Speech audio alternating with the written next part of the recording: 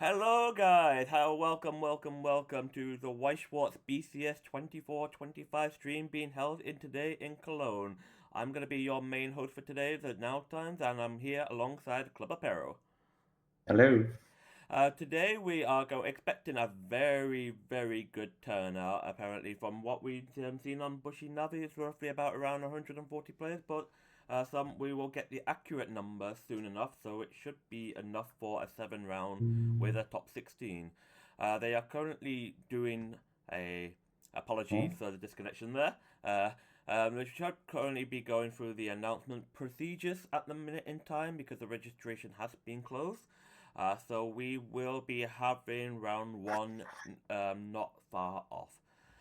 So for today, it is going to be the very last weekend tournament before the new ban list for the White Schwartz has been in effect, which come into on the 3rd of February. So today we're looking to see plenty of the dominant decks from Seven Deadly Sins, and that time I was reincarnated as a slime, and potentially more Overlord. But we have also this weekend the quintessential quintuplet premium booster that was released next Friday, also legal for this event. What do you think of the event coming in today? How do you think we will see people pick and what they are going to play? I'm expecting Seven Deadly Sins being the most represented deck, or some quintuplets decks, more than slime. Because I know in Europe people are not usually fan of slimes compared to what you can see in the USA. Hmm. Slime is a very toolboxy technical build, and it's just basically controlling on the level 2 Muren combo. And I think that basically with the fact that Yom and Muren is going to get restricted on the Monday, and that's going to be a big loss for the deck. Like a lot of people were expecting for the Hexproof to be hit restricted, but seeing that Yom could also change things going forward. But for today, we're basically going to see exactly why these decks are basically going to be dominant as they are. That's true.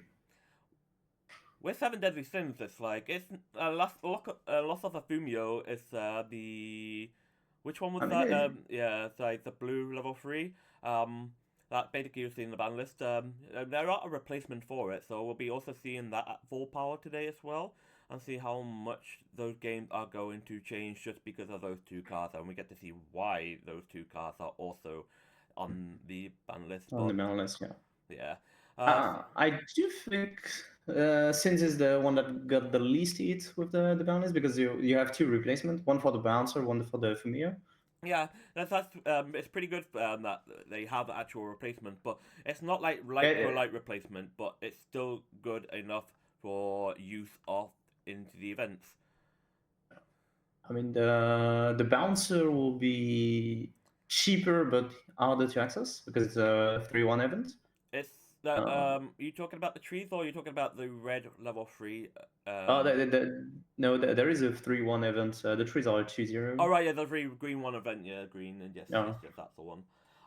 Been a while. So there's quite a few profiles in Seven Deadly Sins.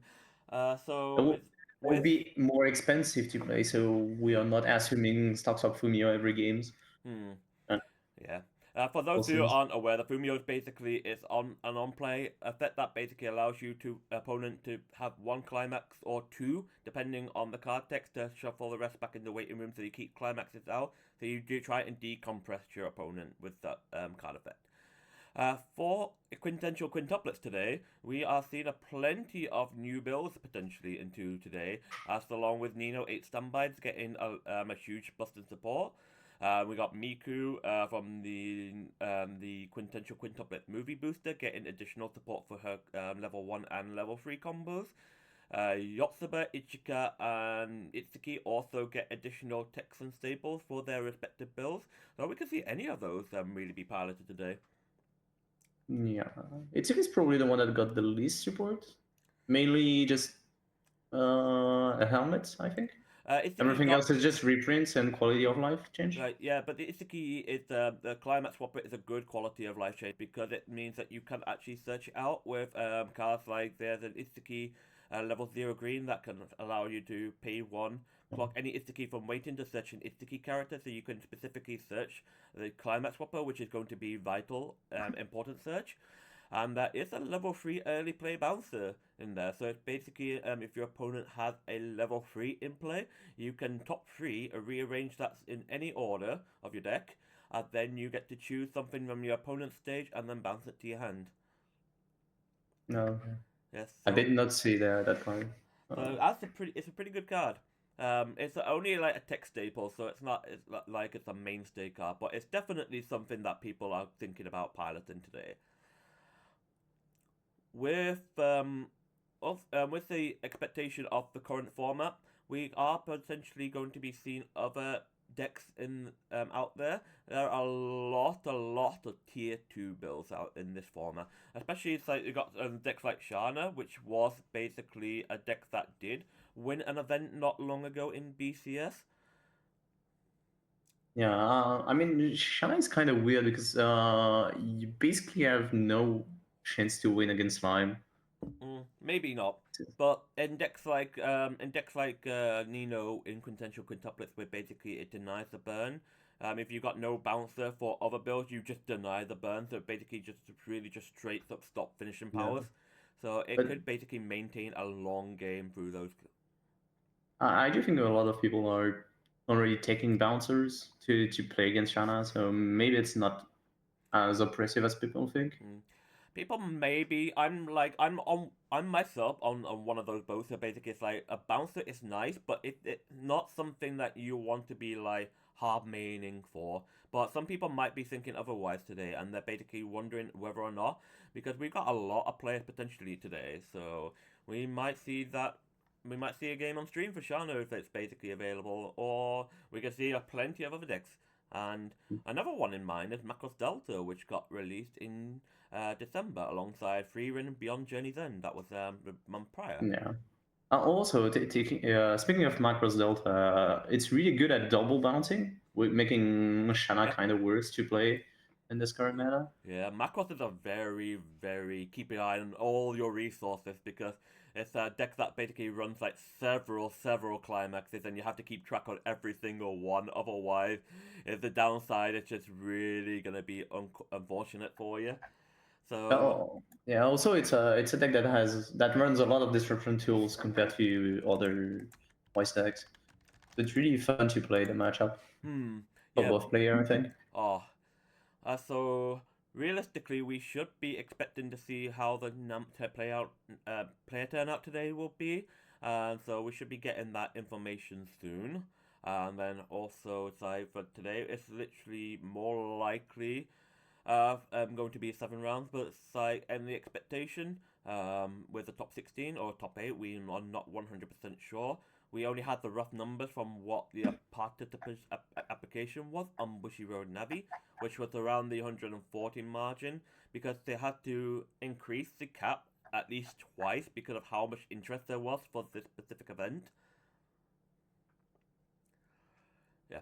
This was also a venue that was holding Bushiroad Championship Series between 2017 and 2019, so it's definitely a venue that people do miss, because we did not have it from 22, 23, 20, and well, obviously till now, and it's a really good thing to be able to see today, and I'm really happy to see this event actually being picked up again, because I really enjoyed it personally when I went out there. So, uh, so with that in mind today, regarding, I'm just going to explain that basically all these games are going to be a best of one, with a 35-minute timer. So the 35-minute will basically just be that specific time. There's no extension unless judge authorization, and though basically you'll be able to see the timer in the top left of the screen here. That you can see there during commentary, basically how much time will be left on the round, and there will also be one on the game chat. So at the end of those 35 minutes, basically, if there's no winner period, it will be a double loss for both participants with no exceptions. That's kind of sad to have this format. I think it's better to at least do damage comparison or something like that. There's a big reason why, because it's literally the main problem was that people constantly try to drag out the full amount of time for it. And we do have time issues regarding venues, so it's trying to get everything Yeah. done in a smooth manner. It's like when you have it like 30 plus 10, it's like then you gotta have all the extensions on top of those extensions, and it just basically it becomes a bit of a awkward moment. Yeah. So we do have an actual count today. Now we've just been confirmed it is 129 players, including the buys. So it'll be a top 16. So we're having 7 rounds, top 16. So it's going to be an actual first top 16 for the European events, and potentially the only one in Europe with a top 16.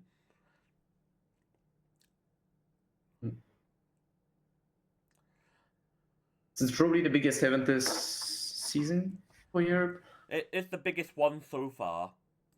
Yeah, so far it's the biggest one. It will probably be the biggest one, I think. It will. But just because that the venue is more accessible Yeah. to many people Like than Germany, others.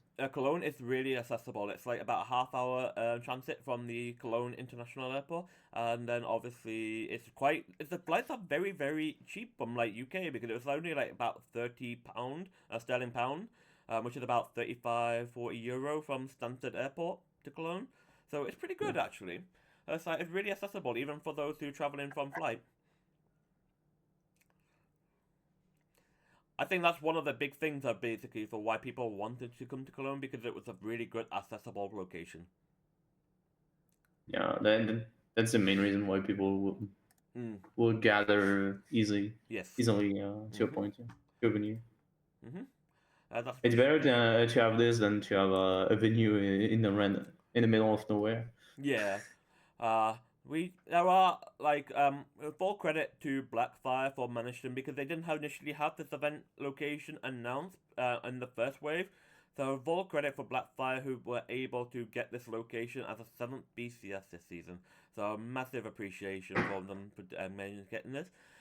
So if you guys not know, Blackfire are the tournament organization that is going to be running the European events for Bushiroad Championship Series here in Europe. Alongside for this stream today, it will be hosted by Pekek7 that you can see in the top right on the channel here, so you can see his logo and obviously his Twitch. So great appreciation for him and thank you for Bushiroad and themselves for allowing us to be able to stream this event today.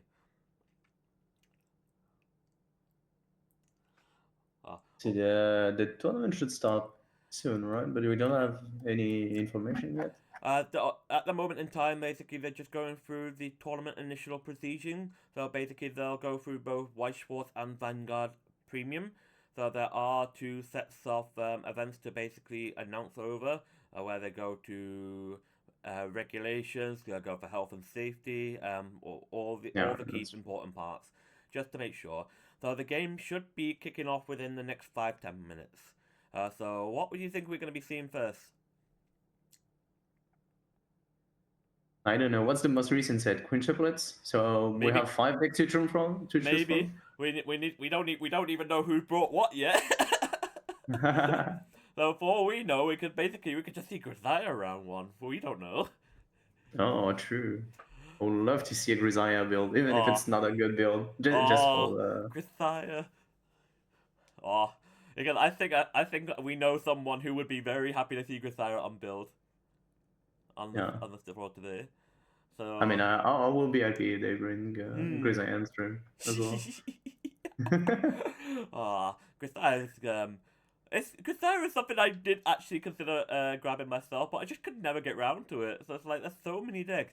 Oh, there's one other deck that we forgot to mention. That Bocce the Rock is potentially going to be in today. That is definitely a deck that could potentially cause upsets. Yeah. No, I mean, Ferren as well is playable as a TT deck or something. Yes, so in regards to tier I think the tier 2 pool of deck is really large. Like, you have something like 10-ish or maybe 15-ish decks. If I remember from the English community tier list, that's basically, it was like so many decks on like tier 2. It's like we didn't even mention Hololive because we don't have to really mention Hololive. We already know what Hololive is going to be. So it's like, yeah, so we have like Hololive. There's plenty of builds that can be used for Hololive, where it's going from Chloe Marine, Mori Gura, ASCII Polka. So it's like there are plenty of Hololive builds that we can see today. That would be fun, and there'll be like Chainsaw Man as well, Ari Ferretta, Azure Lane, Chainsaw Man. It's like there's so many variety in deck choices for currently for these events. So it's actually going to be interesting to see what people actually do bring. Even some Guilty Gear will be in the room, I believe. Ah, yes, Guilty Gear and Ruby. We don't want to ignore the English originals now, do we? We already have Seven Deadly for that. Yeah. Now we can also see some JoJo's players with the anti-name tech for the main set. We're gonna see the spicy 8-choice build. To be honest, the anti-name tech is really good against Heinz, Quince, Shana as well, because they can't play the early play heal. They don't have the name. Yes, that is true. Actually, even SES don't defend well. I mean, they don't defend well, basically, but yeah, it helps slightly. I think it hits most of the sets. Yeah. What of the main deck, if you have the anti-name in English? Well, that's kind of well. Maybe a good meta pick. I don't think the deck is consistent enough, sadly, but yeah, we will see. It could be something that people might bring, because obviously we'll have the competitive core players, but we also expect a casual core players to be participating today as well. So we could have a really good variety of what we can actually see today. So I'll be very interested to see the whole deck choices that people have lined up with. So it'll be fun. We'll be having a good time of it for sure. Yeah. I'm not sure how long. I'm pretty sure they will put us some random stuff like Grisaya or maybe this guy or something like that. This guy. If someone is running it, this maybe. Guy, come on. We're not 2011, man. There are always someone that play this guy. To be fair though, I do remember one time at a BCS Spring Fest. It was last year, where basically we had a whole team of just trial deck players. Oh, interesting. And they won the round 1 because of a bye.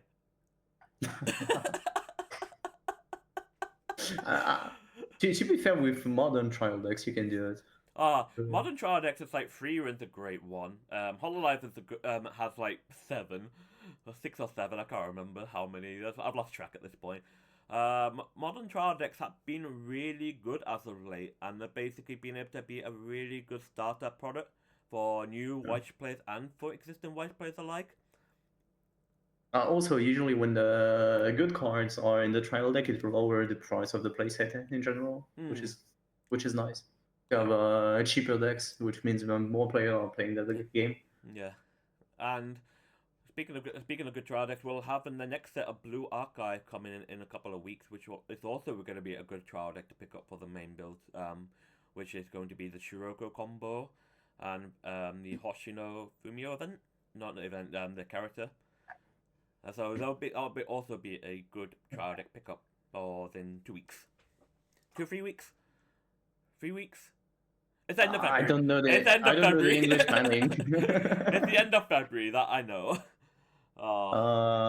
Let's cheat. Yeah, 21 February, so in 3 weeks. 3 weeks, yeah. I think people starting to get to the tables now, maybe. There are people moving around, so it does look like that we are about to get into the first round. So we are going to see some Shadowverse. So we do notice that the timer has already started on the rest of the table, so obviously this the stream game will have a bit more. The timer is just primarily just for the players that are currently playing already. So we will be having the timer bit of an extended just for this game, just so you don't like it's just so people are aware that, as we can see what was happening here. So we No are going problem. to move over to our gameplay. Let's have a see, make sure. Right. So let's have a look. We don't know who the players are, so I just gotta wait before I can just adjust. I don't even know what decks they're playing either, so hopefully, Yeah, just if we don't know the player, we can't even know the yeah, it's the like decks and the deck list. because we're all doing this remote from home, so essentially we are basically going to be on blind eyes, basically. So Yeah. We can't try to spot the IP from the shuffling. No.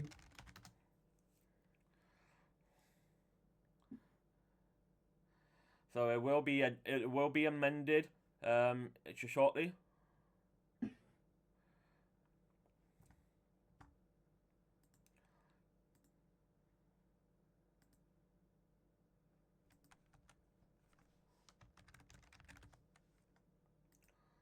I'm expecting some coins in round one, or just for the because Just for it's the the new newer set, set.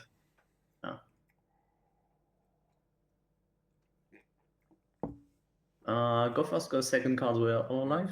So maybe Queen's all alive, something like that. Maybe. And that's why I'm betting on. We'll see. So it does feel like Hololive is going to be on the left, and on the right it's going to be Slime. Fine, okay. We don't know the the player names. That's like I'm just going to grab that shortly. So probably something like Chloe Marine, yeah? Chloe Marine on the left. And probably any Muran builder on the right, yeah.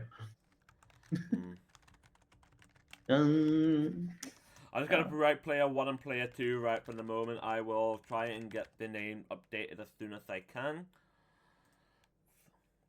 So as we see, basically, Hololive has already kickstarted with the Null Chaser, which is a nice 3-5 runner across the board. And Slime has already just decided to assert try a triple field of the Hakuro level 0, which is on reverse. Damn. It can stock send the opponent character to stock, and then the bottom card of the stock to waiting room. The Shuna is on attack to give power out, so it should be able to basically answer the null. It's like 1/5 for each Shuna, so it can apply it to itself. While it's also... It should be 4K, something like that, so it should be the worry. Yeah. Also, something really interesting is that often... Is that the infamous Steve Tech, the 2-soul Shioko climax? Oh, true. Oh my god, Hololive just took an instant 8 damage. Was it 8? It's from 0, 6, 9 damage? 9 damage and still 1 attack left. Jesus, that is pretty crazy. It's like... especially when you know that Hololive is kind of... Chloe builds usually are kind of weak when you... It's actually kind of crazy. When you do play really aggressively, because they don't have much take speed compared to... Hololive did cancel the very last attack, and it's just basically using the Shuna on death effect.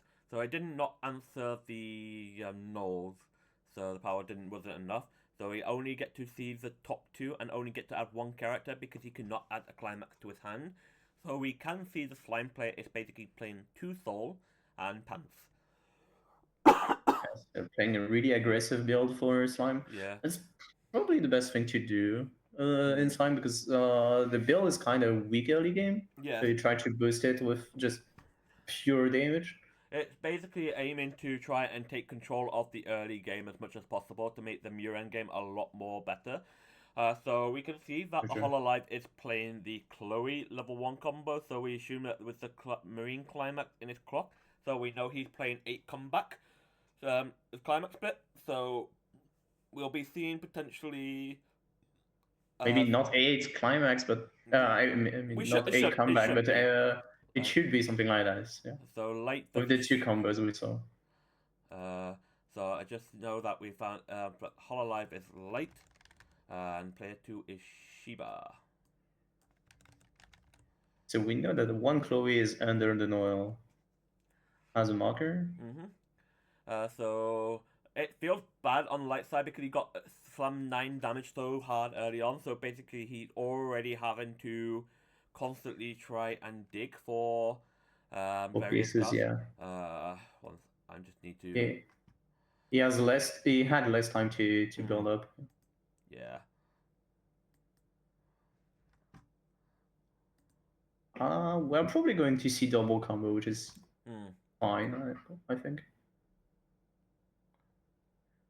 The main thing to do when you're pushed really fast early is to not panic. Yeah.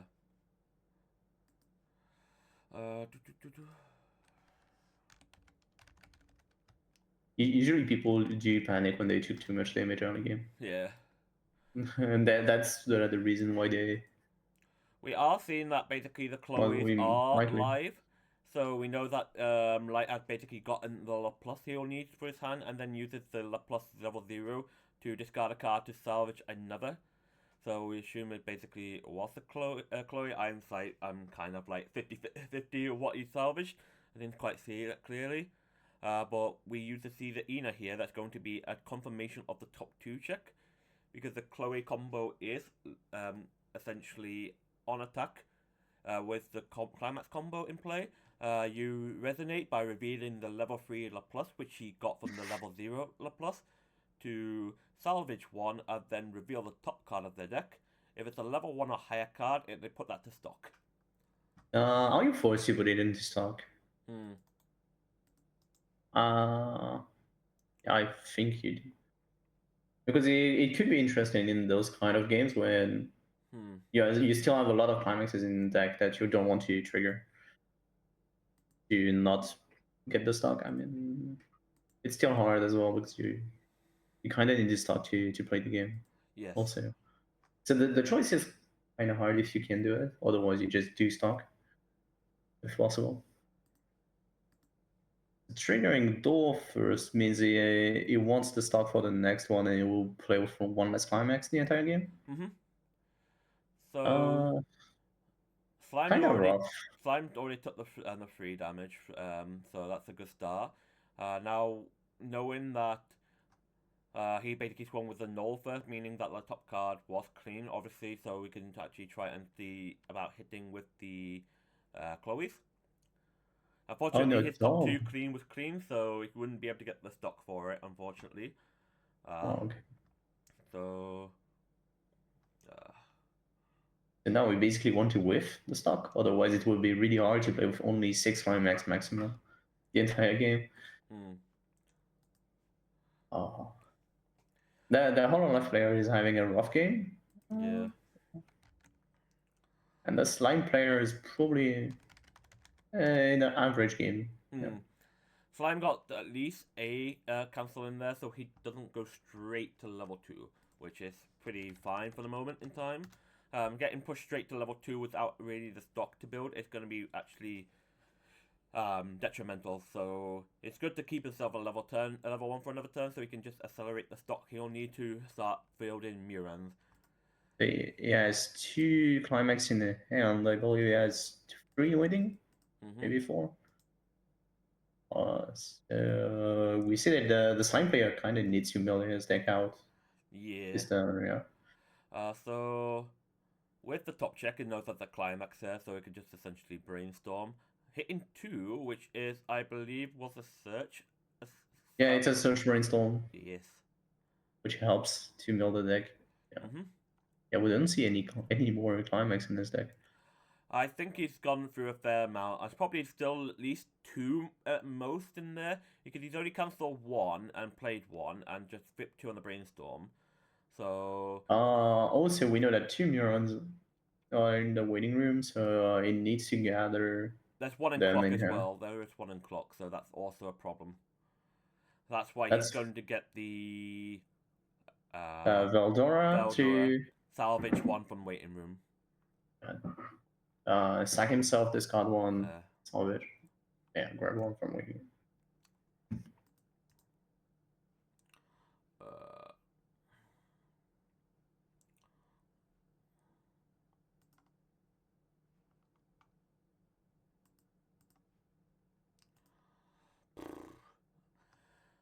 so currently deciding, it's like, ooh, let's go for a soccer here for the Rimuru level 1, which is basically it allows him to have a 2-turn. First turn basically to tap to get a clean marker from waiting room, and then the next turn you can tap it again to put that marker into the stock. There it is. Apologies for not using the card art, it's like just I'll be quickly getting to that at the moment in time. So currently seeing a Veldora here, which is, as we can just one second. I don't even know what this Veldora does. I believe it's clock one from deck and then check up to X, where X number of characters on your field. And probably other characters, because he did reveal the cards. Oof. Can he answer the Chloe board? Looks like it doesn't have much power.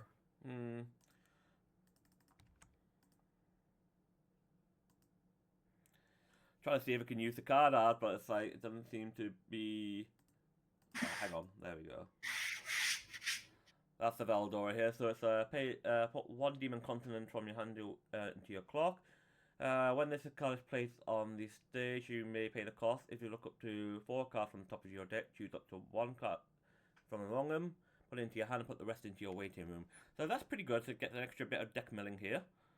And as we can see with the other Veldora that's in play, just quickly grab that up.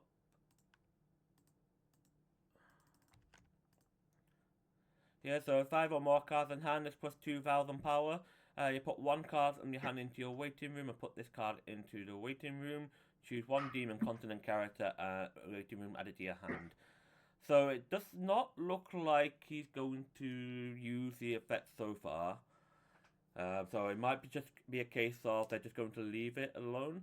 And he does instead just leave it alone and just slam a 1k1 climax. So I assume he's just trying to answer the board here without exchanging resources.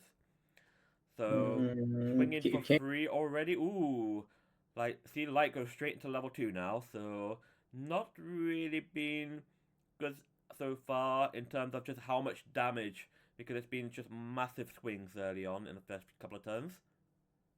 I mean, it's only the second turn of the Slime player. I know, that's why it's just the first couple of turns. We're only on turn 2 and they're already level 2, like 1 level per turn.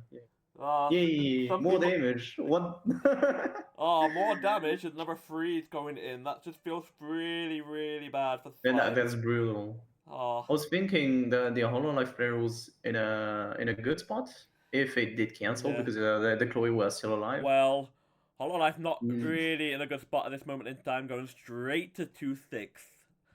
No setup at all. Well, Slime is only on 1-6 at the moment in time. So it's a full level behind. So Hololive can only now think about whether or not they can just want to go to 3 here, or basically they're going to try and heal down and stall out a turn. It probably still has 4 climax in his deck, which means that at this point he should try to avoid milling his deck if possible.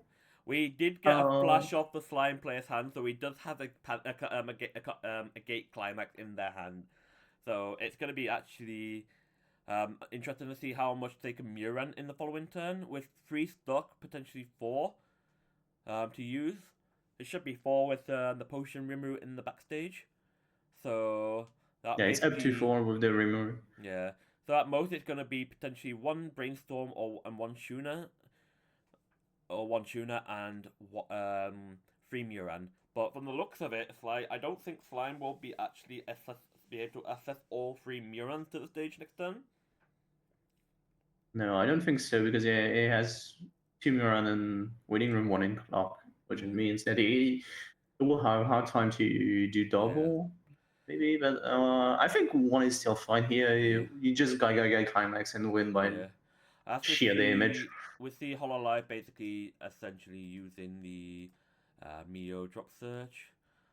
So as you can see here, gives you a top 2 check that you can filter any of them to waiting room, and it's a pay 1. You can discard a card to search for a character from your deck, which he is essentially going straight to grabbing the level 3 Marine here, which is actually not a bad idea considering he's already on the under pressure. So we're going to be seeing him just trying to now set up hand for the next turn. Okay, so it did go for the Suicide Brainstorm instead. As we see with Marine, it's a on play. You can put one other character from your stage to waiting room to look at the top 3 of your deck. Add one to hand, put one to start, the other to waiting room. So it's a very good on play effect, meaning that you can play 3 copies of her, which is only 4 stock. So it's a very good card to use. With a pay 1 ditch character on attack with a combo to burn 2 and give 2k. But we do see here that he is playing, as we say, early play to heal himself down. So it is a good card to see here. So it is a level 3. If you have 4 or more characters, you can play this with level 2. Gains 500 for each of your Hololive characters during your turn. And on play, you can discard a card to put the top card of your clock into your stock. So now we see that is on 2 stock for the turn currently, potentially going to 5. And we do see a Suicide Brainstorm, which is one of the huge vital pieces for the level 1 Chloe combo. To improve the Chloe combo, yeah. It's a really important piece. So if we say Brainstorm, we essentially see that it essentially gives a top 2 check on attack. So he gets to combo that with the Chloe on Climax Place. So essentially being able to dig for your level 1 or higher pieces. To assure you get a free stock. Yeah, essentially. From the combo.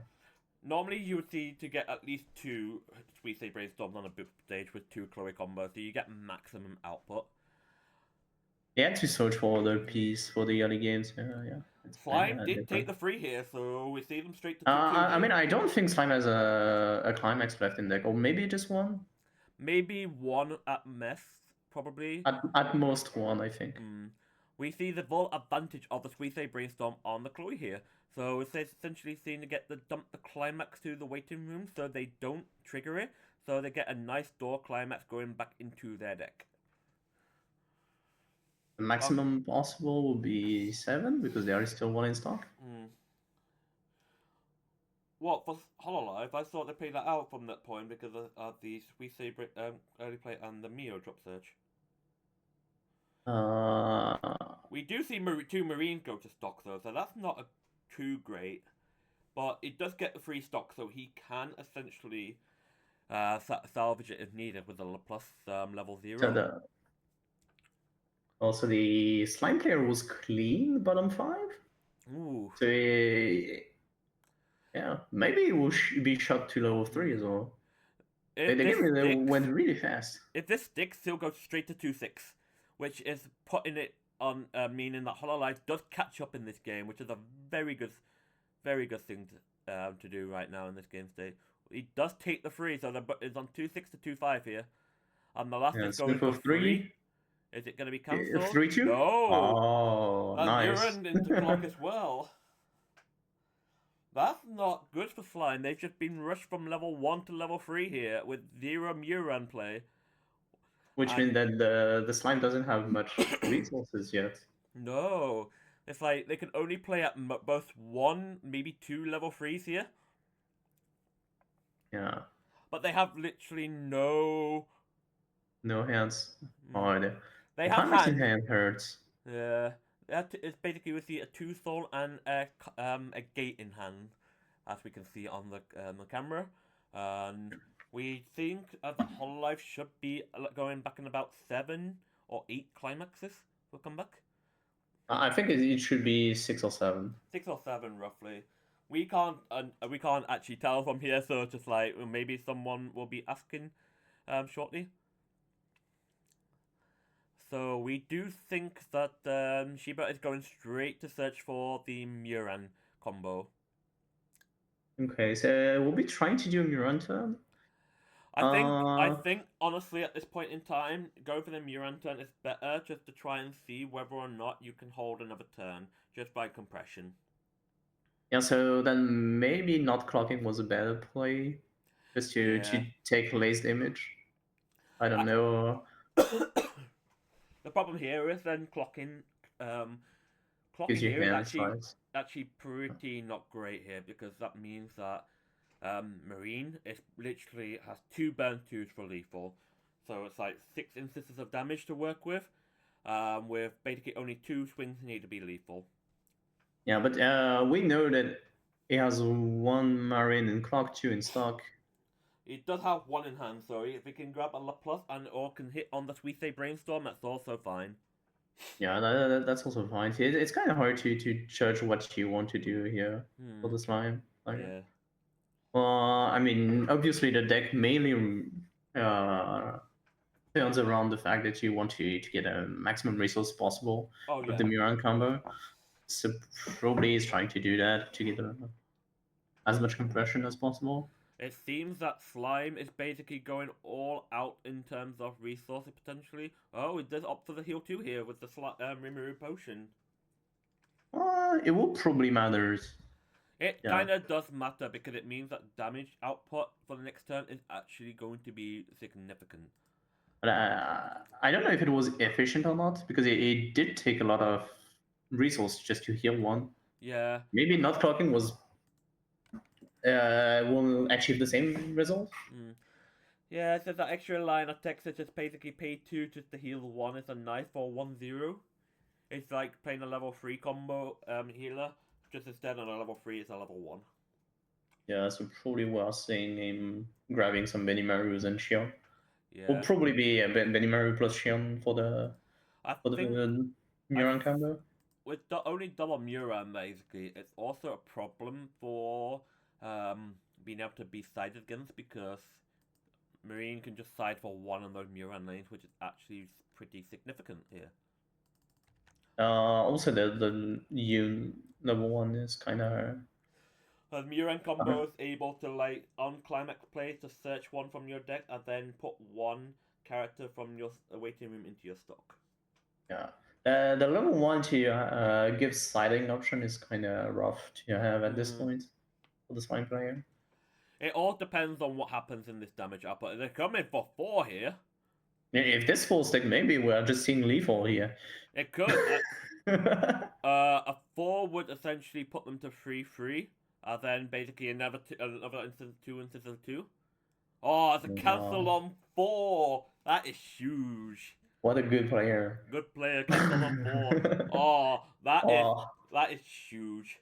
That's why Muran sucks, because you compress your deck before triggering your climaxes. We just see 2 climaxes triggered, plus already 1 play, so that's at least 3 minimum out. And Hololive just triple cancels. It's down 2-6. Yeah. So, in hindsight, Hololive can just clock up and just try and end the game here. You can do that, or you can just go climax and heal down if you have the resource to heal down. But both options are valid, in my opinion. True, but it's just like, at the moment in time, it's like, you just seen Slime trigger 2 climaxes after playing 1. So their compression is going to be quite weak, and they've been on 3-2, meaning that you can literally... Yeah. Also, you don't know, but the slime player also has a climax in hand. So Light won't know that. So basically going on the justification that's 3 out currently. So in hindsight, you still want to try it and triple Marine because they're on 3-2. It's only 5 damage. Yeah, there are no Marine in the deck at the moment. So there are not. So it's basically going to be a case of trying to literally fish for pieces that can grab it. Maybe grabbing a helmet will be its play here. With the drop search, you can just grab the La Plus if it's still in deck. Yeah, I think that's what's going to be his play. Hopefully.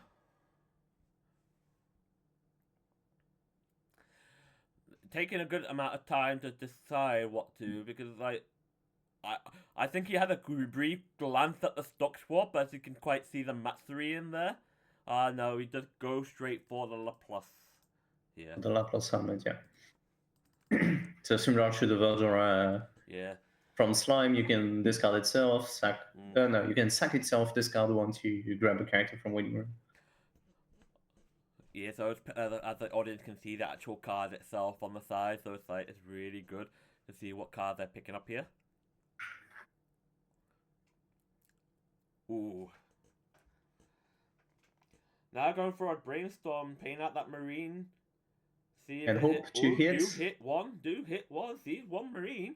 Plus they got the. So we are probably seeing triple marine here.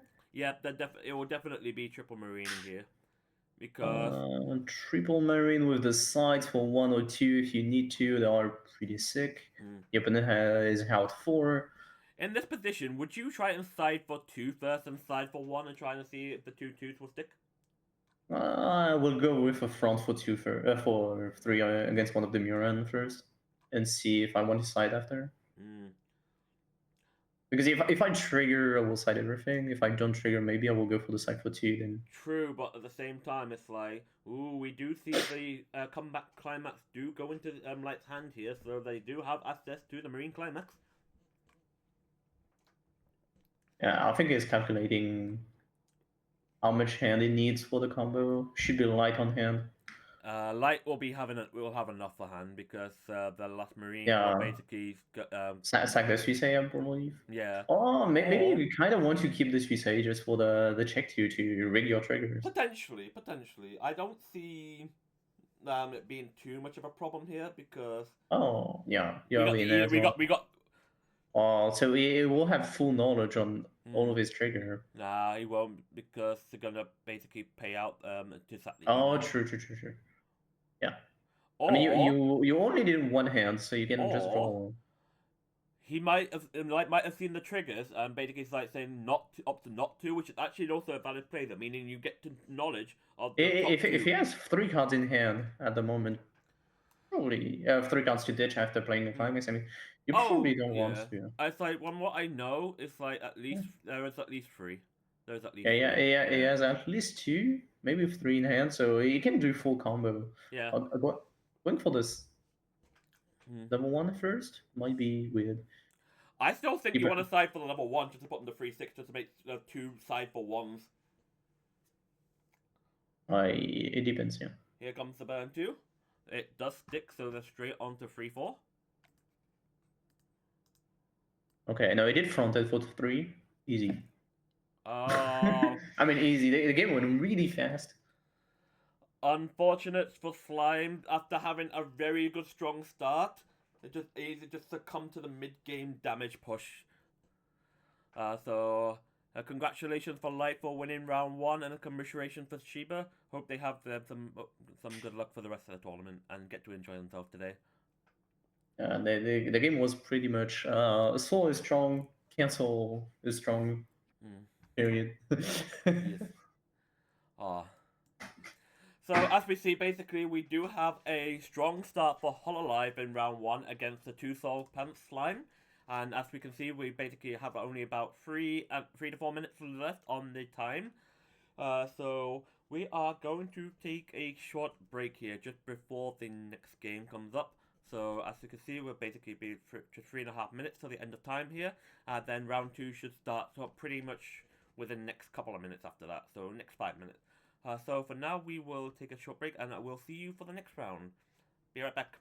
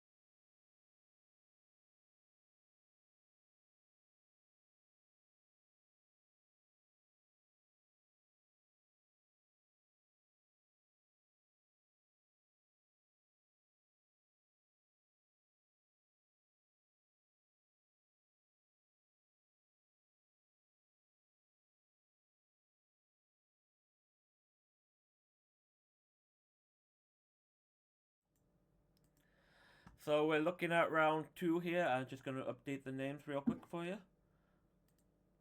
Uh,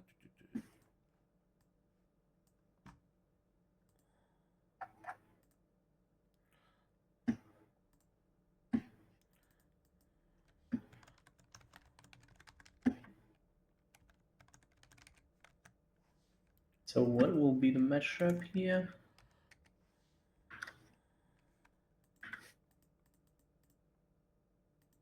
Will be Freeren and let's see.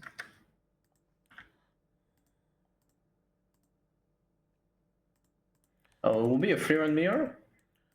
Freeren Mirror? Freeren Mirror? That's kind of crazy.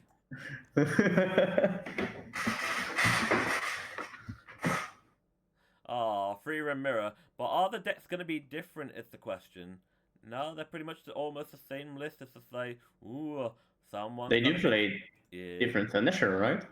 No, so it's like, hang on, let's just do the infamous free run announcement.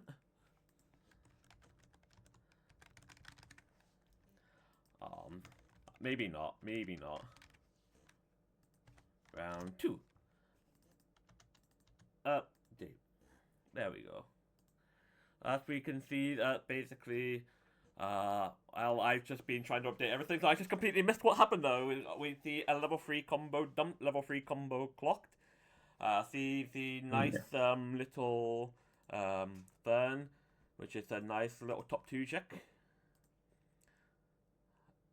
And a Fern checks top 2 and also is a level 0 bomb. Yes, it is. Yeah, it is a level 0 bomb. It is a level 2 0 bomb, you're right. It's a nice, but you can also filter the top 2 to waiting room however you like. Ah, interesting. That's killing the bomb? No, probably not. So I just want to try and just push some damage early on, which is it's alright for free run here. So we see Beatrice Rice essentially clocking the event. Seen and Fern go to clock, so they will be needing to figure out what to do here going into the second turn. I mean, I think the bomb that survived one turn more is really helpful here, no matter what her hand is. She just got some value out of nowhere. I was gonna put a Fern brainstorm though, and yeah. So basically, her hand was bad. So having the firm that survived was really helpful here. Like the one thing with free runs level 0 game, it's like it's not overly strong. So it's like you normally do see people playing opting for the Stark level 0, which is basically a 3/5 level 1 attacker. So if you get the marker, yeah, which is you can hit character or event for it, so it's fine.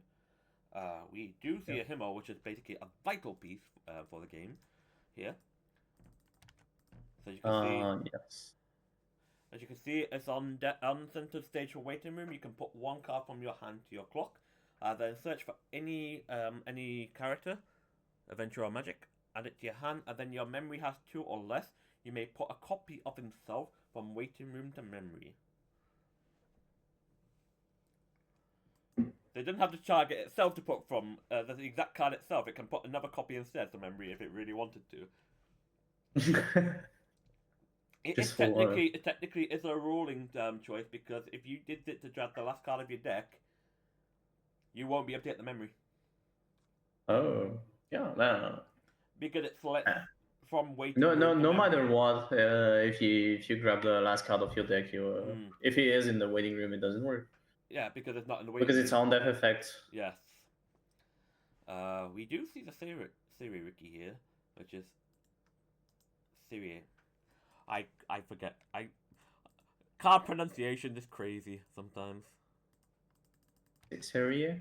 I think it's Seria, yeah. Seria, yeah. I think Syrian. I don't remember which one. We do see if Beatrice goes straight to level 1 here. So whether that's a good sign or not, we're not too sure. But Basilch has actually got 2 climaxes in their clock as of this moment in time, which is not... Clocking the event feels kind of weird. It's, Maybe you don't have enough targets out there no, maybe. We for do, the film combo. we do see Beatrice though slam their own, Ricky, to search for the level 1 combo. Probably. You would think, oh no, we go for a different target instead, which is Oh, actually. we understood from her plays that her hand was not great. Maybe she has a lot of climaxes in hand. Or basically just wanting to get rid of events because it also dumps events as well. So Yeah, put but one event or climax from your hand to your waiting room to salvage character.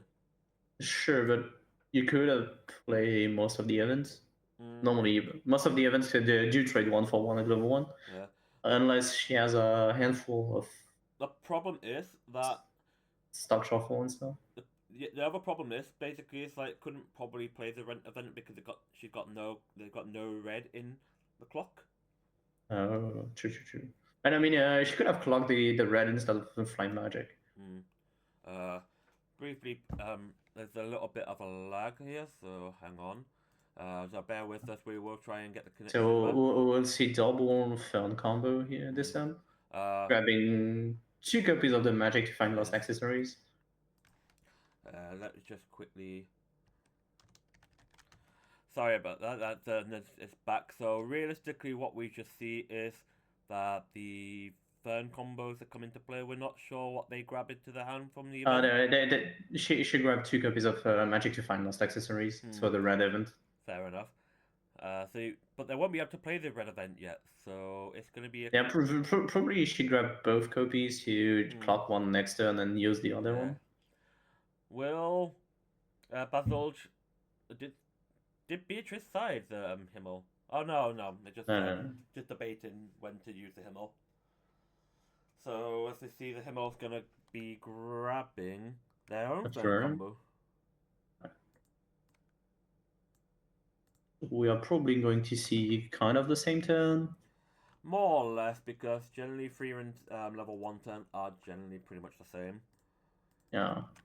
As you can see, just a case of if you have 2 or more other mutant adventure or magic, this gets 2,000 power. On the climax place, you may choose one of 2 events add to your hand, then gains 1,000 power. So we've got the 2 events, which are. One is a counter that check for that one character, and the other one. Yeah, well, true. But one checks for that one, the other one draw one, discard one, then salvage for 1 stock. So yeah, so the blue one is the top 4 check on the counter. But still just playing a foil version of it, so I'm only displaying the non-foil right now. So it's like, so pretty much the red version is basically a the draw ditch, salvage. Yes, and draw ditch and salvage. The draw ditch is optional though. Yes, it is optional. So at the moment we do see 2 ferns, and now we're doing another ditch draw. That's interesting. Should be draw ditch. It should be draw ditch. I mean, it won't impact the game. But... No, it won't. But it's interesting to do the ditch then draw when you potentially want to ditch the cards you do draw. Maybe. Yeah, true. So we do see triple Fern here now. So the question probably is what? Grabbing 2-1. Usually that's the way you do. Yeah. You grab 2 flight magic, 1 magic of lost accessories. 2 find lost accessories. Oh, probably gonna try and dig. Ooh. Be a bit careful when doing those torch events, because if you just add the card to your hand without noticing, it could be trouble. Yeah, but it was quickly to show it off to the opponent what they added to their hand, so it's alright. We do see 2 flight magic and 1 magic for finding lost accessories into the hand. So swing for 3, right? He did trigger the alley heal, I believe. But essentially, they use the blue event just to try and deck them by 1, just so they can have 1 card left in their deck after the end of these attacks. But going straight to 2-0 now is not a good sign here. I mean, with the torch event, Fight like magic, you can leave 2 or 3 in there. It's okay-ish, because if the opponent's side you are like they do 1-1-1, I'm fine with that. you'd be questioning why not try and use the flight magic in the opponent's turn here, because if you're already out so many climaxes, you get the 3 mil, right? Because you know Bush. the opponent had it to clock anyway and got it from the combo. Yeah. So they're gonna do the lost accessories here. So gonna draw and Was she discard a out climax. a lot of climaxes? She was out But a lot even of then, it's climaxes. like you would kind of want to use the red event if you had it red, just to basically just to try and deck dig a little bit during your opponent's turn. Oh, I mean, if you draw the climax, you are screwed. It's a draw ditch. It's not a yeah, check one if character out. Yeah. yeah, but it's Then like, ditch. but it's also a case of essentially it's like you had so many non-climaxes in deck, so potentially there was none left anyway. Or if there was one, you would still want to do it. Oh, That's that's interesting. true. That's interesting. So probably she runs more of the last accessories than the fight magic. We do see that they are running a 4/4 of each event, and Oh, yeah. Imagine that flight magic whiffing. Mm. yeah, it's a good time for flight magic here because it means the flight magic being an event, meaning it's still in play, so it does not go straight to the waiting room. So you take a clean extra card out your deck to your hand, and then you basically prevent that damage from occurring. But obviously, Yeah. It's basically compressing by 2 extra here. but it's also an extra dig for a cancel essentially in the new deck state. Yeah. And also it's one that is guaranteed, that was guaranteed damage that you avoid. Plus, you have the event going into your waiting room after the deck state.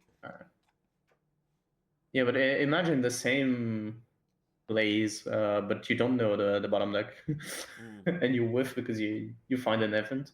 Yeah. Most of the time, these flight magics are going to pretty much. A flight magic at the start of your deck feels kind of weird to me. If you mill climaxes, you are screwed. But yeah. looks like it was right here. There's the boil version of the flight magic. You can just see how Bern is just handing him from the air. Oh, it was clean 7 on the top of his new deck. Wow. Ooh, what's this counter? It's like a nice. It's a 2/5 counter that goes at the bottom of the deck when you're level 1. It's a 1/0 2/5 that goes bottom. It's funny because it's like. It's really interesting to play it because your firm defend at 6k base, so you're 8/5.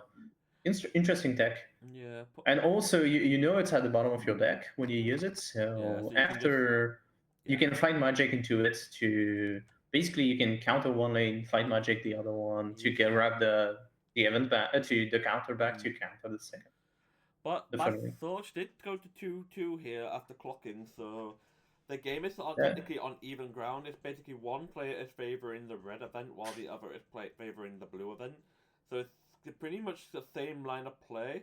It's just one person going one way of handling the level 1 game, and the other player is handling it a different way.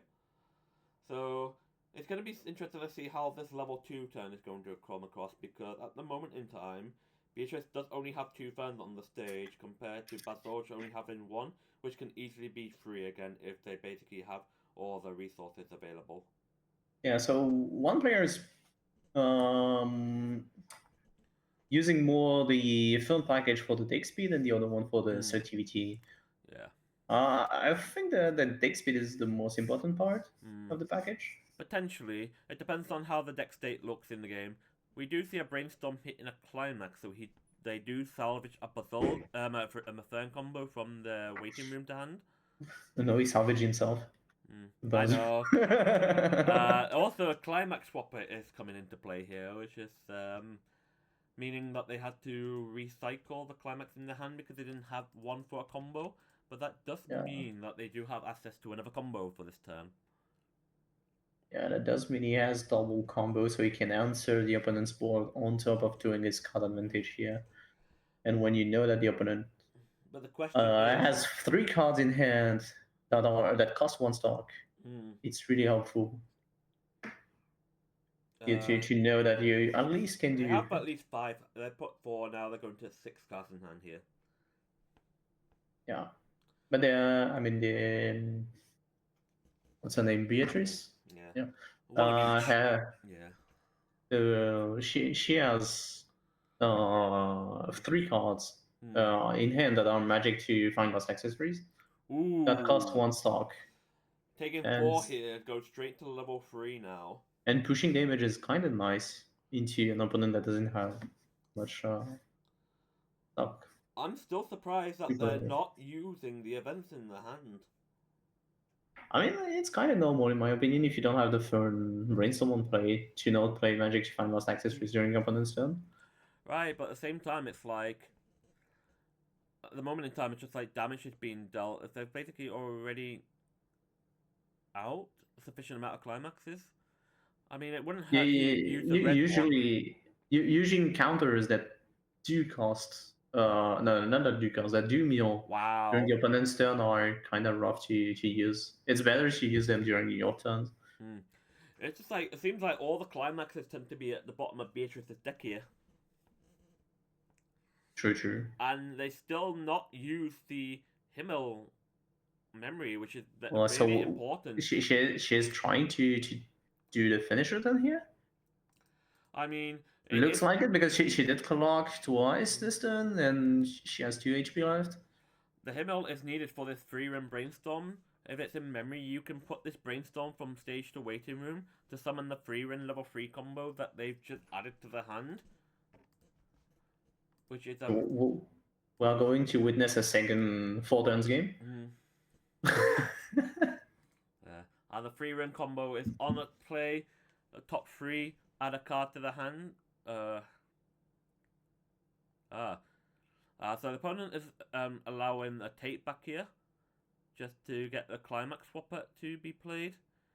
It may be just a sign of nervousness here, but they're just going to use for the 3-run level 3 combo. They're a bit nervous, under a bit of pressure, just because they're already on 3-4 compared to the opponent 2-2.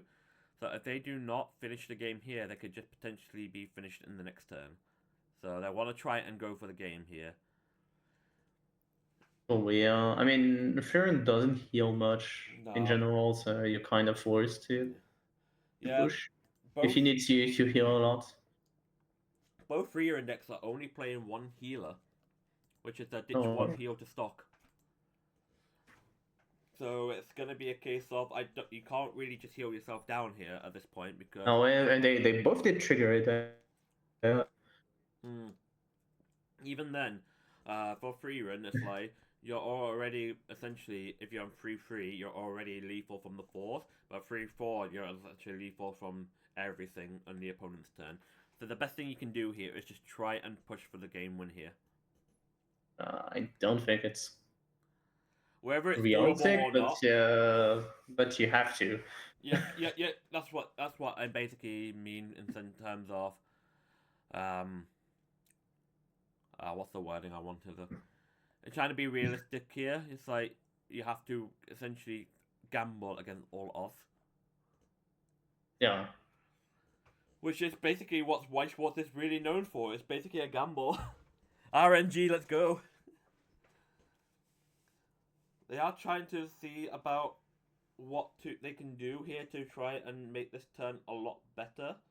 So they're going to use the last stop to brainstorm again. Trying to dig for the third one? Or she has it in there? I don't know. They're going to use a 2-0 event, but they're not going to use the other part of the event. It just leveled down, so maybe you want to keep the siding options, so that's fair. I mean, you're probably not going to side anyways, but yeah, just keeping the siding option is not too bad. Yeah, you may choose one of your opponent level 1 or higher characters. If you do, they exchange a level or lower from the waiting room. So there is 4 outs. The deck's pretty thin, I believe. Something like 10 cards, so probably not going to stick. They are. Beatrice is going triple 3-run here, so See how Yeah. bad the 4 goes. The first 4 is cancelled, and there's coming a 3 along the way.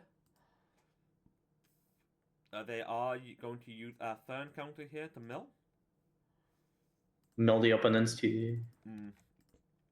fish for a win during the Yeah, opponent's turn. it's basically a bottom. It's a bottom 5 mill essentially, which is trying to push for damage in refresh. a Yeah. way. Yeah, because if it use this counter anyways with 3 attacks he kills next turn, even if he was not pushed to level 3. Yeah. That Unfortunately, that was kind of smart to yeah. assure the win.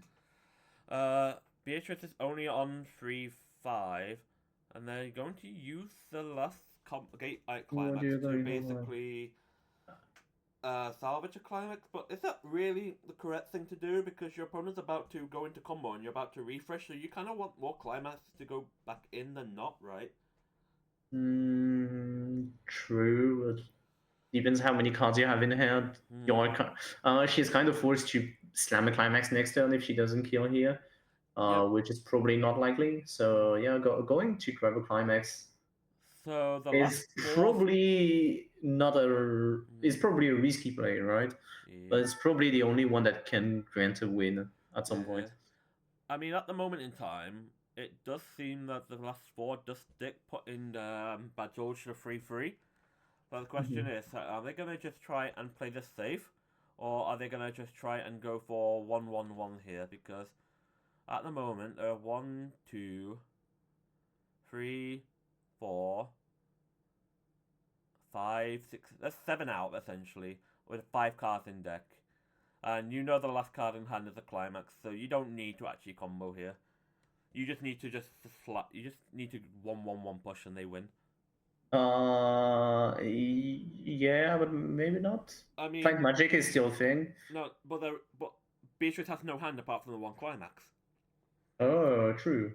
So you essentially, it's like you have 5 climaxes in waiting room already, plus the one that was triggered, plus the one that's in hand. That's 7. They're on 3-5, so essentially you can just literally go. Yeah, 1-1-1 is probably a play. So I think Bathorge is trying to overextend a little here. Maybe. Like, is there a reason to go that much into this? I Maybe. mean, with the Fern, you can confirm 2 triggers, so might be okay. With the Fun Brainstorm, you can check up to reorder after playing an event. Bathorge does basically do the red event the correct way this time to draw a ditch. Maybe this time it did not check the top 2 reorder. No, which is actually interesting because the firm brainstorms allows you to do that. Yeah, and also the siding option with the level 3 combo is good. Yeah. You can side for 1 if you know that you have 2 triggers on top. Yeah. Otherwise, you just push the level 0 in front and you don't play climax and you do 1-on-1. It does say you But look. both options are. It does say you look up to 2 cards on the top of your deck, so you don't have to look. Yeah. They are But going for the burn 4 combo. Yeah. Cancel. She's the. That's for 4 anyway, so yeah, the 4 is clean. Yeah. Nice overkill.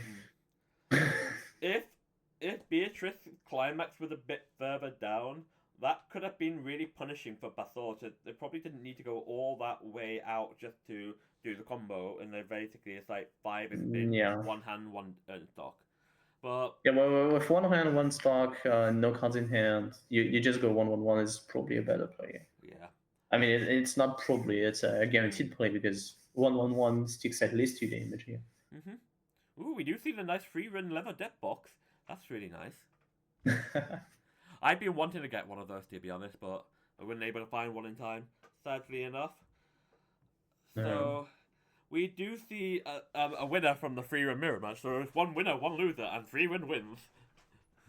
Good job, Farron. Good job, free run. Commiserations to free run. We'll both see that. Hopefully, they both have good luck for the rest of the game, the rest of the event, and they get to enjoy themselves as well. So we are still a good 9 minutes away from the timer, so we actually got plenty of time here. So after the first couple of rounds, we already do see a free run going 2-0 so far. Maybe if we start to see plenty of free run in the top 16. Yeah, there are plenty of free players in this tournament. It's 12? No, 12 players? we haven't released the analysis for it, but we will do so later on in the event. Oh, okay. So we can assume maybe. So in other words, a bit spoilers there. There are 12. Yeah, sure. We'll let that one go.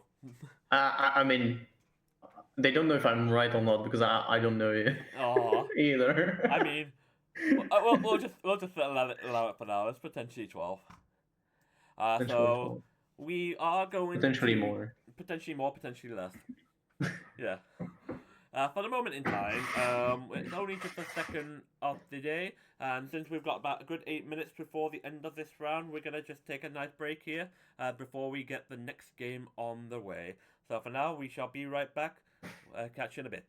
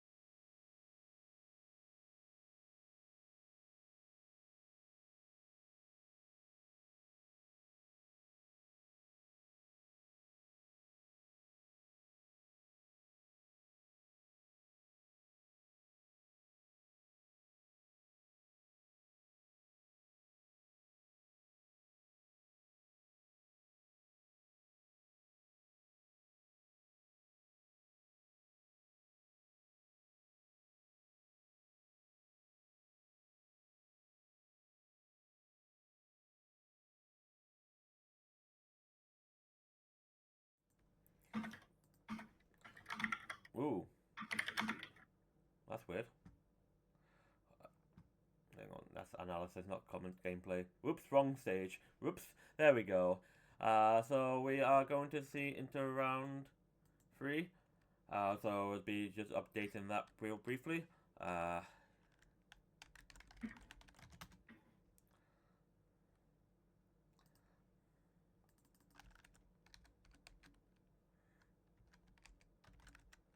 I know there's Yuri, right? Lee Powell, oh my days.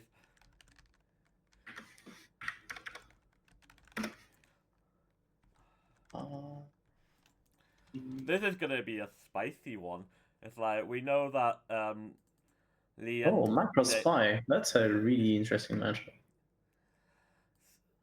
So we're gonna see Alex Denk against Lee on Spy Fun. So it's like gonna be a very, very exciting game to watch, as we know that most of these players very well in the community.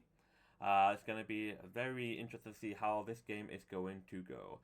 So we see that Lee is already starting off, clocking the Fiona 1-0, which will be good to see in this waiting room, coming to a level 1 turn, which he'll be needing a change for play.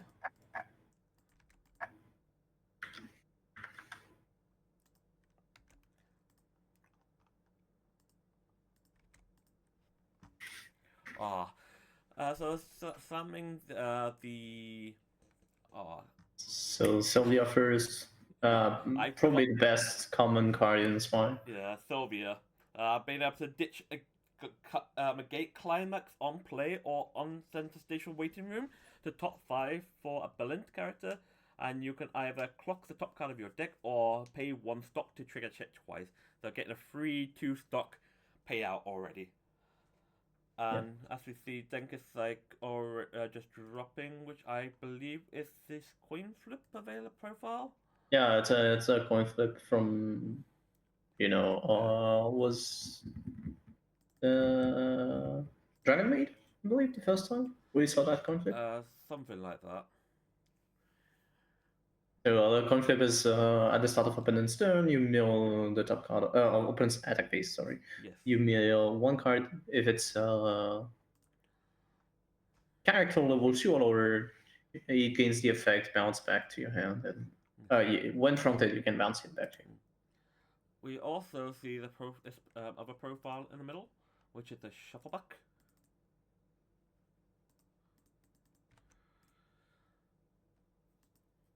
So being able to shuffle back 2 and on attack give a character plus 1500 power. So that clean cut gets to like 5k. So it's a huge number. So we are seeing 8 gates Spy, 8 gate, yeah. probably. 8 gate Spy Fam, yeah. So some classic build. Yes. Fiona into Void. We already see your Ricky's coming down here, so allow him to search for a level 1. I would assume would be the level 1 Fiona combo at this point. Yep, here comes the Fiona combo to the hand. Seeing a Fiona combo in the clock as well is kind of sad, but it's pretty fine for the moment in time. Might be okay. Yeah.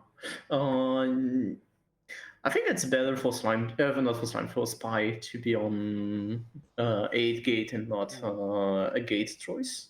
Yeah. Because the Macros has easy ways to remove the Anya finisher if you play it. Yeah. So the yaw is going to be on a 3,500 body, which is matching the coin flip on the Macros player side. Yeah. So, and also we are going to see a CX swap, prepping for the next turn. So we are just time things. Sorry. So it's also a ditch one to search for a specific event. That's in the deck. That might be in the deck. It's like maybe in the deck. Also, we did see Denk mill the Dark Makima, which is a really spicy deck. Very spicy. This is the event that they can that the Anya can also search. Basically, it can be put into memory and chooses 2 characters, and they do not decrease soul if you side attack with them. And also, all your characters with change get plus 1,000 power. And in your card, in your memory, at the beginning of your opponent's on-call step, put this card into your waiting room. So it's a cool card. We see the coin flip come back down again. So he's probably not going to do the level 1 combo turn here, because the level 1 combo Macross players usually play do requires to have no field, no front rows. We do see Rico sort of say a ditch one to flip reveal the top and then salvage to the level of the card revealed. So he grabbed the Riki, I believe. That. But I believe this one's the Riki. It's more of a Takitsubo, so it's a pay. Let me just grab this. So Takitsubo is a form of a Riki, but more like it basically taps self to clock 1 search for a level 1 or lower. Also, during your turn plus 1k. Actually, oh no, it's actual Riki. So pay 1, put 1. Yeah, it's actual Riki. Yeah. And the waiting room at the bottom of your clock. It's a clean Riki. So my mistake. Reading is not a skill for card games. Let's trust. We are card gamers. We don't know how to read.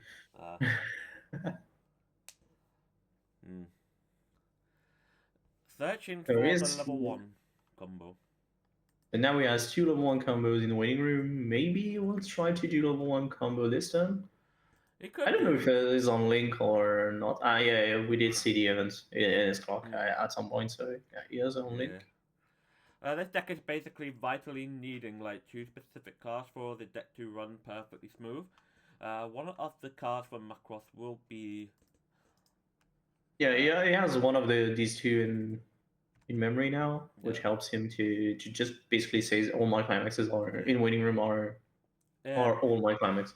It's a 1/1. No, my climaxes in play is all my climaxes in waiting room. Yeah, that's. If you do not have a music or pilot, this cannot be played from hand. Choose one of the following effects and perform it. You can draw 1 or put this in memory. While in memory, if you have 2 or more of this card gets -1 cost in your hand. And in memory, if you have 2 or more of this event in memory, you may regard the card name of your climax with linked Super Dimension Venus in your climax area as the same card as a climax with linked Super Dimension Venus in your waiting room. So we see that he's not going to play a climax and just going to go for simple swings this turn. Triggering the choice is actually interesting. So again, I get some stock from it. A good cancel. Good cancel there. Thor, I believe. Seeing 2 climaxes triggers is not great sign though. I mean, he do have the board, which is fine. He only has 1 in waiting, so yeah. He probably has 1 in hand, so 4 in deck. Yeah. With half the deck, so it's probably just, some 4 in 25, like starter deck compression. Should be okay. I mean, the spy player could try to fish for triggers with this combo as well. Yeah, at the moment in time, just clock in the Sylvia to draw 2. So that make sure that. Which is interesting. It's primarily because Lee does not have actual blue in his clock or level at the moment in time, which is kind of true. Okay. Awkward. So taking advantage of the Lloyd here to get another Fiona 1-0 into the waiting room for the change, which is pretty good here. It also allows him to discard 1 to success to salvage. But before doing that, he's going to use his brainstorm. Just hit 1 in the process, and it's going to salvage. Probably Fiona if he has the combo to play. Otherwise, yeah. We should see a couple of Fionas in hand already because he did search for 1 early in the game. Yeah, he should have 2. I mean, he should have at least 2 in hand. So maybe we'll go for either triple or for the brainstorm in the back. Yeah, but he also does have a Fiona combo. I think double. He takes a Sylvia here. Interesting. I think double Anya plus double Fiona is better than triple with only 1 brainstorm in the back. It's going to use the second effect of the Lloyd to discard and now salvage another Anya Brainstorm. Okay. which is good for his change, so he's allowed to get his Fiona 1-0s on the change to a bigger and bigger number. I'd whiff. That's As sad. you can see with Fiona combo, he's allowed to top 3 check on attack with the climax in play. He allows to put 1 up to 1 into hand, and then put the remaining cards on top of his deck in any order. So it's good to guarantee what you're going to trigger, and get to sculpt 4 cards in your hand. The sculpting is kind of weak, but yeah, the trigger control is really strong. Yeah. And also the combo defense really high, usually, so Well, that's perfectly fine. Alex is taking some damage from these Fiona so far. Just Yeah, taking 4. pushing the opponents to level 2 before he can refresh is pretty strong, especially against Macross Delta, because they usually don't take refresh damage. Ooh, that's a free So, go. so here the Macross player will not be as much compressed as he should be for this game, and that may hurt him a lot. Yeah. After the combo, it basically allowed him in the encore phase to change to this Fiona 1-0. And because of the 2 Anya brainstorms, he was allowed to stack another 2k power, 1k from each of the Anyas onto the 2 Fionas. So they're now sitting on 8,500 power currently. Yeah. Which is strong enough to deny the level 2 combo from Macross if needed. Also, it's with the counter. Yeah. It's also extremely important to note that it basically has a nice little effect. So at the end of this card's battle opponent's attack, look at the top 3 of your deck and rearrange them in however way you want to.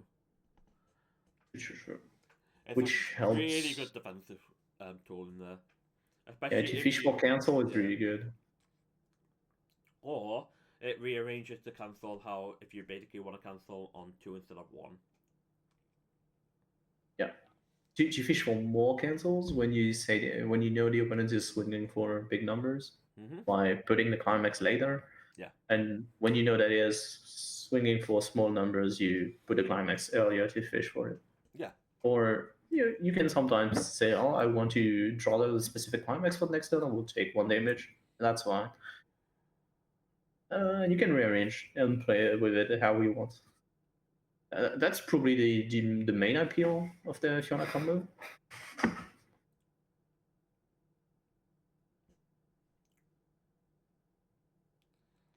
Yeah, so Macross when you are behind is really hard because events cost 4 resources to hand to stock. Yeah.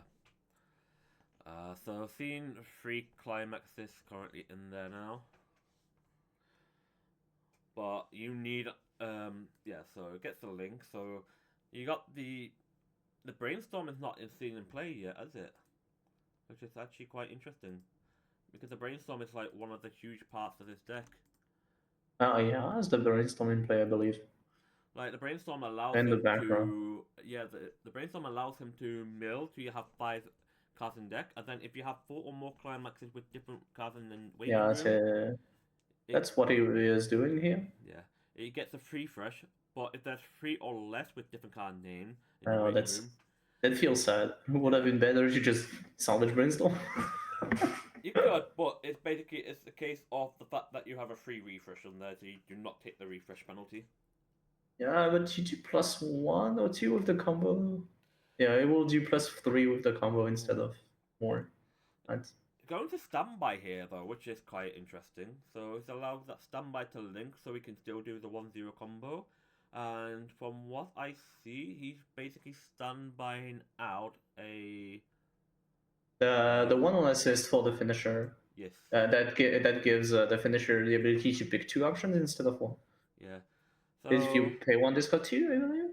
It's a level assist. Pay 1, discard 2 cards from the hand into a waiting room. At the beginning of your climax phase, if you have 2 or more other music or pilot characters, you may pay the cost. If you do, this card gets the following ability until end of turn. Cont, if you do not have another youth who rides the wind Hayate after you perform this chosen climax combo, effect of your Sing to Live, Freya and Hayate, choose one of the effect that was not chosen and perform it. And also, benefit of when you play, when you trigger a climax with a choice trigger icon, you may pay that pay it out and then draw 1 card. So that's pretty good.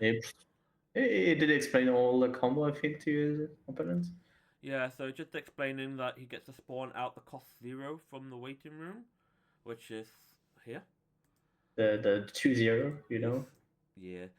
Which is like a really good card to be honest, because it allows him to, at the end of this encore phase, if it's center stage, you've got another musical or pilot character, and there is no character facing this card, or it is reversed. You may salvage 2 characters from your waiting room. Yeah. That's kind of rough to play standby here instead of a normal 1k1 because because you're behind and you're playing mainly a 1k1 deck. True, but at the same time, basically, it's like you don't have to stress too much on the potential cancels kicking in here. But Yeah, seeing a climax getting refreshed here is kind of unsettling, but it's not a bad thing at the minute in time. yeah. So we got a nice cancel there. Yeah. So the macros player will be with it. Yeah, conversion is kind of lacking a bit because it doesn't have the clock to compress with. But the Macross player is going to put those 7 climaxes back into the deck immediately after salvaging the 2. Yeah, that's true. But he kind of needs to cancel at least twice next turn, otherwise he will be in trouble, I believe. Because the Fionas will stay alive, so the opponent doesn't need to clock. I can't tell. Is that a 2-1 that's played? It's like This is a 2-1 bouncer. On play salvage ditch, then sack itself bounce. Yeah. And the other one is probably It's a level field 0. encore. It's probably the field encore. There's a climax combo, sack the climax, salvage one. I believe. Is it? I thought it was the new face in Ace Freya and Mikumo. I thought I saw that, which was I don't know exactly which this. card it This was. I believe it's this card's like which is also a top 3 at an event. You're also The third check up 3 at an event is the bounder to the event. yeah. Oh, you can Also, put one card from your hand in the waiting room if you do choose 1/5 walk and you basically salvage the event. And you can also pay 1 ditch a musical pilot to top 3 add a card. Okay, so I was wrong, but If it's that one, I'm not sure which one I saw just now. But we know that you got the bouncer, so that's fine. Yeah, usually when people do grab the bouncer, they grab the field encore so you can bounce double character in one go. And also the bouncer can grab something from waiting room as well. You can toolbox with it. It's probably one of the strongest thing you can do. Well, seeing Lee staying on 1/6 now is pretty good for him. He gets a triple Fiona too. He gets a Lloyd, which is kind of strong here. To prep for finisher, it's really strong. Yeah, he did just add a counter to his hand, which is a nice anti-change counter here. You get to pay 1, put 1 character from stage to the waiting room, basically send an opponent character that has a level higher than their level and put into their waiting room. It's pretty good for Alex to be cancelling here because he needs to keep himself in this game. Yeah, he really needs to cancel this. Oh, that's really nice. Triple cancel. Good play, Strats. Yeah, so that's it. Maybe he's back into the game here if he can find a climax and loop his combo. But the problem is he still needs to be able to push damage here. Because now Lee has double brace. But he has double bouncer if he grab the field encore. He has double. He has triple Fiona set up now, so it's going to be a case of trying to figure out how to answer these Fionas as much as possible. He has the bouncer, so if he takes the field encore, he can double bounce, which is decent. And also, Fionas are in play, but there are 4 climax out at least for the Spive player. So yeah, the game is not done yet. There's one. He took. Did he take a damage? Because it's like Because I thought it might be 5 because there's one in clock as well. There's 4 in waiting room. It did brainstorm here too. Played one climax from hand, the turn, and one in clock from the refresh. Yeah, but he did cancel as well. So that's why it's still on 1-6. Oh, true. So you only have 3 in the deck? Potentially. Oh. I was right. It's like basically he did get the top 3 ad.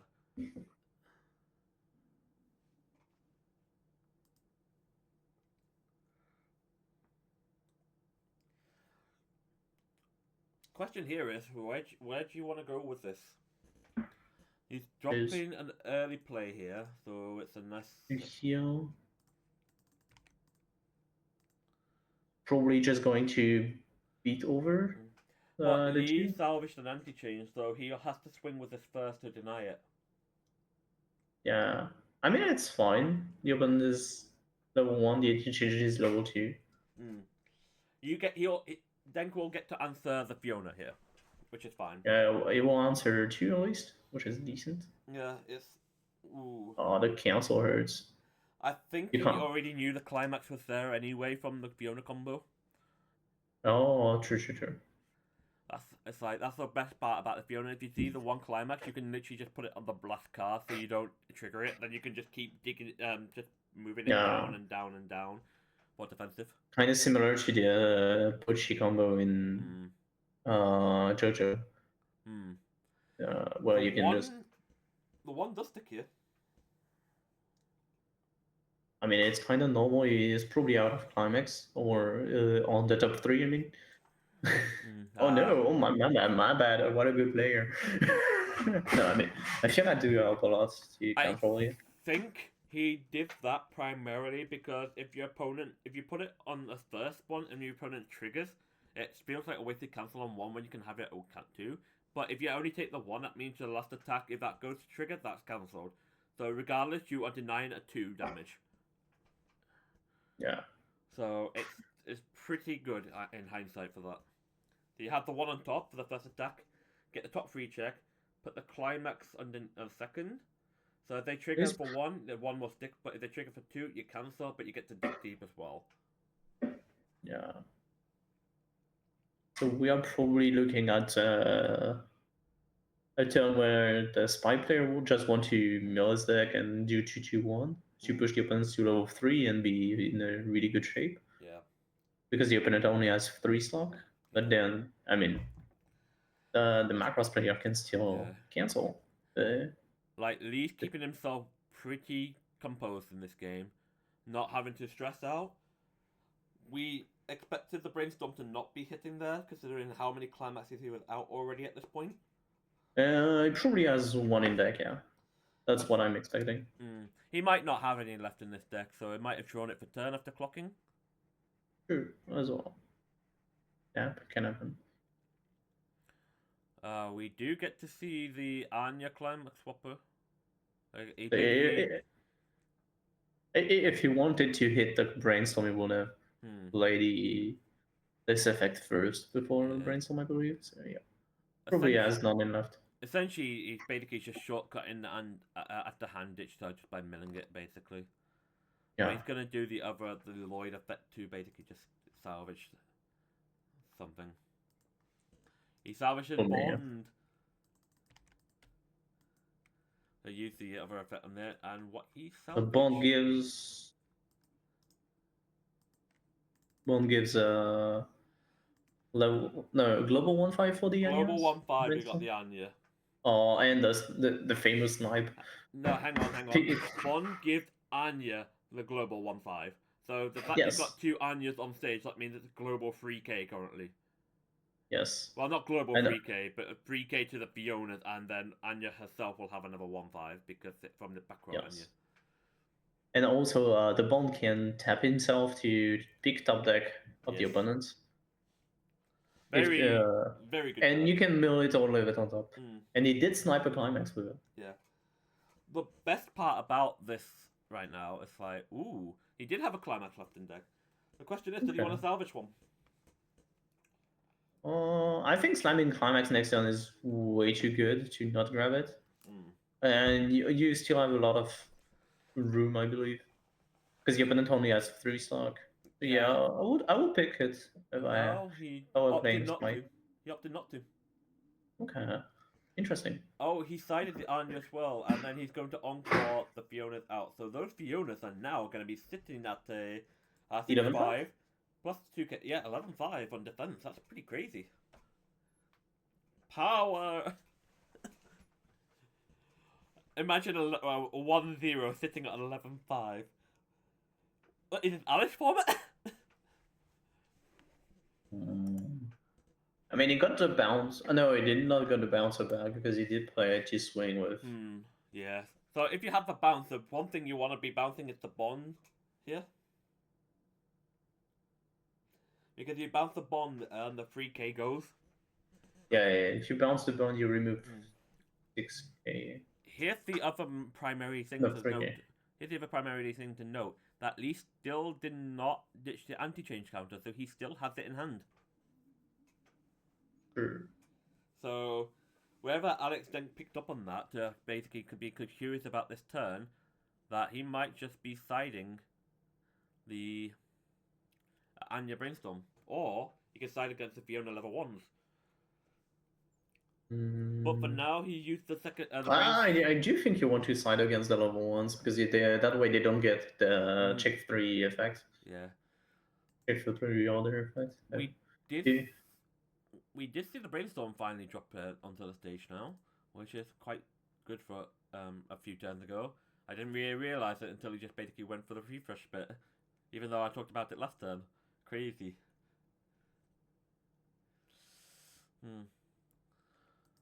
So we are doing Rico, probably thinking about grabbing the finisher for next turn, or grabbing something to play this turn specifically. Is that actually a level 3? Because it's like a bit of a glare, so I can't identify it too clearly. But it's the finisher that he has on top of his deck for the Rico. So it's a level 3. Yeah.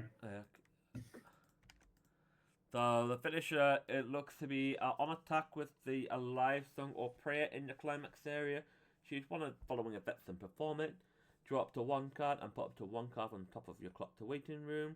Or you can choose, your opponent chooses 2 climaxes in their waiting room, return all cards except those back into the deck and shuffle. Gain 5,000 power. Or you just deal 2.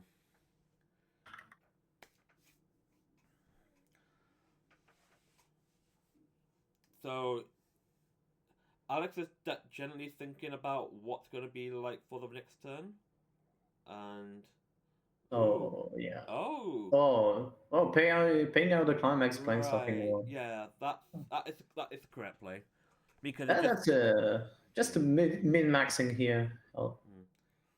Like he could have opted for the anti-change, but at the same time, that anti-change would be putting 4 cards back into the deck rather than post refresh, so it's fine here. Yeah, min-maxing is really nice, especially when you can check reorder. I mean, yeah. Taking 2 is not a good sign so far, but if he can stay on level 2, it'd be pretty good for him to hold enough turn. I mean, he still has a decent stock and hand, and he already has at least 2 Lloyd level 3 in hand, so it should be fine. He triggers a choice, so he's gonna use it to stock 1, and then he's gonna pay that choice out to draw 1, which is pretty good, meaning that choice is gonna go back to the deck. It's interesting because he could have rearranged if he had a climax in the top 3 to play the climax at first. So he was able to anti-change the 3rd one and just stay at 2-4. Yeah. But maybe you don't want to spend the resource from the anti-change. Yeah.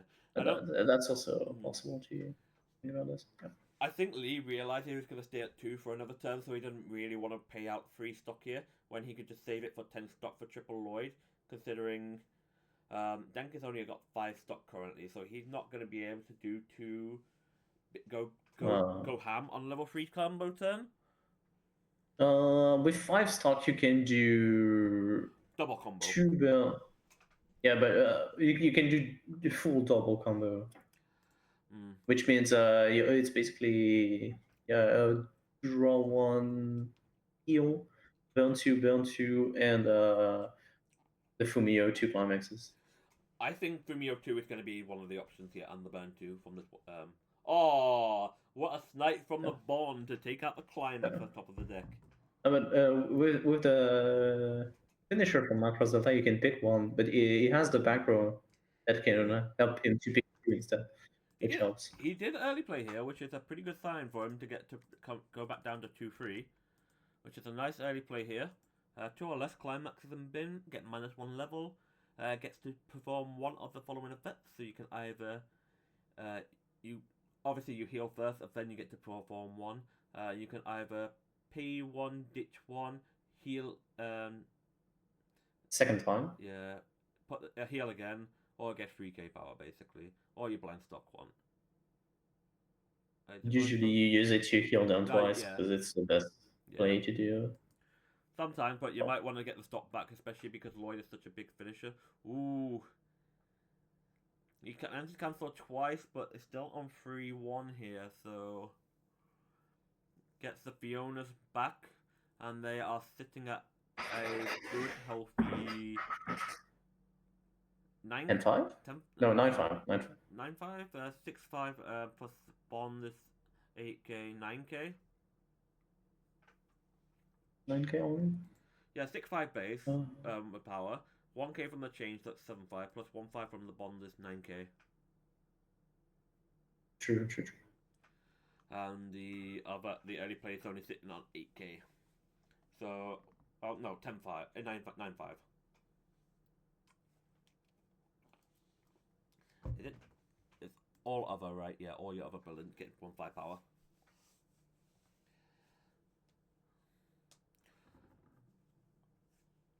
This game might go straight down to the wire. Obviously, the stream timer is a bit ahead for the other games, but the stream table will have a little bit longer for their time. Yeah, true. It's probably the longest game we had so far. I mean, yeah. The other two were quite fast, like 20 minutes game. This one's probably 30 minutes now. Basically, the previous 2 games were essentially really high in damage output from the get-go, while this game has been pretty stable for what it wants. It did bounce the Bond back, so the 1-5 power did get lost, and are now back to 7-5.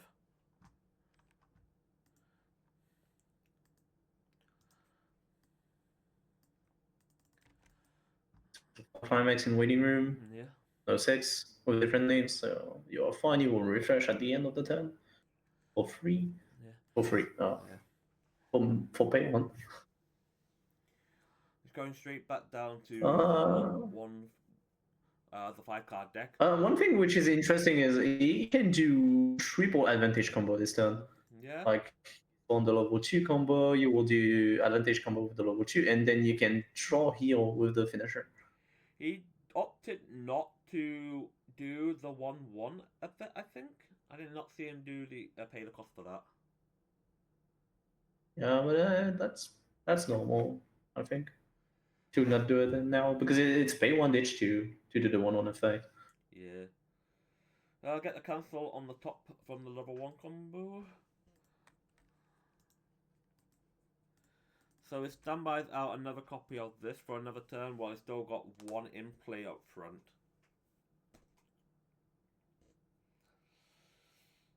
So which effect is he going to use from this combo? He's going to basically keep 2 climaxes out and everything goes back to deck. Not bad. I would have choose probably draw heal. Yeah. You could. It's just like the fact that it just keeps the 2 climaxes in the waiting room, meaning that you can actually push some damage here. True. Also, you can you reshuffle the deck after the check up 3 from the Fionas, which is nice. Yeah. So both are valid, unless if the opponent is better like this. Oh wow. Lee is doing some good cancels here.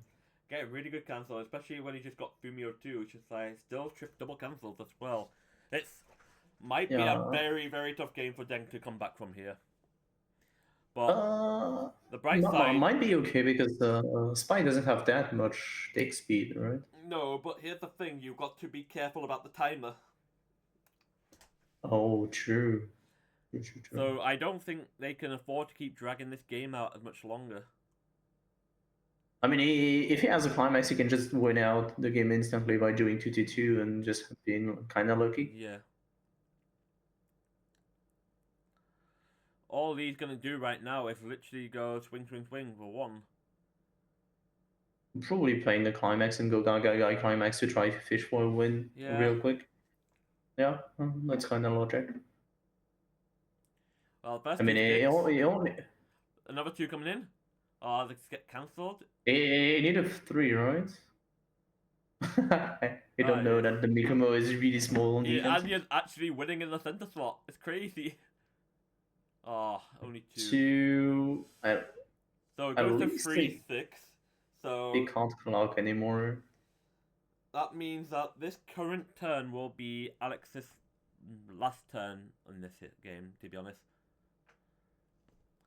Yeah, I mean, if he can find another copy of the Yeah. finisher, it's okay. If he can, the question. Because killing from 2-3, 2-3, 2-4, But 2-3, yeah, I think. have to also be considering that the fact that he hasn't gotten a climax in his hand yet.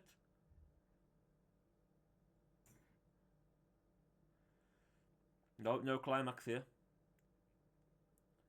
Oh, so no climax. Yeah. So if Lee just goes to 3 here and has the Lloyd climax. Yeah, then goes to 3. I mean, he kind of needs to be fast to assemble the Lloyd finisher because we are out on the here for on whole side, but we don't know how much time they have left.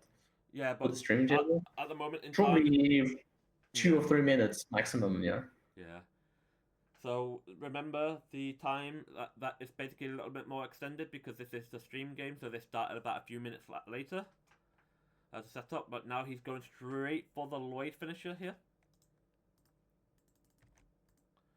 which is Probably yeah. doing a Lloyd finisher kind of fast. Oh, He could have done better, I think, but yeah, wanting to just not he's lose on the only timer. doing the one Lloyd combo though, so it's kind of sad. But oh, Yeah, but that's probably the only way to win it on time. so here it's basically a case of 6 out. He needs 2 attacks left and he's 1 tick to win.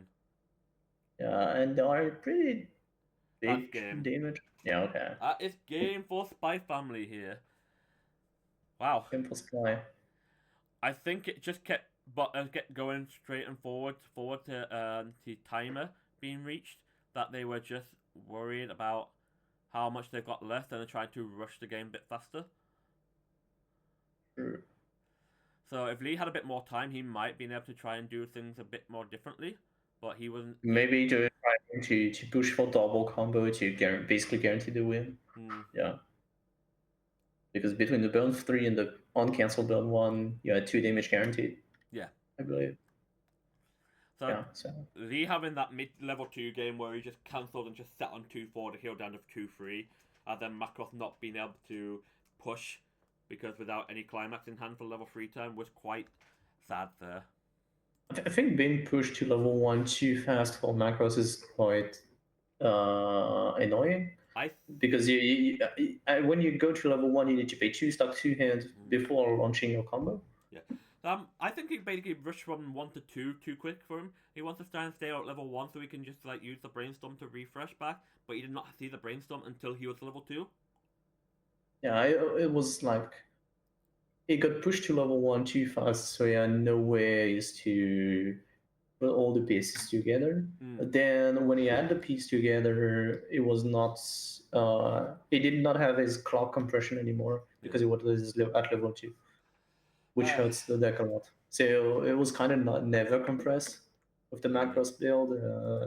That's the only thing you kind of want to be compressed by refreshing every turn and avoiding refresh damage. It's kind of a big snowball deck, but you need to pay everything up front. So it looks like round 4 is going to be starting very soon, so we're going to probably just jump straight into that because we've finished quite clutch to the timer. So that once that timer gets reset, we'll basically be updating for round 4.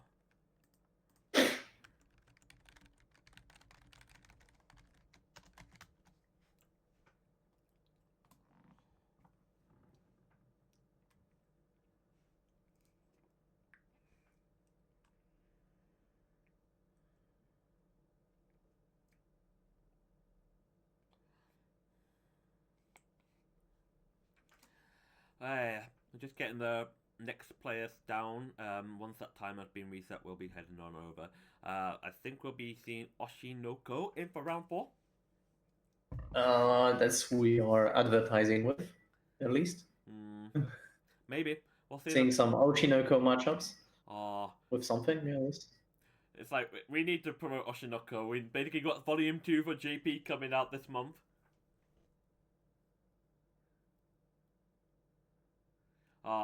I am looking forward to see Oshinoko for English in set 2 as well, as current set. I mean, the second one is already in English. I know, but I mean for the stream, obviously for stream purposes, man.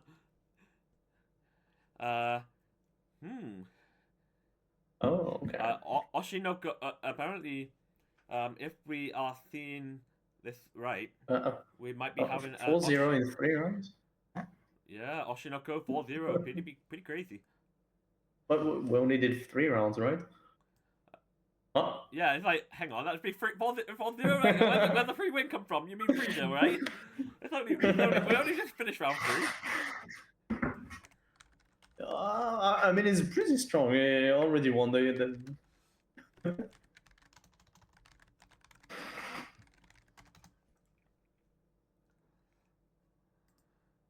we can see what he is being on. He is on Hololive. Will be the. Let's just go back. So Hololive Oshinoko will be your next matchup.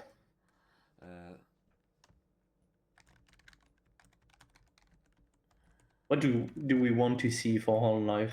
I mean, what will be funny? Yeah. So 3-0 for, I assume, for both players. Yeah, I mean, we can check. If it's the other way around, I'll have to fix it the other way around. Let's grab the logs. So Hololive looks like it's standby. ASCII Choco? ASCII Choco? That's the world specialty. Well, ASCII Polka. No, ASCII Polka, my bad. I don't recognize the climaxes. Yeah. Well, I can recognize them in a second once I've loaded up the logs. Let's have a look.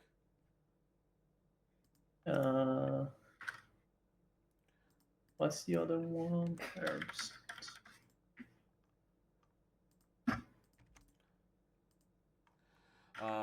It is ASCII Polka will be one of the decks. The other deck will be a 3-3-2 split. Yeah, Oshinoko 3-3-2 splits. It might be. It's like apparently some people are quite upset about the dog. About the dog hitting twice or 3 times? 3 out of 4. Yeah, the dog did really much this game.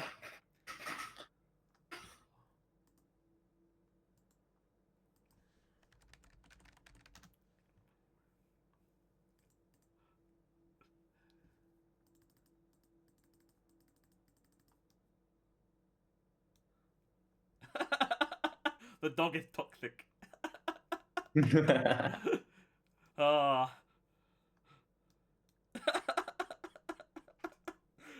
I'm just like having a look. It's just like the chats going on, group chats are just talking about the dog.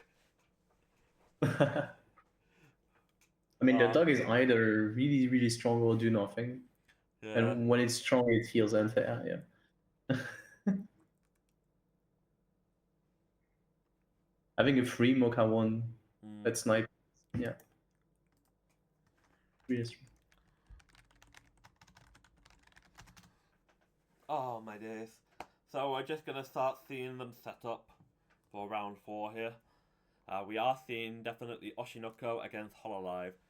So our guy is actually repping the Kana sleeve, so he's basically repping the actual best girl for Hoshinoko, and I will hear no other answers. I won't say anything. I'm sorry, I have to, okay? We do see an Aqua 2-1 being discarded for the start of the game, and then we see IMA early play and an Iraha early play both have been discarded for Mulligan. So Oshinoko is going to take the opening. Let's have a look.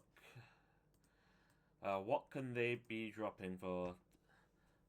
Taking a good idea of what they're going to be running. They have a variety of level 0s in this deck, and they're going to start off with a nice Akane level 0. With the 3-5, the only thing that has power at level 0 in the entire set, I believe.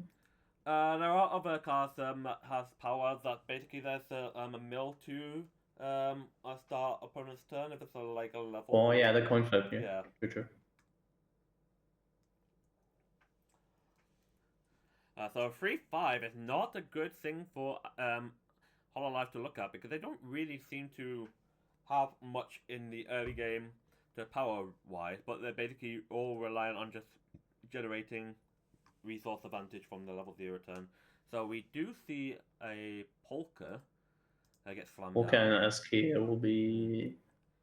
The ASCII pump 1 or 2k on play? Only one. Okay. It's 2k, but it seems like he's going to go ASCII and Polka to make sure that power beats over the Akane. So it's 1-5 when you bounce it back to hand. He has nothing to stand by, right? No, he can... Oh no, he can check top deck if it's level 0, level 1. He chose not to. Interesting. Oh wait, no. I thought it was an early player. Apparently it's a Kiara that's in bin. I didn't not notice that. Oh, it's a counter? It's an accelerate counter, so it's not a good card to be stunned by now. You'd rather have something else, potentially. So Well, I didn't see this not losing one card in hand just to beat it over. Yeah. I mean, the ASCII, the Polka is going to be like 4 or 5 on offense here. Because the ASCII gives 1k on play. Then obviously the bounce back gives it another 1-5, so it's already 4-5. And he's going to search for a Mori, which is a nice clock accelerate searcher. A lot of cards. It's really interesting that he did not check his trigger with the Polka first when he bounced back for the power. That way, maybe we would have a better target for the standby.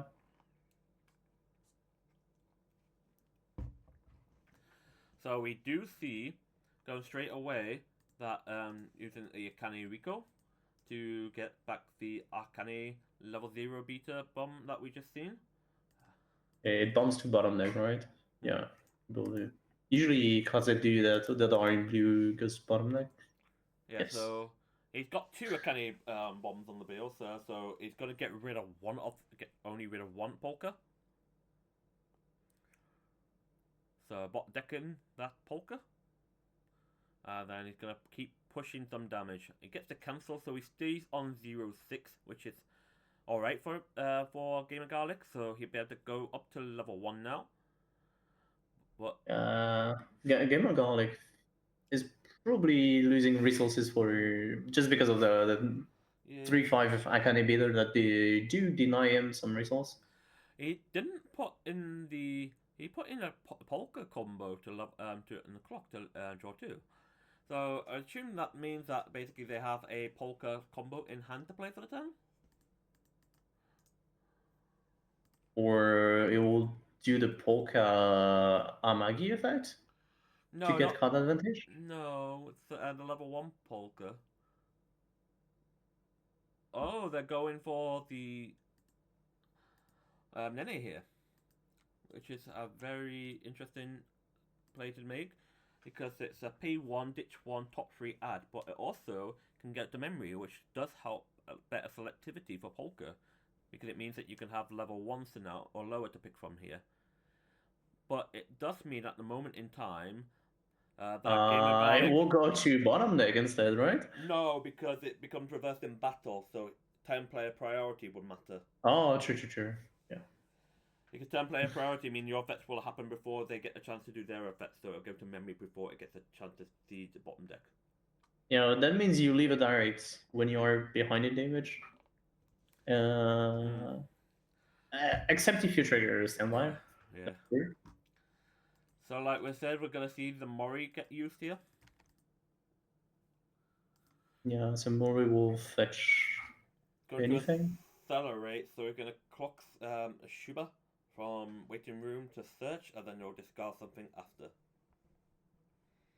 Probably looking for a counter if you plan on standbying a polka, or a polka if you plan on playing her next turn from your hand. The expectation that this ASCII standby is going to come into play here, but after the Yeah. discard, yeah. So I'll see the ASCII.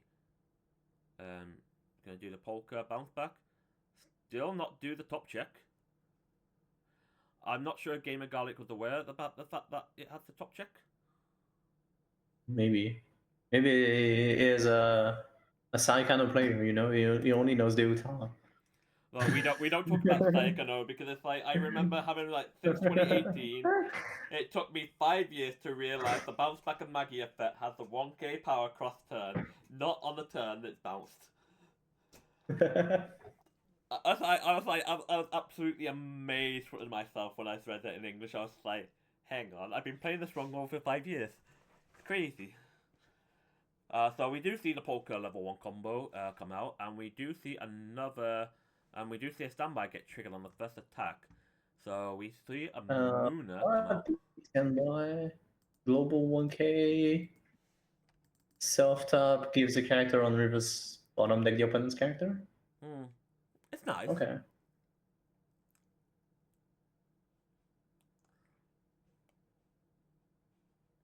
Oh, okay. I do see why you did stand by this, just to beat over on the other lanes. Yeah. It helps that in standby matchup. Basically, you can just answer board, then you can just basically remove stuff with hand on course. Especially in decks like Nino, that basically will be a vital piece. True. Yeah. I mean, it also works in Hololive Mirror. It can do, yeah. Right. It gives a global 1k. So the Mori is sitting on 3, while the Kali is going to be sitting on 2k? 2k, yeah. Yeah, so we are seeing a lot of Akane beatdown here. It's like it's quite crazy how Oshinoko has played no Kanaka's this game, and it's just on how much stock? 7, 8? Let's see, yeah, it should be 8 at the end of this term. It did not pay out any stock. I mean, they haven't had a need to, so, and it's just like they're staying on level 0 with 8 stock. It's quite crazy. It just means that their game is just gonna keep progressing more favorably for them. Oh, I did not wanted to put the Mori into winning room. Fine.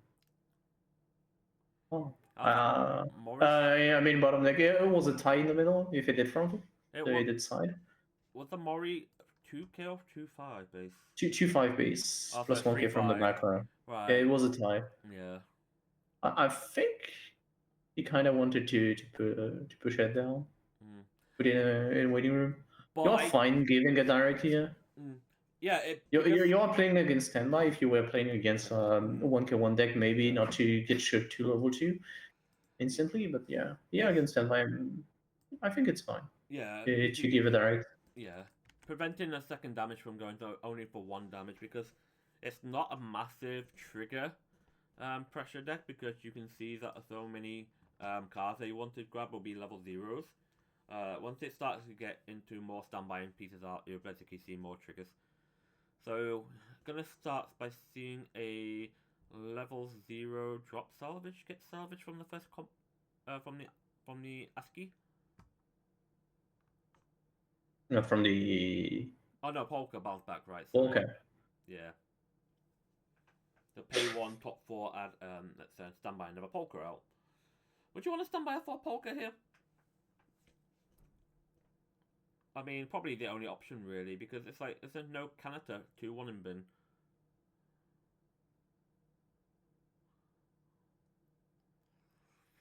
Only 1 damage.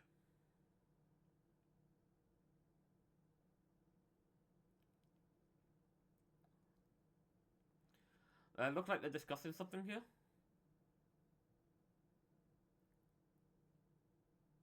Looks like, yeah. It basically, I think Gamer Garlic forgot to salvage before triggering and just asked the opponent if they're allowed to. Wait, why is that for 2? Thought that was. I thought the first trigger was the Lammy level 0. I don't know. I did not see the trigger.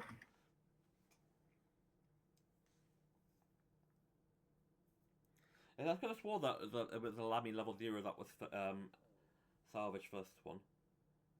So this is a Luna 3, so this is for 2, which gets cancelled, so... I'm not sure if that's actually a benefit or detrimental if the first one was meant to be for 0, because that would have meant that Nico would have drawn the climax for turn. But Nico's sitting on 1-4 now, which is nice and healthy, but still got like a good 8 stock. And he probably has a lot of climax in. Maybe. Okay. Simple brain. So, yeah. The C combo, I do combo. Yeah. I like that. The infamous, especially since the combo swings big, you should reverse. The infamous cigarettes combo. It's going to be 8k, but because Gamer Garlic has the Moona in backstage, polkas are sitting on 8-5. Very true. So, on attack mill 2, if you got experience 2 or higher, which he will do, even though there's a level 0 Memcho, but that level 0 Memcho gain +3 level while it's in the levels area. Just... Oh, he's trying to do floor compression? Mm-hmm. No, the deck is just slipping, I think. Yeah. You just... the other part of the kind of combo is that if it hits a level 2 or higher, you can discard one to salvage another one. Yeah.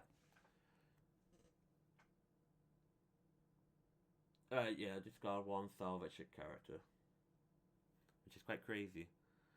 Just triggering cleaner here as well. Oh, Gamer Garlic gonna accelerate counter here. Yeah, just to mill his deck and get the early heal, the hero early. That's it. That's the card he added, right? The era early play, yes. It is a 4 or more early play healer, and it cannot be targeted by effects on the cross turn of its being played, so not till the end of your opponent's turn, which is this card.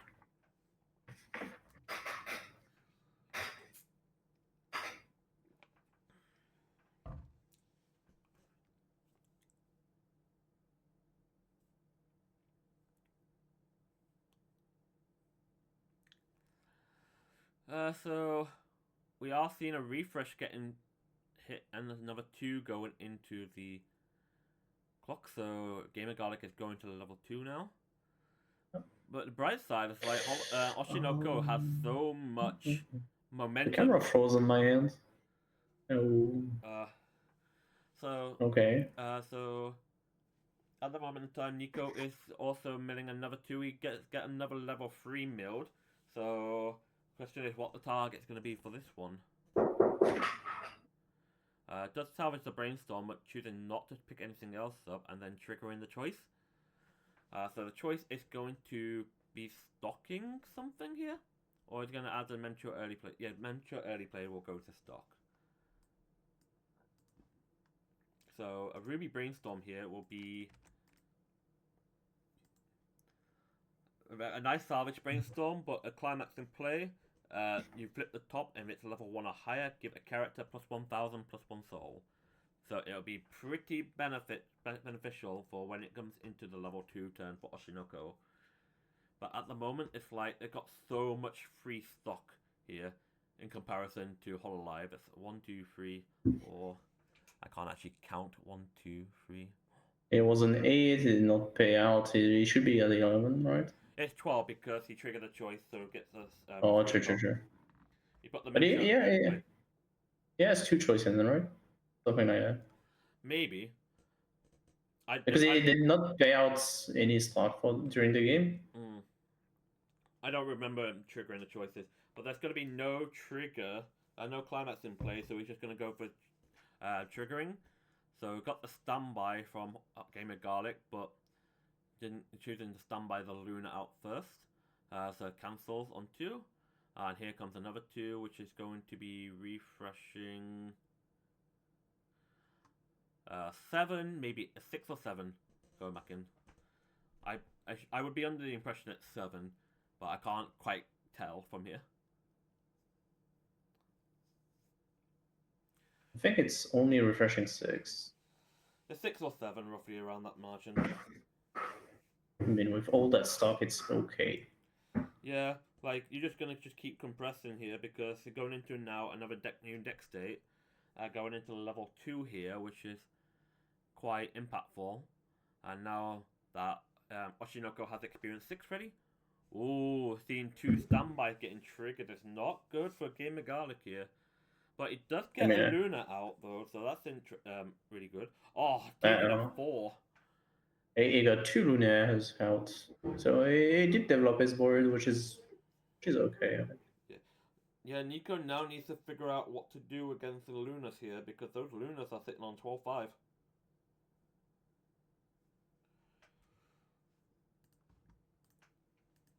Like with the Muna in the back row, it's like able to get an extra 1k power, and it gets to damage Scry on frontal attack, and opponent across it cannot side attack. So yeah, it's going to be quite interesting to see what Nico is going to do here. He's got a good waiting room of selection from here to do with the Memcho combo if the opponent does cancel. So the question is, That's probably just going to try to deal as much damage as possible. If the opponents cancel, you are fine because you get stuck. I mean, do you want to stack that much against Hololive? Because Hololive has a stock swap. Yeah, but Game of Garlic has like 4 stocks, so it's not really going to be a stock swap maneuver right now because it depends at this point. Because even if Game of Garlic does stock swap, it basically leaves them with almost little to no resources for any other follow-up play. I mean, if he keeps the Luna on field, I'm probably think he is fine with it. Especially since he is at 2-0.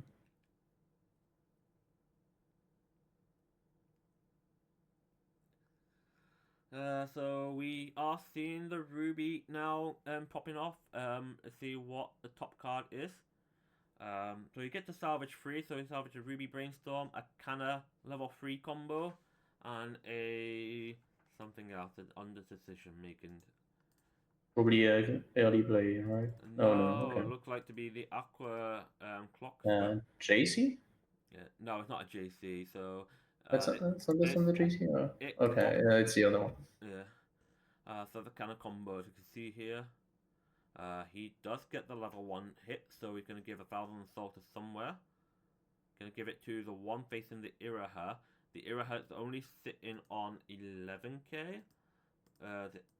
Yeah, so again, 1-5, and then plus the 1k, so it's 11k. Just takes a 3 for start. So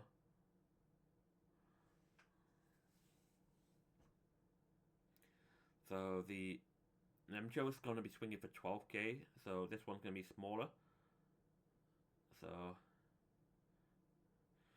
did you see the climax get on top? So it gets on cancel, a stock charge 2 from waiting room, which is a pretty good sign.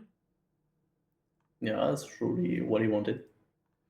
Also, the scry did not matter for the kind of cancel. It did not, but he's going to do the burn 1 though. The other Aqua that he's Nico salvage was this one. Basically, it's a refresh of that, along with the clock. Yeah. I got confused because I know there was a JC has pretty much the same art. Yeah. Like, most of the time you tend to have screen caps that look similar, so it's easy to get misleading. Yeah. Do you think here you want to stocks up here? I think if you keep the Lunas, you can just... He can't stop raw stocks. He's on 2-5. Oh, yeah, right. So if Oshinoko goes to level 3 now, which is doable because he's got 2 Lunas here. Yeah. So the question is, what do you think will happen with the Canna combos? Because right now, he still has plenty of stock to do, get triple Canna out, and then do the 3-0 event. True. Because the 3-0 event is extra burn damage, which is really impactful here. And also the Luna can help to cancel the Kana swing, but not the burns from the ICTL effect. Mm. So yeah, So the event is it's kind of weird situation. So while you can use it for the burn effect, you can also basically use it to search the climax for your level 3 combo, which is significant for this event. Or you can give something 4K and put this card into your stock. So that's also technically relevant if you want to answer the Lunas. Yeah, if you can want to do just a turn without killing, just to kill the board instead. Yeah. Can happen, yeah. Because So, there are 3 Lunas here. 3 Lunas. We've seen a fair amount of standbys from Gamer Garlic because we triggered 2 last turn, cancelled 1, and then now playing 1. So there's already a few climaxes out at this point here. So going for a 3 here, which cancels. That's a good cancel. Does he want to do the burn 1 here? No, opting not to. Oh, that's another standby. So at least 5 standbys are currently out here. So it depends really what will happen. But you've got triple Luna in center stage here now. Even if he has 5 standby out, his deck is pretty thin, right? Probably 1 come left. I think from the camera's perspective, it's quite misleading if it's thin or thick. But even then, I mean, the waiting room seems pretty big, so I assume the deck is pretty thin. You're not opting to clock draw 2? Oh no, he did clock draw 2. It's like, I thought I didn't realise he clocked because it didn't see the Akane at the bottom of the clock.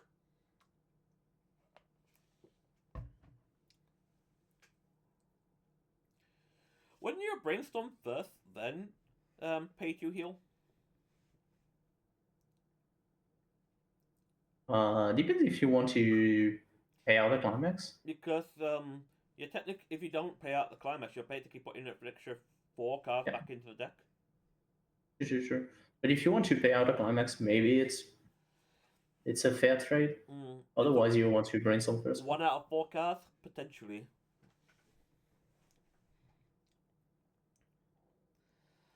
So we do see that a refresh is coming with a climax, which is not great. So no hit on the brainstorm either, which is okay. But at the moment in time, we have bunch of 3 Lunas sitting on the stage, so he kind of wants to do something here. No climax in that brainstorm either, so that's gonna be pretty rough. If he was aiming to, because he's trying to brainstorm to aim to hit something, or just trying to mill. To pay out the something maybe. I mean, he's still got what 8-9 stock left, so it's like you've got enough to at least do Canna combo twice, and then the maybe he was trying to fish for a bouncer to answer the Lunas. That is true. A double bouncer would actually be very beneficial here. Because Oshinoko bouncer is really good, right? It's a dual bouncer. Bounce 2. Yeah, it's bounce 2, which is insanely good here because you can assume that the opponent may have the rest counter. Also, it refunds stock as well, so if it's a full board, you can put 1 show business character from your waiting room into your stock. So, I just don't think that Nico's hand was set up properly here. So I think this is why they're going to go straight for... He's not using the bouncer? So he's fishing for the Canas? He's going fishing for the combo. That is interesting. Because Nico's only running one bouncer here. So to discard that bouncer is actually quite scary to think about. Also, other thing that is kind of scary is does he know where the opponent's rest counter is, or if he has enough resources to do it? No, Maybe he doesn't have enough resources to do it. Garlic does not have the hand for a risk counter. Yeah, true. He's done the burn one at least 3 times, so it's like he does not have the bouncer.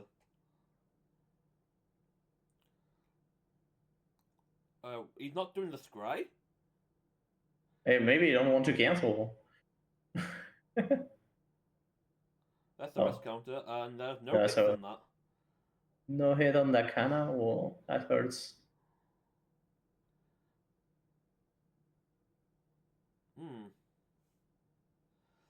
This is nice pushing damage. For 4? I mean, if there's 4 sticks, it could be putting Gamer Garlic in a very odd situation. I mean, he's on. Gamer Garlic wanted to scry here, I think, no? Why not scrying with the Lunas? Like, I'm surprised. I think Nico's pointing it out. It's like, he didn't opt to scry. It's like, why not? For the first one, I can assume he wanted to take the damage, which is fine, but Garlic it seems like it just forgets. Garlic is now on 3-2 here. Yeah, but to die on 3-2, you need to have triple burns. He's literally with the Kana. Literally opting for the burns here. Wasting this entire hand. A 4 yeah, again. So Springfall 4, it did not scry again. So 4 sticks. Oh, that is actually... Did he want to use the last Luna? I mean, I would, because it means that if you trigger the lethal... That's true. Interesting. Do you have to discard any cards or a character? Let's double check here, so... It's put an all-alive character from your hand to winning room. So maybe it doesn't. Probably not. But at the moment now, it's like, right... And Nico is on 3-2, but he didn't really mill climaxes here, so he's probably got a very thin deck of solar climaxes. And Gamer Garlic is on 3-6 without any heal. That's a burn 2, right? That is... The Arco. Pick to discard 2, burn 2, yeah. And on-play heal. Yes, on-play heal, that's okay. So, in hindsight, like, Nico, to survive this turn, he probably has a good chance of winning, because it's like, Gamer Garlic only has 1 card, and that's going to be... Oh, it depends how many cards he had left after this turn. He has no cards. I mean, how many HP he has left after this turn? Because maybe the burn one from the Luna can be impactful. Nah. Like, even then, it's like, yeah, Nico has plenty of climaxes in the deck in that small deck.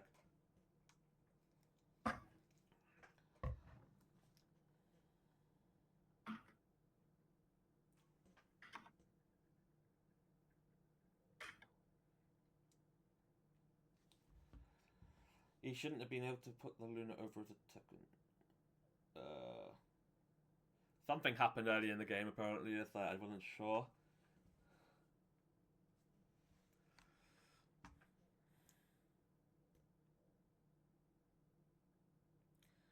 Oh. It looks like he just... I did not see the end of the game because I did not. I just looked briefly looked at the chat, so it's like, huh. Does Oshinoko has a burn counter or something?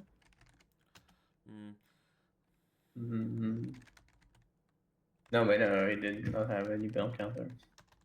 I don't know why. The game ended.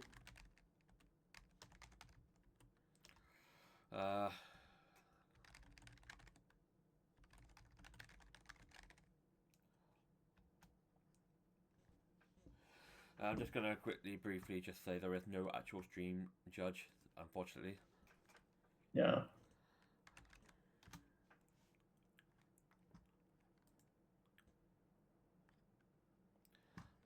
Not that one.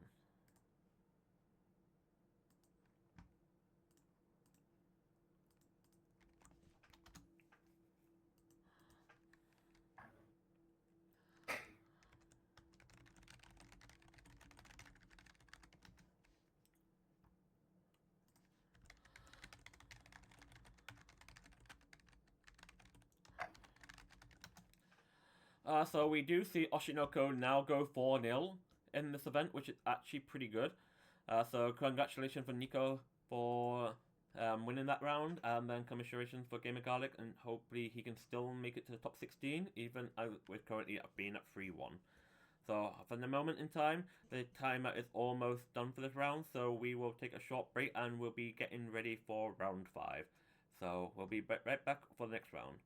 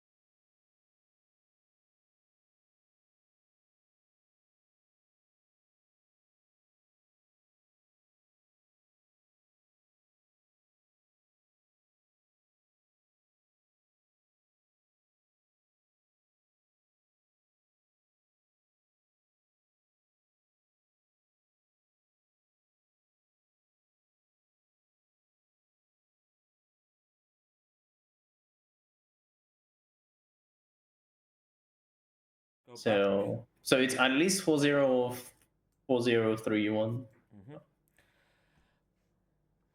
Let's just. I need to update that. So we are going to see Senkal on 7 Deadly Sins this round against Gem on Ruby. Both are basically 4-0 going into this tournament so far. So what are we going to see? Because both of these are top players from the UK and France respectively. Senkal representing the French and Gem representing Brexit. Which is really funny because we have a French and an English one. So we might both root for different side.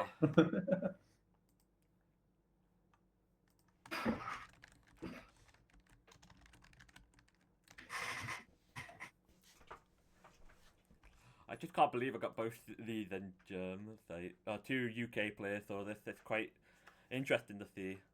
Both are using their own mats for this, so we have a Persona Top 4 Springfest mat and an actual a nice, what was that, 2019 White Schwarz mat, Shishoko. They're both old mats. Very old. Impossibly old. It's been a good 5 years since I've seen the top 4 mat for Persona. Was it 2017 or 18 for that? 17, I think. That's quite a long time ago. 17 or 18? Yeah, one of these two, probably 17. So we are seeing... who's going first? It's seeing Senkao go first, it looks like, I believe. Yes. Yeah. Senkao will be taking the first. So, see a bunch of zeros and the stock's all in hand already, so... Yeah, but zeros looks like the Clinkets. Which are kind of not the best to go with. I mean, this kind of bomb is not the worst thing you can open. Why did it put that up again? Come on. There we go. So that would be the level 0 combo that you will be expecting, and we are seeing trees being used here. Senkao is picking up the Steve Tech once again. A lot of people have now picked up on the trees event from what it looks like to be a player basically doing a lot of testing, and a lot of people have now picked up on it and now are using it in their respective decks. So let's have a look at what the tree event actually does. It's either send it to stock or salvage one goes to memory. Yeah. On the 2-0. So 2-0, yep. Choose one of the following effects and perform it. You salvage one character, or you stock one character, and you give something 1500 power. On Gemma's side, we also start to see the clean cut, I would believe it's to be. Yeah, I think it's clean cut, the Rize, and the Brainstorm. So I have the clean cut here.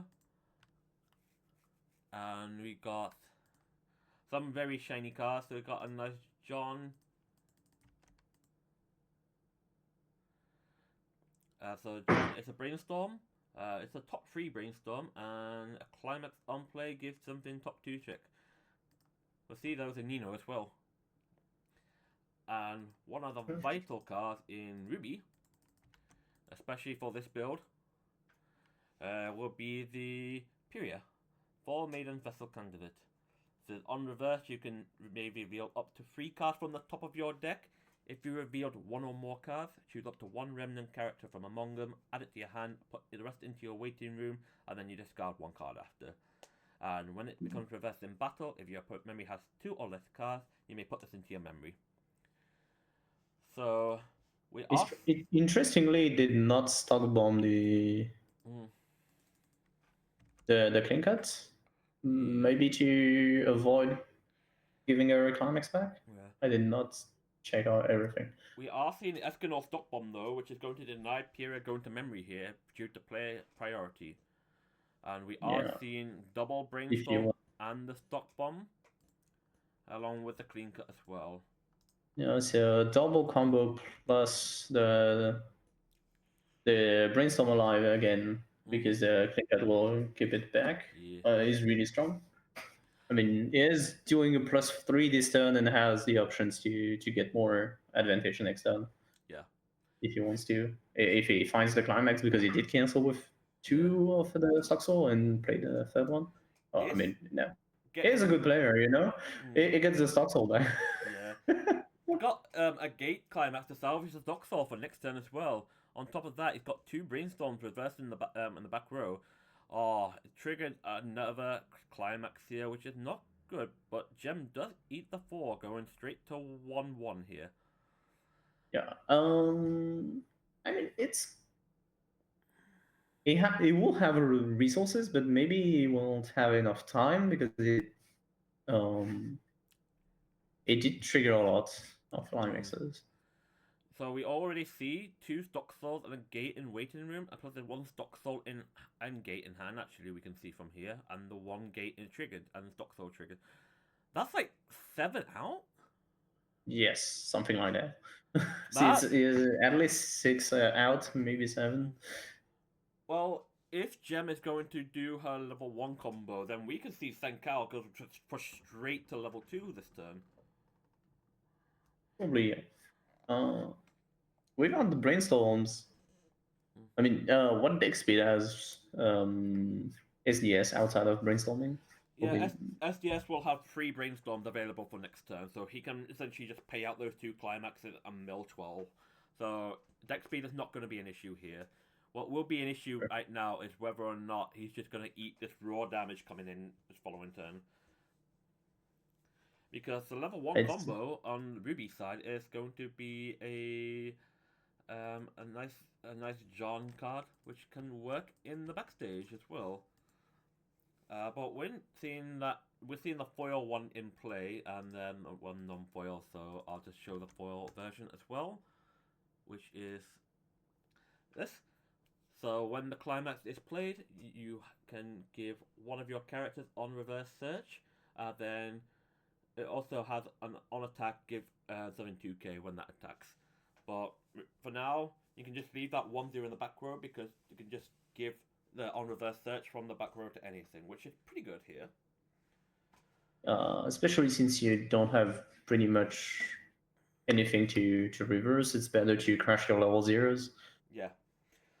We are seeing the choice getting played, and obviously assume that yes, it will be on the Yang in the effect.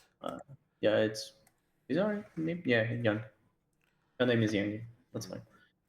We see the Ironwood having the sniff profile, so the top 2 check that was given from the top 3 brainstorm. So the first 3 does stick in, and obviously we'll see Senkao go to level 1 now.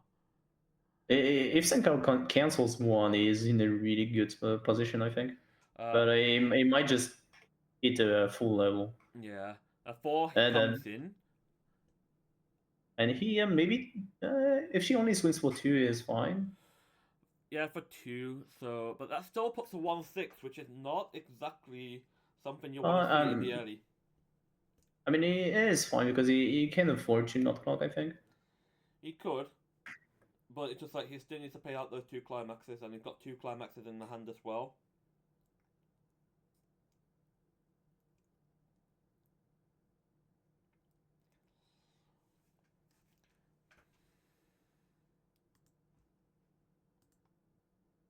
Easy clocking this then. I think I will try to not clock, but I don't think he can afford it.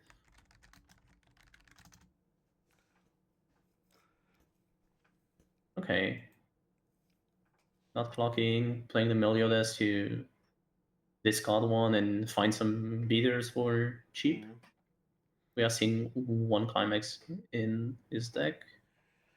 Yeah, but here comes the issue now. It's like, even if you do the stock soul, you're literally going to be... You need to mill with the brainstorm if you want to.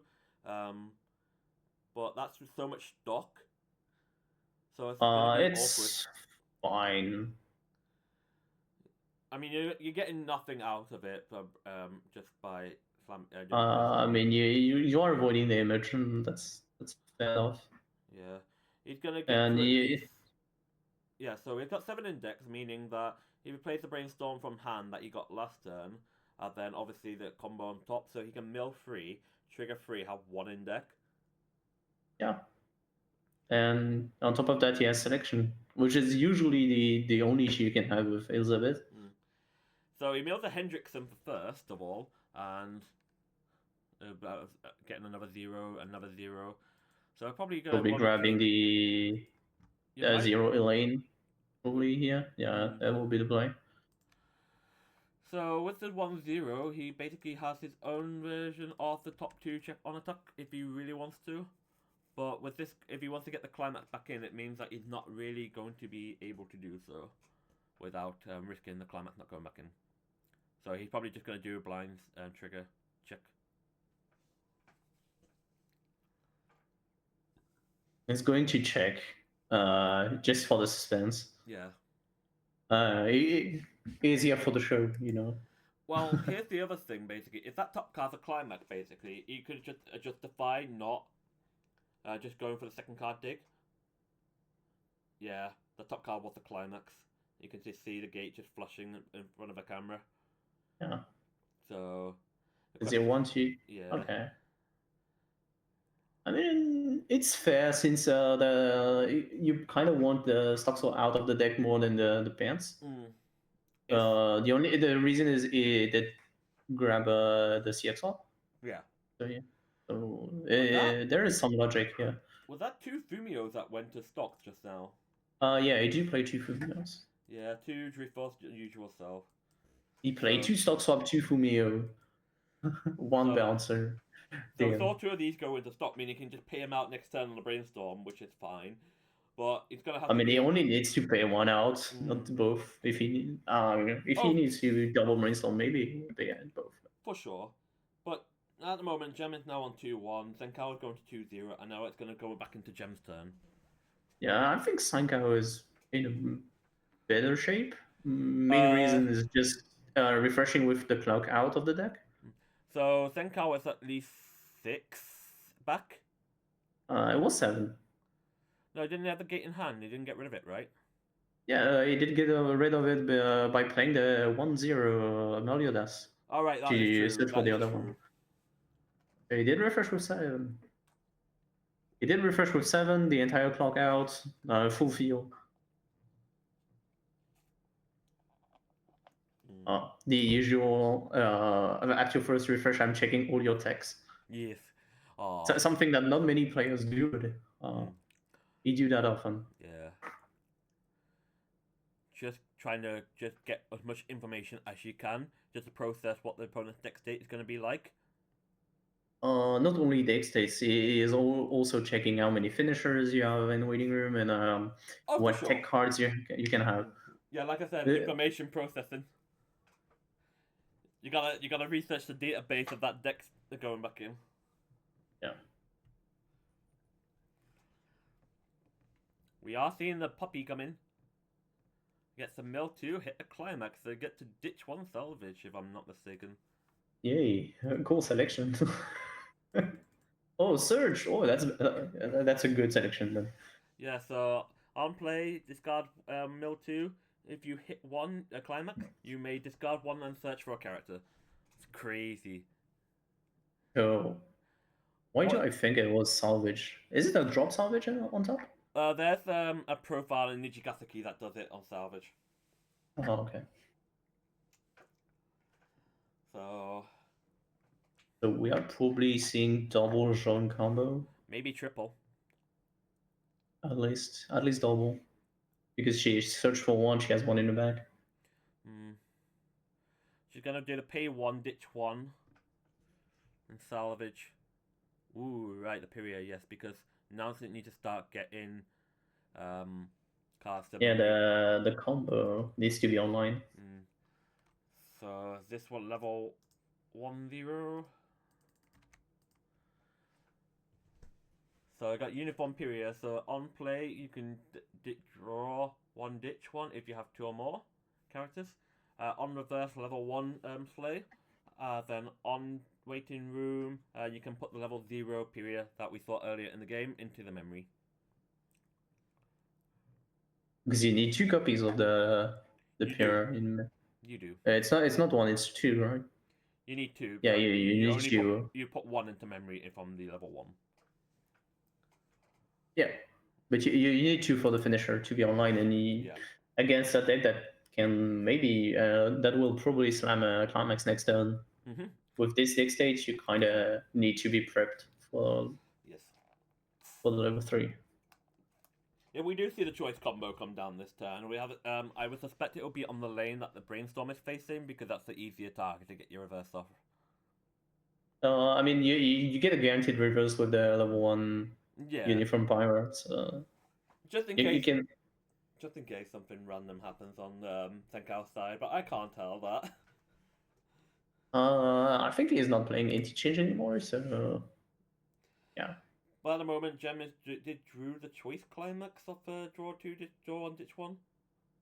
So just seeing what they're going to be discarding from it. Looks like ditching the Ironwood.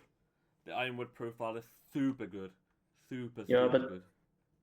I would just go to grab your hand quality, but if your hand is already good, it doesn't do much. Like the Ironwood is a nice. Yeah, it does salvage so many games that are screwed. So once again, we're seeing another two Johns potentially going to have a double combo. Going to be searching too, and we've got that period and waiting room now as well. Both on the reverse effects are going to be stacked onto the period in the center. So I'm gonna front give the 2k to himself to kill everything, I think. Gave the top 2 check from the brainstorm on there, and we see Senkao cancel the first stack. If he cancel twice again, it might be really hard for Gem to come back. Maybe. We'll see. Because the thing that Senkao's now basically got to basically think that he's got 4 climaxes out now. What's he want to do with this deck state? He wants to find stock soul, just pressure. Yeah. So we see Gem going to grab 2 Ruby level 3 combos. They're an interchange package that we see. So we got the one from the first booster, which is an on-play healer, and you can tap this to burn free, then clock kick the character in the opposing lane. But you do need 2 of the level 0 in waiting memory, which you now see 1 currently in memory at this point about Gem's deck. The other level 3, we got it from the premium booster last year. So at the beginning of your attack phase, there's the same climaxes in your climax area. In this case, in your center stage, and you have 2 or more of a remnant. You choose one of the following effects, and you can either stun one of your opponent's other remnant characters, you'll choose up to 2 of your characters get +1 soul, or you can deal 1 damage to your opponent and this gets 1k for the turn. You generally use it for the restand part because you use the first ruby to basically do the burn free clock kick, and then you get an extra attack with it.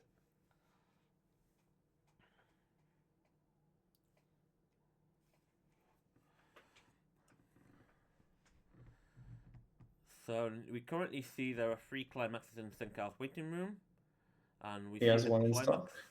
Yeah, we've got a climax There swap here was as well. CX swap. So at least 5 out that we know for 3 in waiting room, 1 in hand, 1 in stock. No, he didn't. He didn't trigger it last turn though, because he milled it, right? He milled it because it was 4 clean. Oh yeah. True. I was thinking it was 1 out, but it was the one in play, not the one in. Yeah, still it's only 4 out at the moment in time, so 3 in bin, 1 in play basically. He mills 2 clean, which is a good start for him. Get some free stock going. Would you not just put in the Gill Thunder Chaser at this point for the stock, or it has to be a yellow?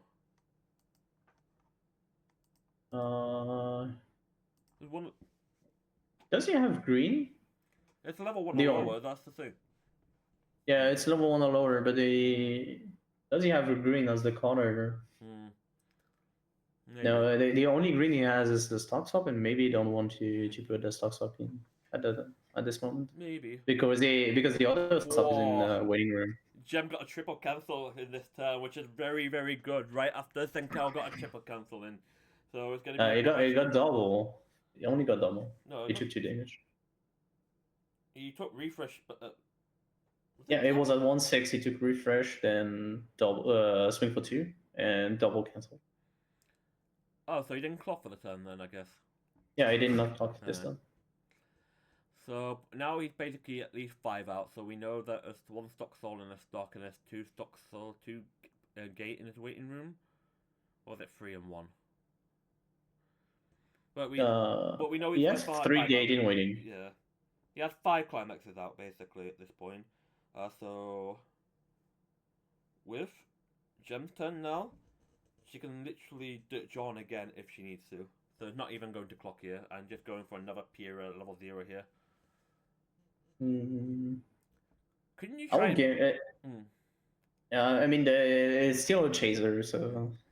I mean, the chaser's not big because it does not have the marker, so he used the Guild Thunder just for the top check primarily. Yeah, but if you try to put the effect on the character in front of the chaser. Yeah. It's quite cool to basically be able to say, right, we don't need to do it the marker. So gonna John again. All the level 1 combo effects are gonna be stacked onto the dog. Probably, yeah. Because otherwise you can just move the Guild Thunder. Yes.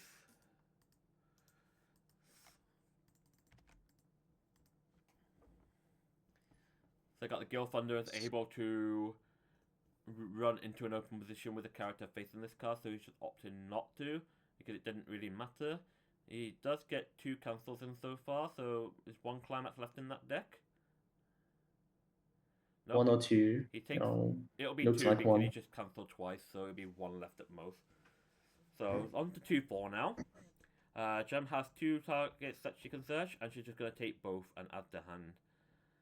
Refreshing with 6 or 7 climaxes roughly. Yeah, the triple cancel helped her a lot here.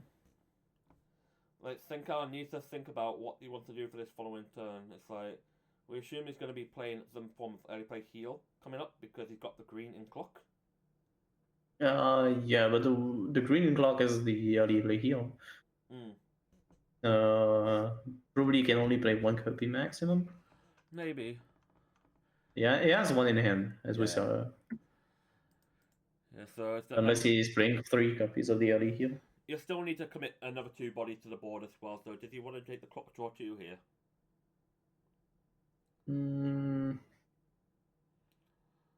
He did clock. Is he trying to finish this turn? No. Can he? He's only on 2-5. He can't finish this turn. I mean, he is at the bottom of his deck, so maybe he can try it. Yeah, but it's like he's got what? 9 stock? 2, 4, 6. Yeah, it's kind of hard without the stock swap to kill here. Yeah. No, that's not how you do it. You don't just hand the stock. That's crazy. And to be fair, it's also a detriment rather than a benefit there, just to hand the stock. True. Early play, hand to stock. Hand to stock? I can't believe I just neg 2 to heal nothing.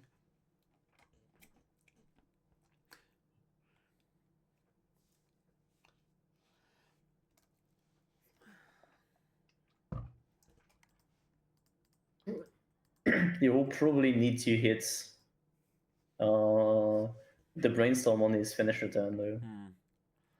Yeah. Oh, another cancel for Gem. It's like 4 cancels. Yeah, pinging 1 and 1 is fine for Senkao, I think. Putting the opponents at 2-4 or 2-5 is the best. For SDS. For free? Yeah. Okay. Or to just get cancelled.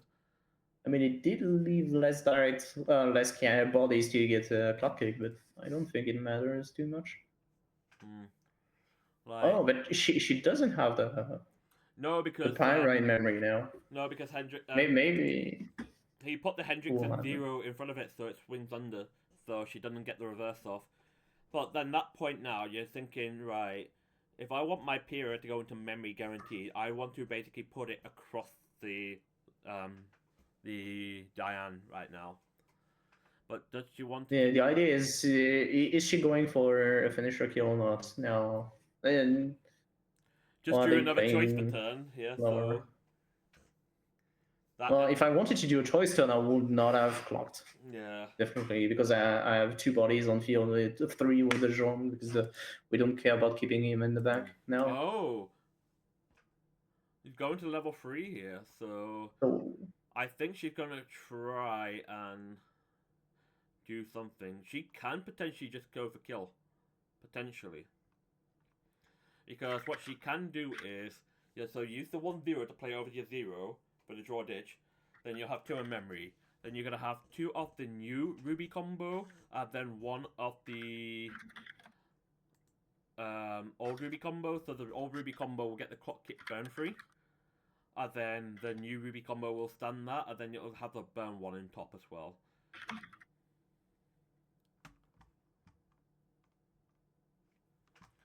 So that will be the idea, essentially, if it gets it going correct there.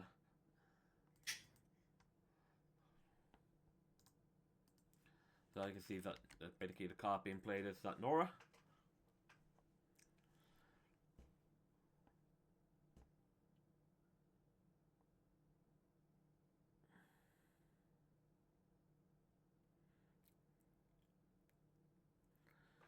So right, we know that Think Out is 7 out with 1 in stock. So it's like Gem thinking, it's like, okay, we're gonna have to figure out what we want to do here, because realistically, this turn could actually be. Yeah, so no, it's on death. Yeah. You need to play over. Yeah. Just do, yeah, so coming in with the Ruby. Then now we're gonna see the 1-0 the 0 go to memory. So there's 2 copies of that in memory now. So we've got the condition for the old Ruby combo. So just remind us viewers the old Ruby combo. The old Ruby combos on Climax play Yes. Rester, burn 3 clock kick. Yes. So Gem still has good 5 stock left. So if you want to time it, you could basically be like, if you can play 2 Ruby Determined from hand manually, you could. Gem thinking, does she want to stock swap here? So, no. She opted not to, because I don't think the stock swap's the play with the 1 card in deck, whereas you can guarantee a burn 1 clock kick, and that will put Senkawa to 3. Oh, Yeah, she's gonna go for the stock swap here. So that is roughly what, 12? 12, it's still a lot. Like, It's a big portion of the deck, so it will be something like, I don't know. I guess if you didn't have a 3. It should be 3 or 4 in on average. Yeah, if you're gonna hit at least 2 to 3, it'd be great. The other option I was thinking is like if you had 2 Ruby Determined, which would be this one. You could do the burn 1 first from her combo. Oh wait, no, it's because of a tap phase, so it wouldn't matter. So it's different between climax phase and a tap phase.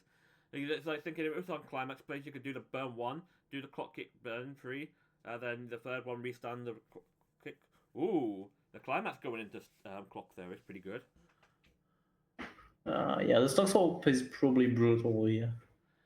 We don't know how many went in stock, but I'm assuming enough. We know that 1 got paid out.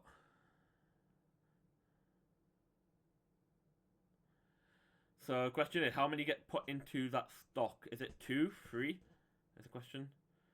Because now we are going to see the standby come in. So,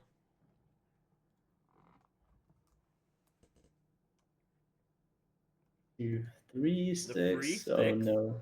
He's going to 3-1 with the clock kick to 3-2. Put the stock swap in because you no longer need a stock swap. And now the Ruby will top 2, yeah, so get the top 2 check, and then obviously, oh, interesting. So we get Yes. Restand one, and the other one will burn one, Yes. I believe. Yeah, the never burn one. Yeah. Oh, she is trying to figure where she should put the soul. I think with the damage she needs to putting the soul in the back is probably the best idea. I would put the soul. Question is, do you want to give the soul out?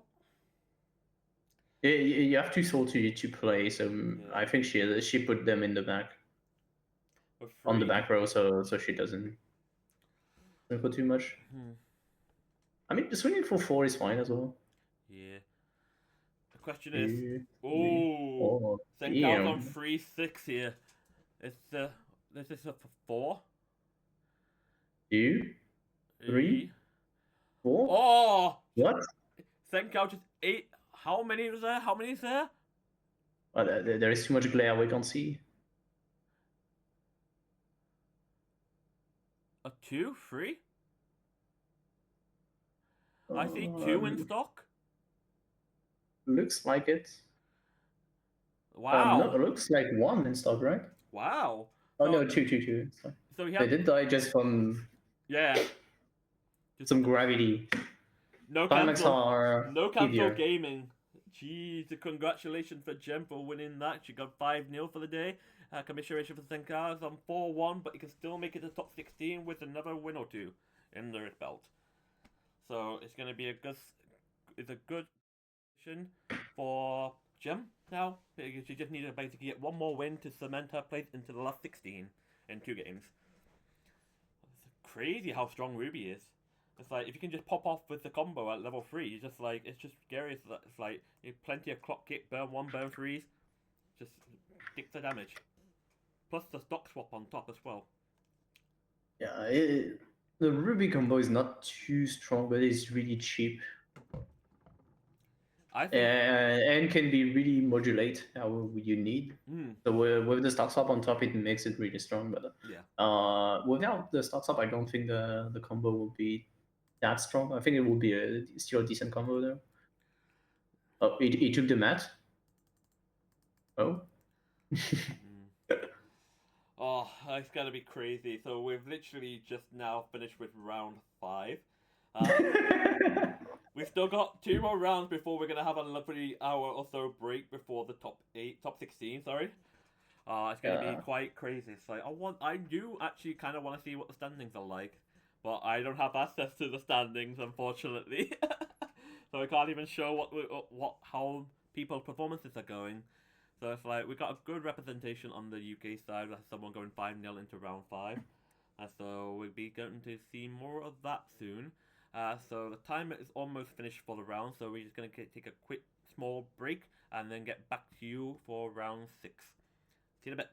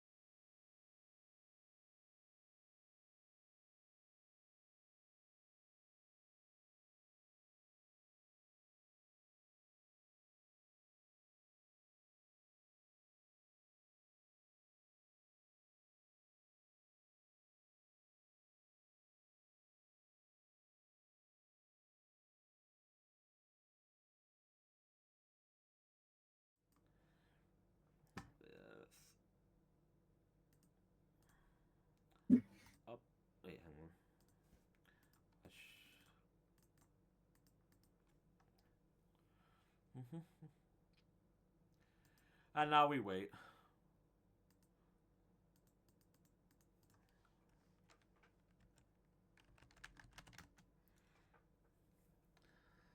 So we're going to be looking into round 4 here. So we are assuming that Doom Templar on 5 HY against Ethan on TSK. So just waiting for the player 1 to basically get arrived into the playing area. So we should be seen, because this is going to be a case of the 8. Going to be a match of the 8 Stun against the 8 Gate.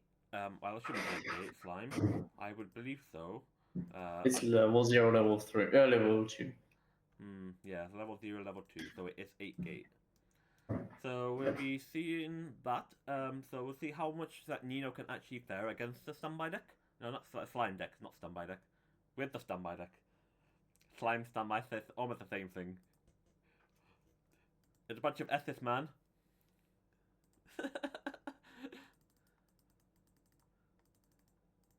Oh, so right. So we are seeing a player now arrive at the table. So getting his own playing mat out.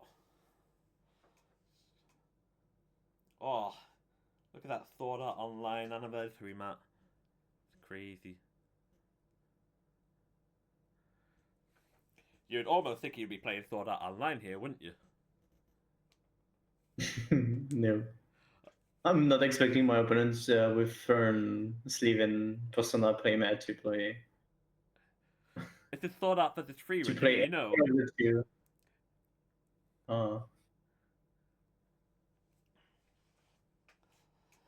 So just both players are now shuffling their decks.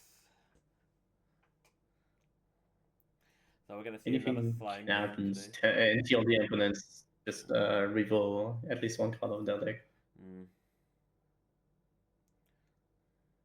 Sometimes power shuffling, I like before the game, just to confirm that there are 50 cards in the deck, so you haven't accidentally dropped one. Or left one in your deck box. I mean, it just did pie shuffle into cuts. I don't like this way of shuffling the deck, personally. It's something that I'm not wanting to commentate on, basically. So we do see 3 Ninos dropped, so it's a level 1 combo, as well as the early play healer, the Santa Suit, and something else I couldn't quite sure, but I assume it was another 1-1. And Slime is going to take first here. So we get to see the Ramirez +6 soul counter coming down, and the Millim Chaser. We did not see the Pretty standard play. Yeah, we did not see the Millim Chaser in the other slime game we had today. So yeah, because he was playing a more aggressive build, so he had more reason to play the pay 1 clock 1 check to add all characters. So we see probably a more classic build for slime here. A bit of lag going on, so bear with. Apologies for that. Should be okay to keep going. So we do see nice spicy one. Yeah. So we see with the Oops, easy. No, come back, get back. So we do see this Nino basically clock 1 from hand to search out for a Nino character from the deck. Again, apologies for the lag. I'm not sure what's happening. A bit of connection loose. But I will try and do my best with this. So he's basically sent out this level 0. So he's allowed to pop cost 0 or less in the center stage if the opponent only has 1. And he's gone to also play a copy of this Nino, the level 0. So give a sniff to the center stage. Also a pay 1 stack top 5 for Nino. And then he plays a stun out for a copy of this. So basically give all your Nino top 2 checks on attack. So he's going for a very aggressive stun play here. He did check a standby on the second attack, which he forcibly dug for. Yeah. He did have a really good early game here. Yeah, so he's already gone turn 1 What a and he's turn set one. up a full board. Yeah. I'm gonna see. There's quite a bit of a lag delay here, so. 1 second. I hope it's not raining too much. Yeah.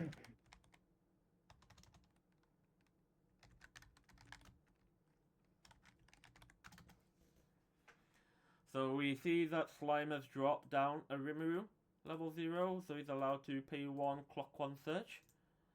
And he's gonna search out, I would assume, the Yoma Muran, or he's searching for. Oh, it's. Yeah, the only Muran. And did search the Muran after. Yeah. Yeah, so he's on level 1. You are lagging a bit. Yeah. Once again, apologies for it. I'm trying to and give you the card up to date as it gets played. Until the lag fixes itself up, hopefully. So he searches out that Muran. So we see the. And the portion will be played to mark or something? Yep. To probably start, start to be stocked next time. And now we see. And level 0 combo, okay. Yes. Just slamming with the looks like the pixelation is back. We see Tim take 3 damage here, so he's gonna level up the level 0 blue. Yeah.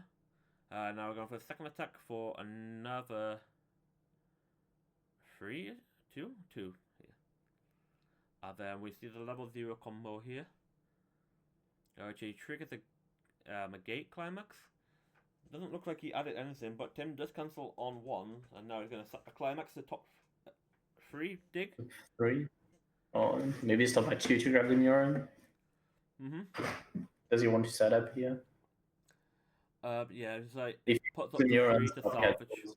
Yeah, it salvages, so depending on how many characters you milled.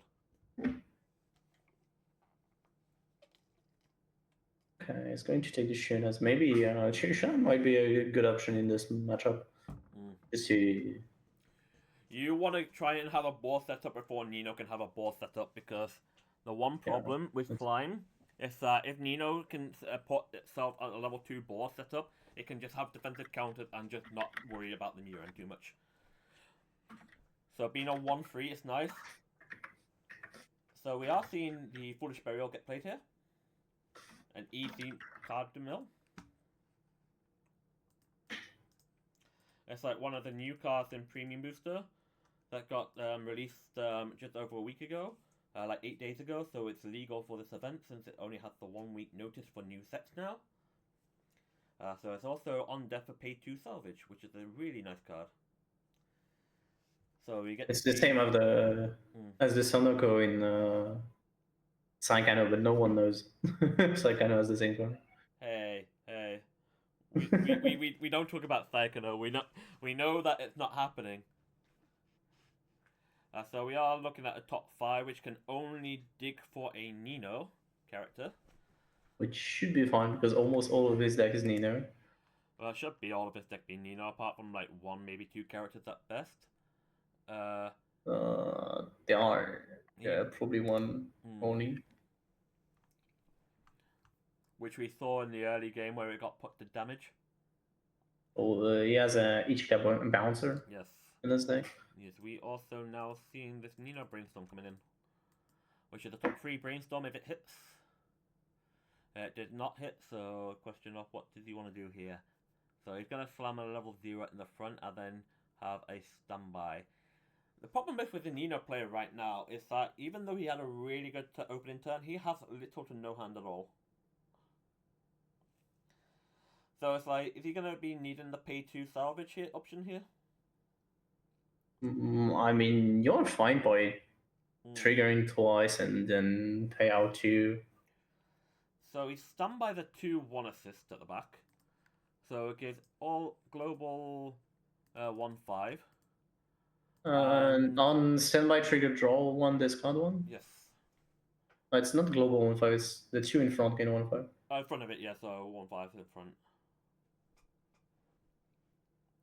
It's also a 2/2 assist. Ooh, he's going for a standby climax to trigger here, so where is this gonna go? Is the question. Is he gonna try and standby over it? No, he's gonna get another assist behind it.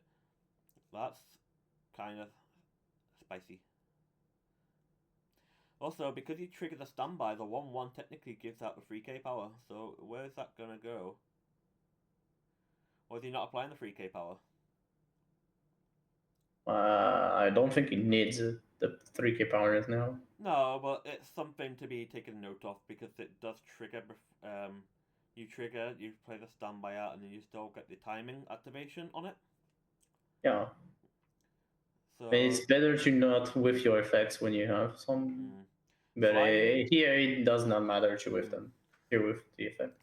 Slime is still taking damage at this point in the game, which is like it's a question of does it want to be taking damage, because or not, because in hindsight 3 stock is enough to play 3 Murans, but if he got the Shuna to his hand, he still wants to have the stock for that as well, which he should do for Potion.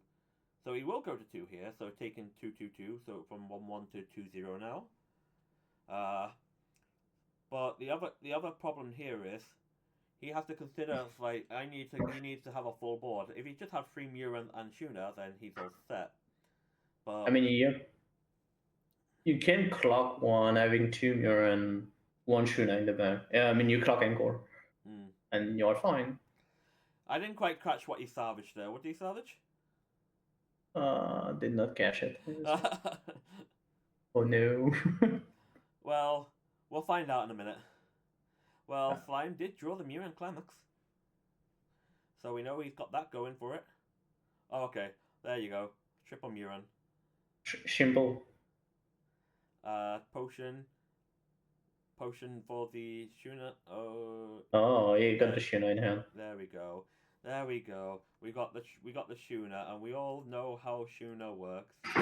It's while you've got the Brainstorm in play, you give that card basically means that everything has it cannot be targeted. Yes, and then because all your demon contents will also get 1k power. On top of that, the Brainstorm gives power as well, where you got the Muran in play. So you give another 1k power. So you're 2k.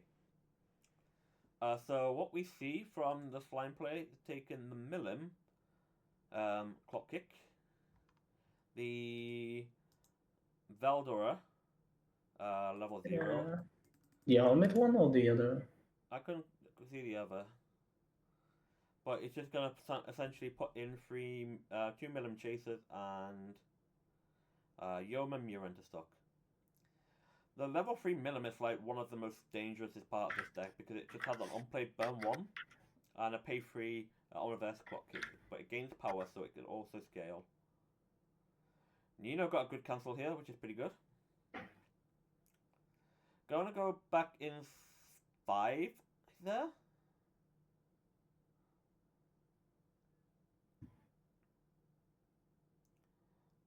Or 6. 6 back in.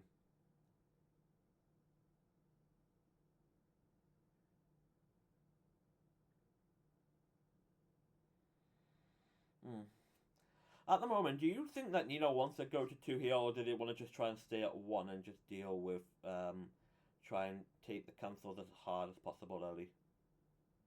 The question is, do you have anything to answer the board when you're at level 1? No, but you're not having anything at level 2 either. I mean the 2/2. What 2/2? The level 2 combo can, right? The level 2 can only really be answering Slime when it's on defense. On offense, it's not answering anything because a Muran with a 2/5 counter is already 15k. You don't really go to 15k in this. He has 2/1/5 in the back. Yeah, and even then, it's just like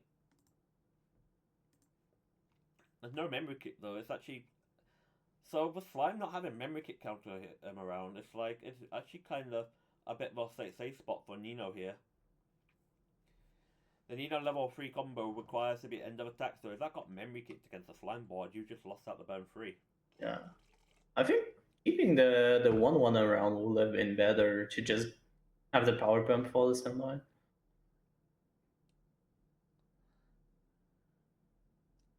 I mean, here you can also say my two back rows are 2/2s.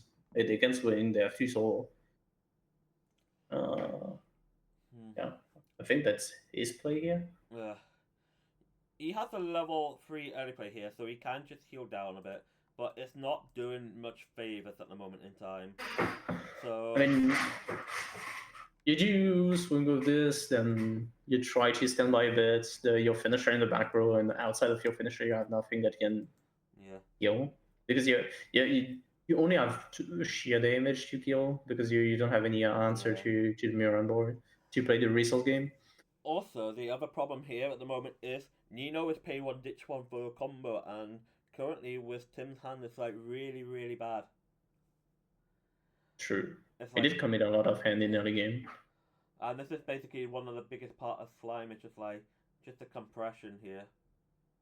But it's just like any damage that Tim can get here would be really beneficial for the next turn or two. Yeah, also, you kind of denied the Milim in a way, the clock kick at least, by crashing, which is okay-ish. Even going to 2-6 is not a smooth spot for him. He's got 2-5 to 2-6, meaning that Tim has a good turn to deal with a follow-up. So even if Tim goes to level 3 now, it's like, as long as he can just try and get something back, it'll be fine. But with 2 cards in hand and just the 1 changer, it's kind of going to be a bit rough. Yeah, it kind of needs to cancel here. Yeah, you want to just try and keep yourself on low 2 so you can just try and build up some resources to deal with the later on game. So, even opting not to clock here, which is respectable. Does search 2. That's already... And search for healers, probably. That's 3 out in the new deck, at least. So... Searching for brainstorms? Maybe you want to mill the entire deck? Milling seems to be would be an idea here. I'm not sure about the potion, though. Maybe he wants to play the potion first, just to heal, and then come again?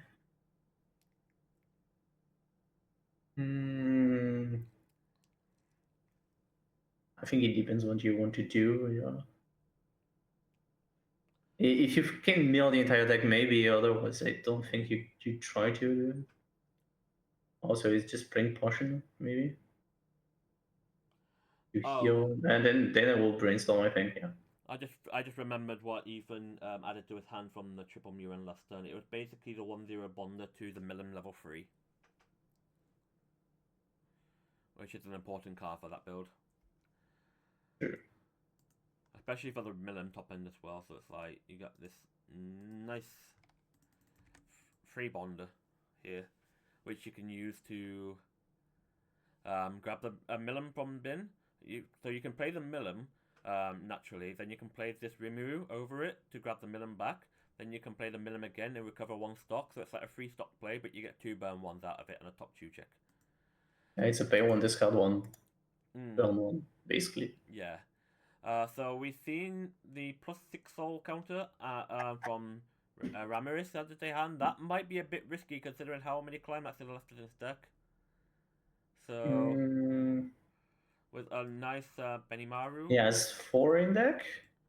Probably somewhere around that margin, but it's still like, if he triggers 1, it might be an issue. So we got this Benimaru healer, and it's also no combo for it, but pay 1, ditch 1.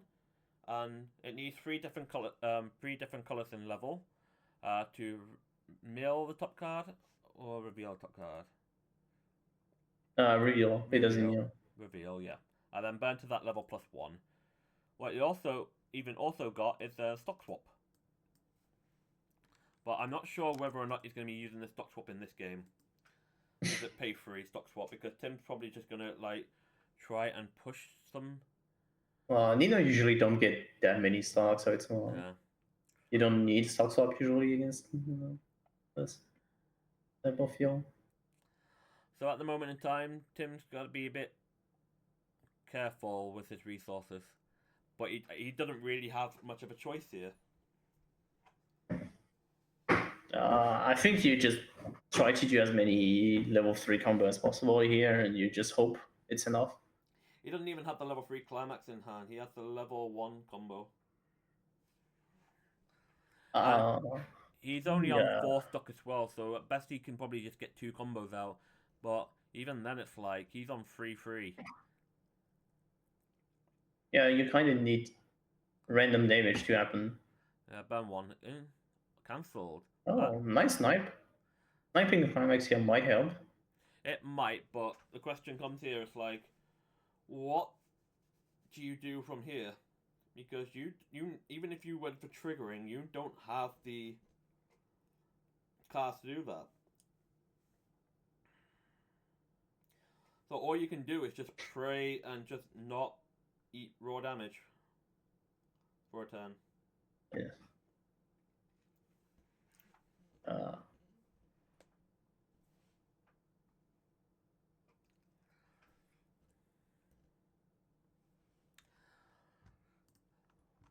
So as we just saw from the Nino burn 1 effect would be this card here. It allows him to change from his hand if he had something to change into. So it just ignores level, so it can easily just turn it back to his hand and then just replay it again. Yeah, that's what he did. Yeah, which is quite funny to be honest. I mean, they just pay 1.1, which is nice. So we're gonna get a level 3 combo out and then see if he can basically sustain another turn. Which is potential here, possibly here. So he's gonna crash board, deny millions, clock kicks. Yeah, that's probably the best play. Cancels the 2. Oh. Not too keen. I saw the top card. It's like that's a standby. It's probably a standby. Yeah, it's a standby. You're not gonna check your waiting room just to see that standby, are you? Yeah, it's definitely a standby. Let's see. There it is, a standby. The question is, what you're gonna standby out here? Another level 3 finisher for next turn. You have to pray. You have to pray anyways. Yeah. Oh, is this 2 sticking? It cancels as well. Interesting. He's paying 3? Oh no, he's paying 2 salvage, right. Pay 2 salvage. That's a good idea. Probably salvage in a third copy. Yeah. Or the ICTL. Yeah, the third copy. Third copy. So he is praying too late 1 turn. When you get... No, I mean, ICTL wouldn't do anything because he's only on 3 stock, so even if he pays, you need 2 stock for it to attack with, so it's like awkward. Oh yeah, okay. Even the ICTL, the new one, on attack. Yeah, it's pay 2 ditch 1, like the old one. So if you play it from hand, you have 1 stock. Oh yeah. Nino's pay 1 ditch 1 end of attack, so it's not worth it. Yeah. So... True. Realistically, Tim is not in a great spot, so the question is, what does Ethan want to do here? Because, for me in hindsight, I think the best play would be to Shion here for the burn 4. Probably Merlin Loop, if you can. Stock swap? Stock swap? Huh? Pay 1 out. Interesting. I mean, if you had like 3 and 6, maybe it's worth it. We don't know the exact conversion yet. The burn 1's on. Oh, is he just gonna loop the Millen, right? Yeah, that's the... Yeah. The norm, I guess. Like, he'll go to 3-5 with the second Millen play down. 3-6 for refresh.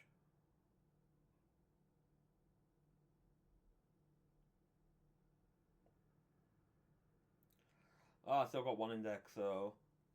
Yeah, he has the Veldora, so he can grab the. Oh. Oh, interesting. If he has a Veldora, why not do another burn one? You prefer to have the Benimaru build instead? Yeah. Oh, I mean, the. that's gonna be game because it's yeah. Last card in deck. What the free cards in stock? I wonder. I don't know.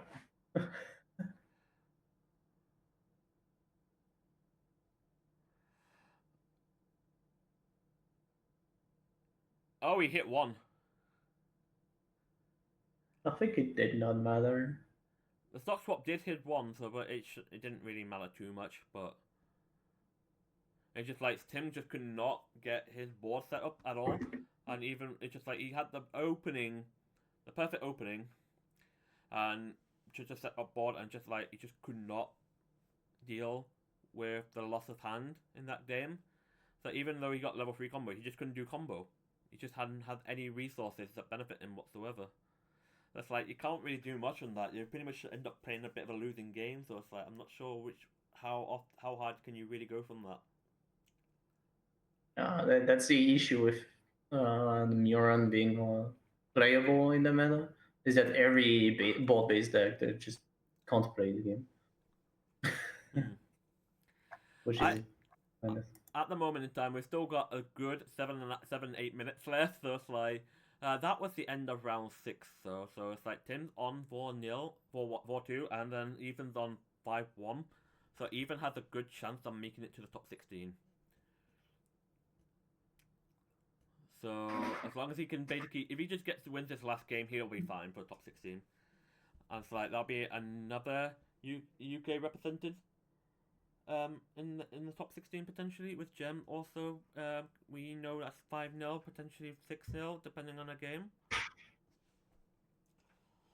So Would be the last round. Yeah, it'll be the last Swiss round. There'll be the last Swiss round after this. But we did see really, it's like why the Yoma Muran got hit on the restriction list.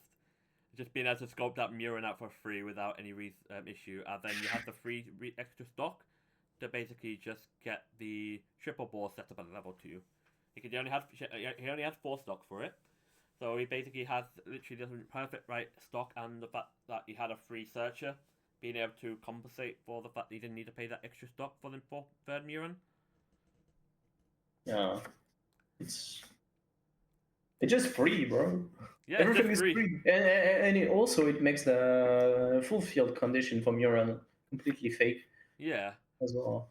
Because with if you want to still be free with the post ban list, you basically you are negging hand and field for it. Because you ditch one, sack one to grab it, so you can get 1 card back, but you exchange of 2 rather than just 1 for 1. Yeah. In terms of Tim's side, basically, he started getting his 2-1 assists out, but he didn't really was able to do anything with those. And it's just like Slime just didn't have to care because it's just like it was just way too big in terms of hand size and board size, sorry.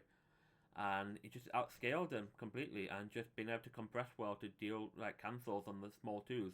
So he just stayed on level 2 pretty much freely, while Tim was just going up to straight level 3 2 got to 3 because he was forced to do that. It just had the end result. It just like wasn't really favorable for Tim, but he can still have a good chance at making a top 16 if he can win the last round. And with Ethan, he just has a good chance even if he loses. So just like, but he would prefer to try and win just to get that safety net. Yeah. Right. So, in the end, we're going to be taking a small break before we're going to get into round 7. We've still got a good 5 minutes left on the timer. So, it'll be a bit of a longer break than the previous rounds. So, just stick with us around and we'll be here for the last round of Swiss. So, be right back.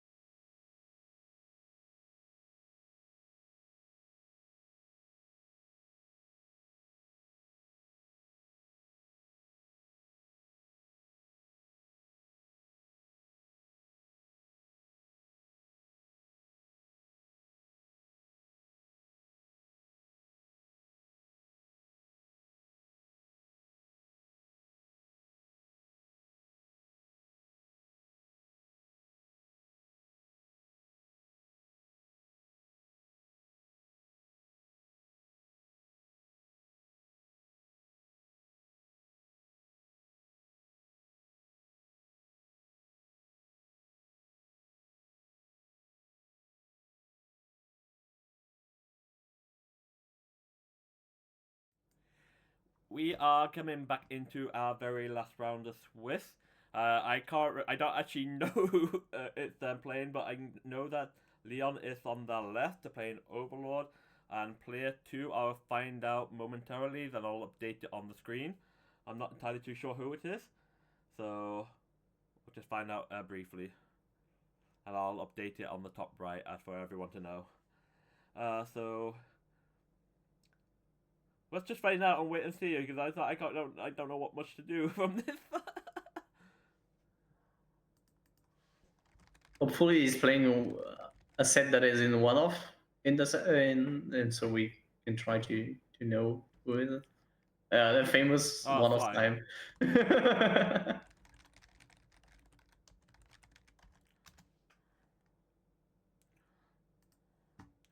Well, I'll just put question mark a player name, and I'll just put Slime. That'll do. The mysterious guy. Mystery guy. Mystery guy.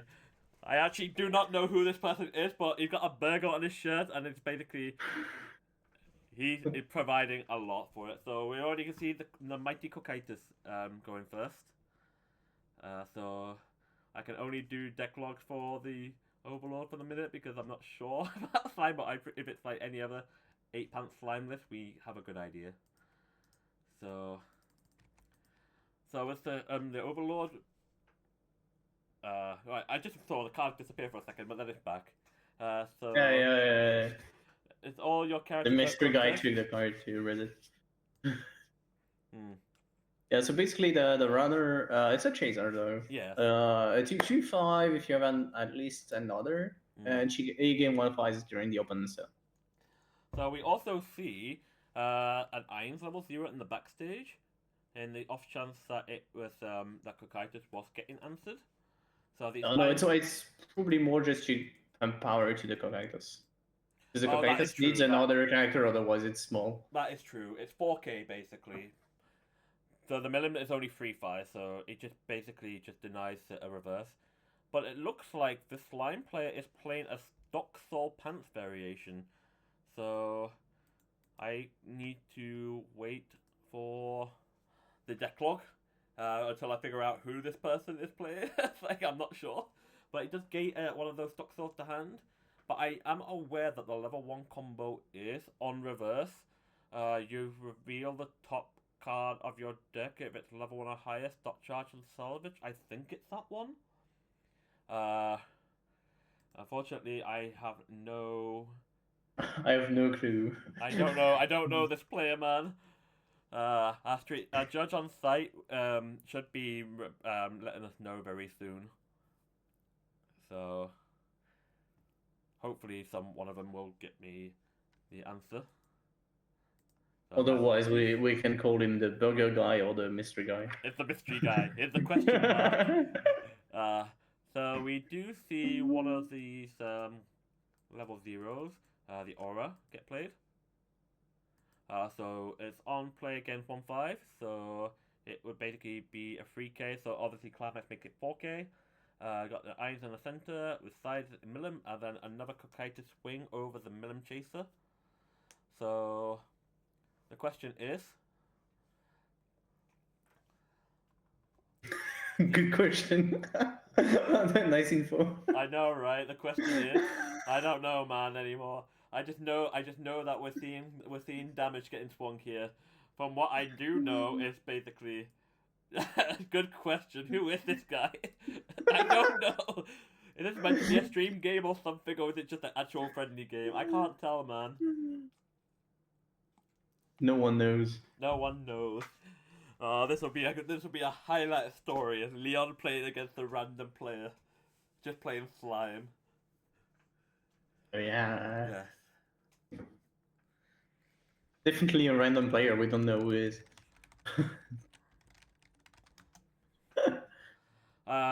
We could just manually check the deck logs to see who it is, but I don't know. How many slime are there? A lot. Too many, I think. A lot. I will check in the meantime the logs. Try to find him. If he is the only one playing that list. So that Shuna is definitely being played here. So we are definitely seeing something. Just trying to figure out the deck log he's been played. Nixut, okay. So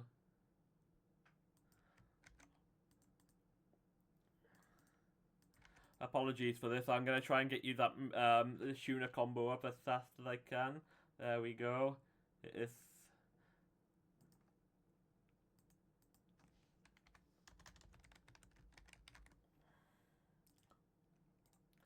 there we go. Update. Hooray! Next up it is. And then here's the Shuna combo. Search. There we go. Level 1 combo here. On attack, you put the top card of your deck to this dock, and then you flip the top card. If it's the Demon Continent character, put it into your hand. There's also a level 1 reverser, which is pretty good. We just see Leon just taking 4.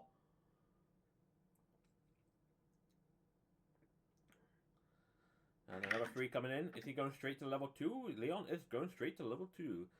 This might actually be fine for him, because if he gets to level 2, he can just set up board completely, and Slime can't do much for it. Because if he just basically locks Slime on 1, he can just pop his entire board, and Slime has literally no resources left.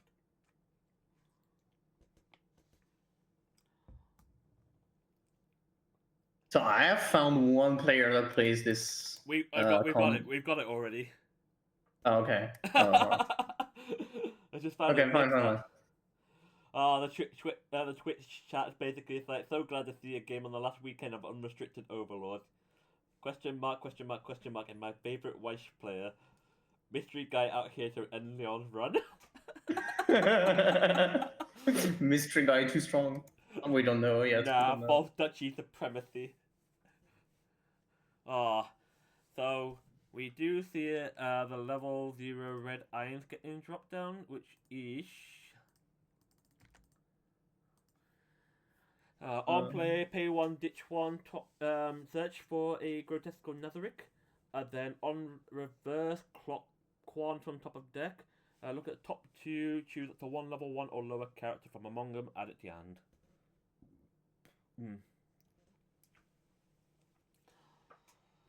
So Leon's just having a think about what does he want to be grabbing to his hand at this point. So Shaltia Brainstorm is a solid option, especially if you want to start farming hand back, because you generally do want to keep your hand going up for iron and the goats. Yeah, the goats as well. Well, the goats were on damage usually. You want to keep hand. Yes.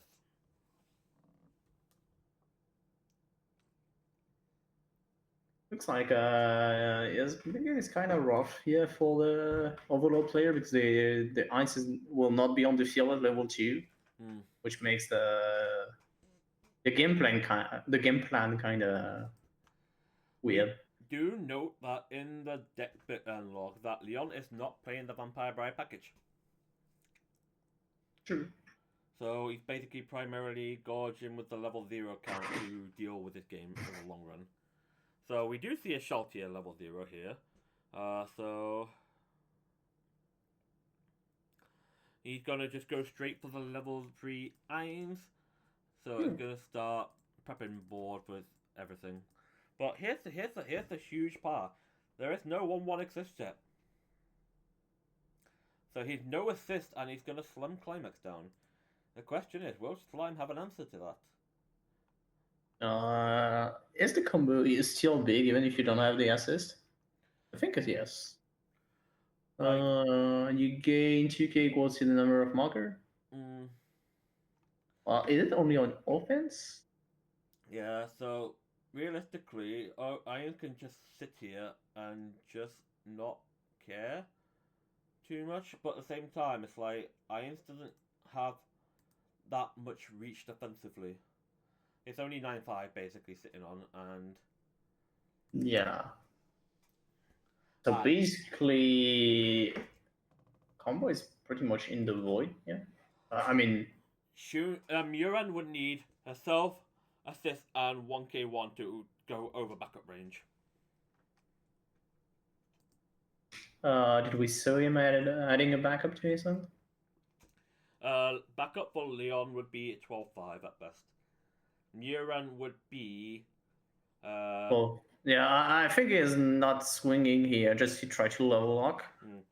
Yeah, But so. Slam is generally playing enough things to clock himself to just beat over the Heinz. I think, yeah, the Overlord is in trouble here. Especially if the Heinz get answered. At the moment in time, it's a question of does he have. Even then, it's like his hand's not actually set up for anything really. So even if he does this, it's like, right, where is your Shuna coming from? You can level the Milim, sure. But even if you get the level 2, you need 4 starts to still play. But he didn't really sculpt anything previous turn, so he might not even have many Murans to play. Or the Shuna. I mean, did Ricky can just grab the 1-0 and then discard one to grab the Muron if he has one of each in hand. It's Otherwise, true. in deck, otherwise you can just grab the Veldora and discount 2 basically to get the It is true. Muron. It's He basically only need one Muron, which is fine for him to complete the answer. Muran is only 11-5 with Climax, which is still which is still backup range for Irons. He needs to have the Shuna on board, otherwise he's not answering the Irons with the counter.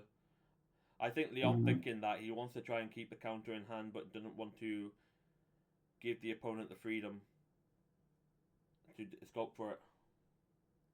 Yeah. But does he have a counter in here? I would assume so. He hasn't really seen much else of anything else, so. So even though Slime put himself to 2, he doesn't have the hand cards in hand to deal to make the board. Like this example here. So he can board a Muran. If one Muron is enough, it will be really sad. Yeah. But that might be enough. Yeah, it's enough. 12-5 is enough. You don't even need a climax. Yeah, sure. In that case, though, it's just like you could just cheeky say that you could just this game's not going to go well for Leon. To be honest, at this point, it's like even though the one Muran, it's like it's still enough to answer his irons. But here's the thing.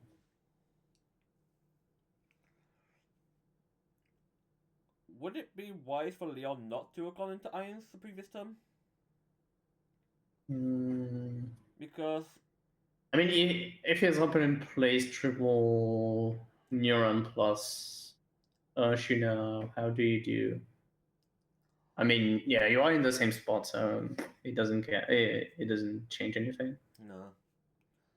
It was probably better to not play the Eins just to push more damage.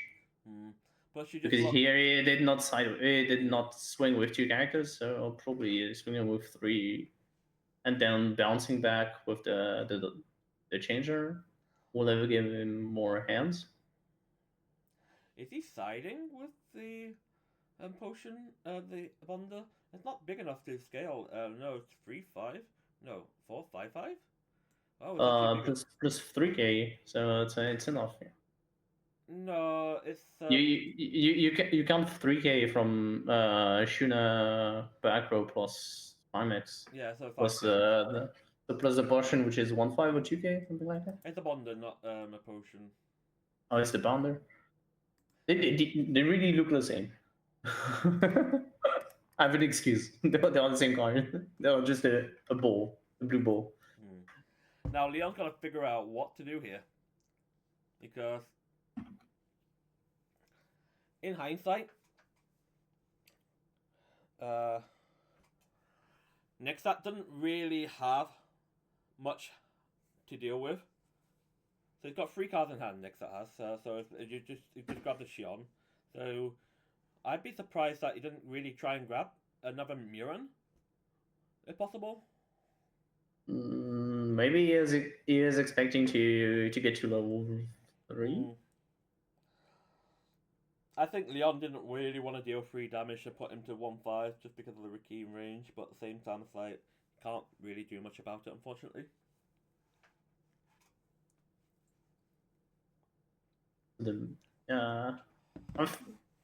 I think Overlord is in big trouble here and has probably nothing to do. I mean, nothing realistic that gives him the a winning chance outside of just being a god at canceling. Even though he got the Shion, he doesn't have yellow available yet, so we have to be careful with that. If only he had the assist. If Leon had the assist, he would have been fine. I don't think it was worth the risk to put the irons down without the assist. True. You could have just ended up leaving it really defenseless, and 9-5 is quite answerable for especially Slime. Is he just gonna mill 3? Well, he's gonna climb that swap first, okay. He's going to CX swap. Oh.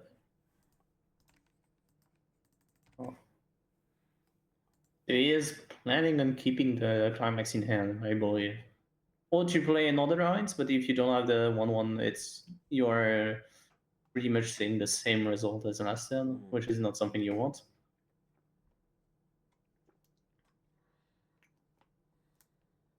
Otherwise, it's just wasting 1 stock. Yeah. On play, gives the next 500 somewhere, even though he can't really do anything else. It's a center stage, he doesn't even get to target. Well, Leon's pushing some form of damage, so it's okay. That's fine. Even though it's 1-1-1, it means all his damage is sticking, so it's all good. Hey. Oh. the card got stalled. He went back.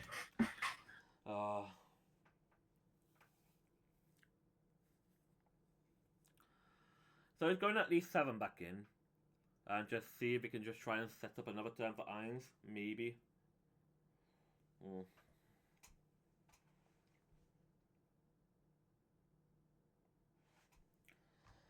So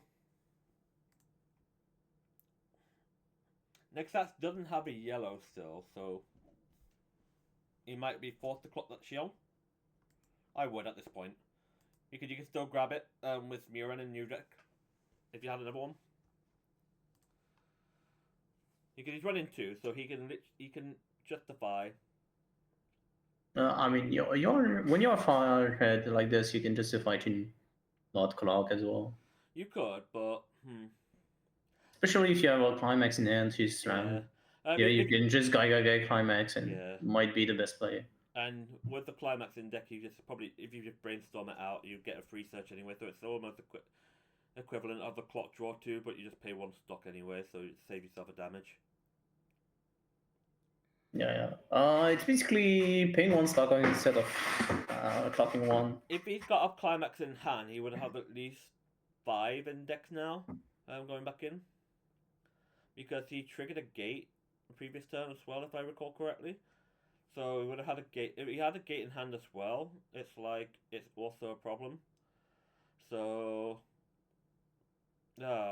he might have been like 4 back 4 in now. Big finning. Yeah, just get 2 more Muran, slam climax, do your thing. Don't even need to shuffle at this point, just if you're gonna just play combo.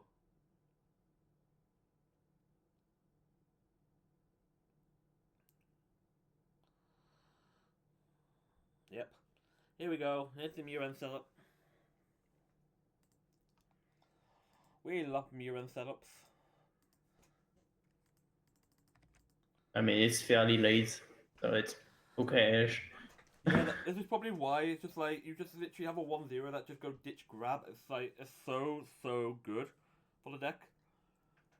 I mean, if you had the 1-0 that just discard 1 search, it will be fine. The issue is it's on a clocking core, which is insane. He is grabbing though a next Thor counter, which is quite a good idea to be honest. Yeah, you just try to survive. Yeah. Just gets a So defensive 2 million burners. Ooh. I mean, also Leon could just randomly just die from here. yeah. I think your idea is probably just grab things that deal damage, things that let you survive, and that's it. Yeah. Oh yeah. Also, he's not playing any healers outside of the potion. What now? The slime player. The only healer he has in his deck is the potion, Hmm. which is interesting.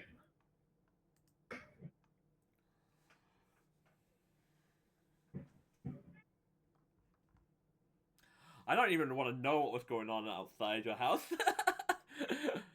That free cancel. I mean, you can't live in Paris without having demonstration every weekend, right? Nah. Good thing I'm basically living in a more secluded area, so I don't have to heal it. Leon did take the free here, so we've still got the last swing to go for 2.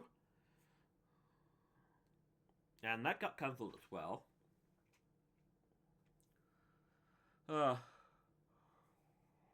That he as the overload player, how do you Oh, feel? yeah.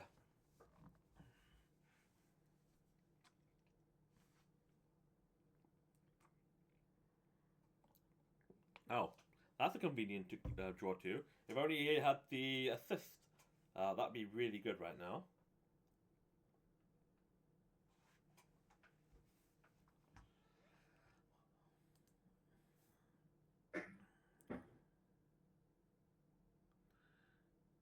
He needs to pay stock for the goats. Which hurts a lot. Because if he had the Irons 1-1 in play, he would be able to play these for free. But because he can't. Basically, it's just doing guy climax with a burn one or a heal one. Decide to heal and hope he survive one more turn. Well, the burn one got cancelled. Oh, yeah, you do both? Oh, no, you do always heal, I believe. Let me read the card. Let me read the card. Oh, there are too many decks. I don't want to read the card. There's never enough cards. There are never enough cards.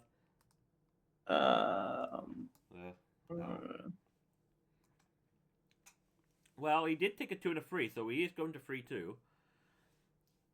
There is the yellow that's going in, so he does have available for Shion.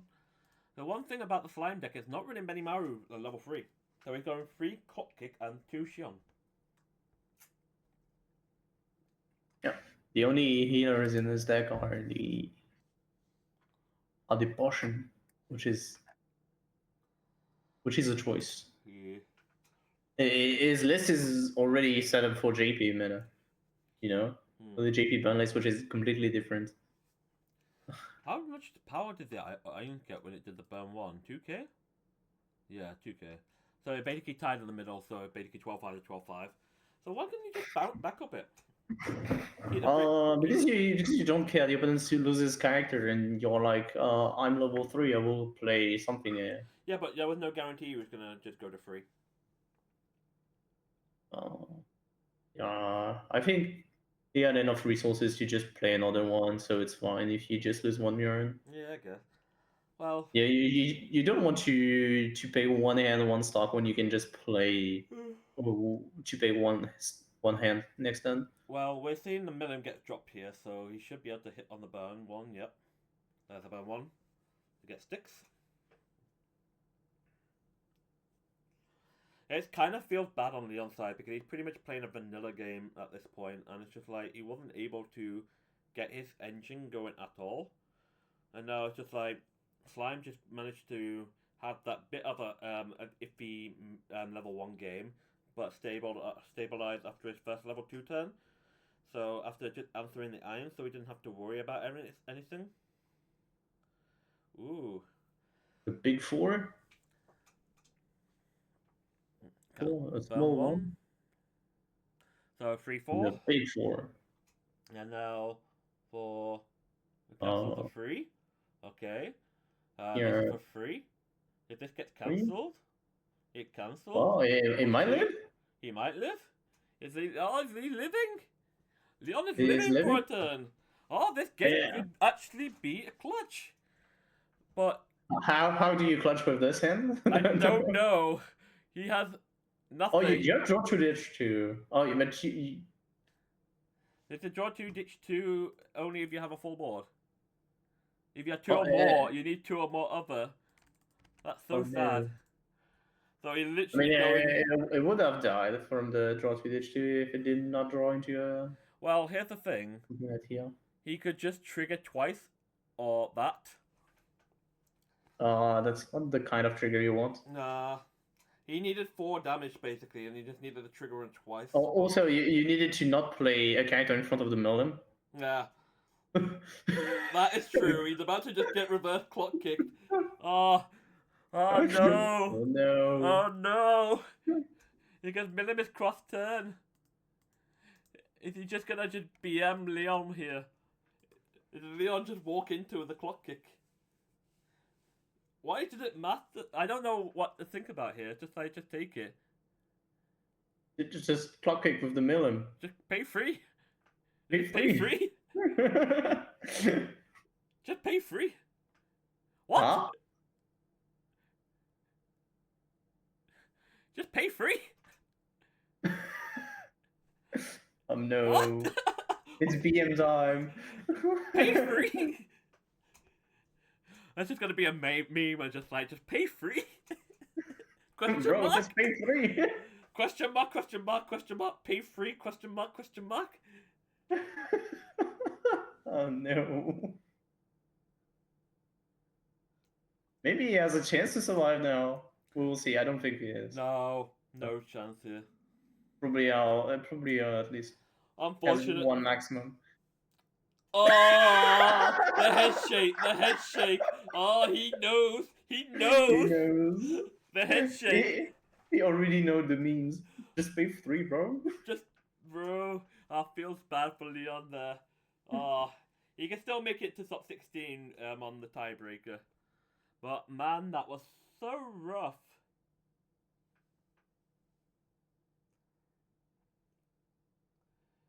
He needs an Ainz character to use Ghost. Whoops.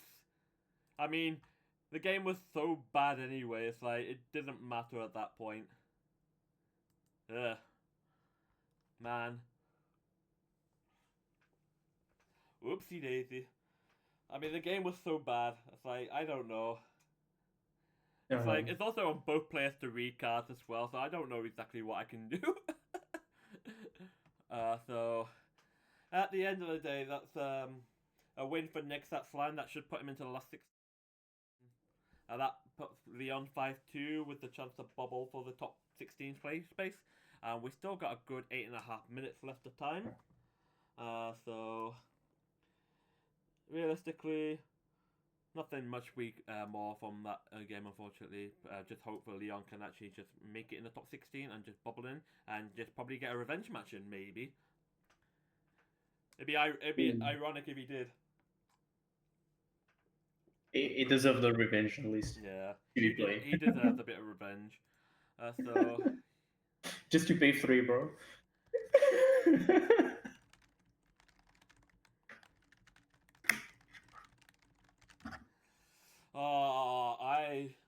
We've only just literally finished the last round essentially, and we will be gonna try and stick around for a bit before we get to find out the top 16, which could be any time in the next 10 minutes. But overall, we've been having a pretty good day of these tournament games.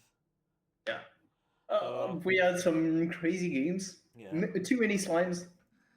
I wish for the top 16 we are not starting with slime. Oh, we'll make If it. possible. So we'll make it. Try and people that haven't been on stream yet are on stream, and try not to be slimed on stream. But you know. But yeah, if there are 9 slime, we're probably fucked. we wanted to try and get Overlord at least one last chance before it, but that just had to end like that. It did not have to end this way, man. Oh, it's actually Uh, So we will. I think at the moment in time we can just take a quick breather just to wait for the top 16 and then come back to do the top 16 announcement just to see who's available for it and what decks they're using. And we could just have a good debriefing about it if we're allowed to. I don't know. I think, but when top 16 starts, we could just have a good deck discussion about it because realistically, we should have a good idea of who's playing what anyway. So we will also try and have an image of the bracket, possibly, but I don't know how much of that we can do, so we'll see. But in a moment in time, we just have to wait for the rest of the games to finish. There's only 6 minutes left on the timer, so we will just have a quick, like 5 minute, few minute break, just to then come back in, do a whole top 16 announcement, talk about the decks that are going to be in top 16. Then we will just go from there, and we'll have another little break after that before top 16 actually does start. But anyway, we'll be back in a couple of minutes, so be right back.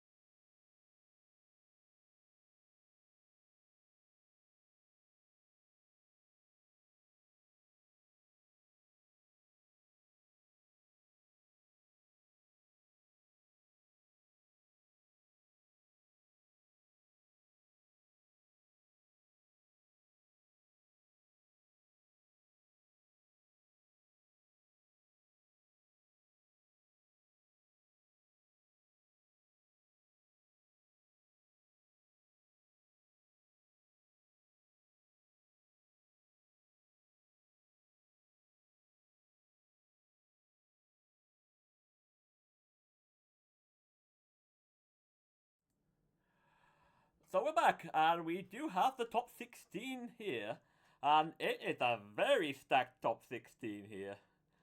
So we are looking, assuming that all the deck checks are done properly. So we're looking at Entei against Antoine. We got Celed MB against. Oops, easy. 1 second. Celed MB against Pekek Sovan, which are host against Jabi, which I think might be our game to highlight for the top 16. We got Marcus against Ken DG. We have Gem against Nendo's.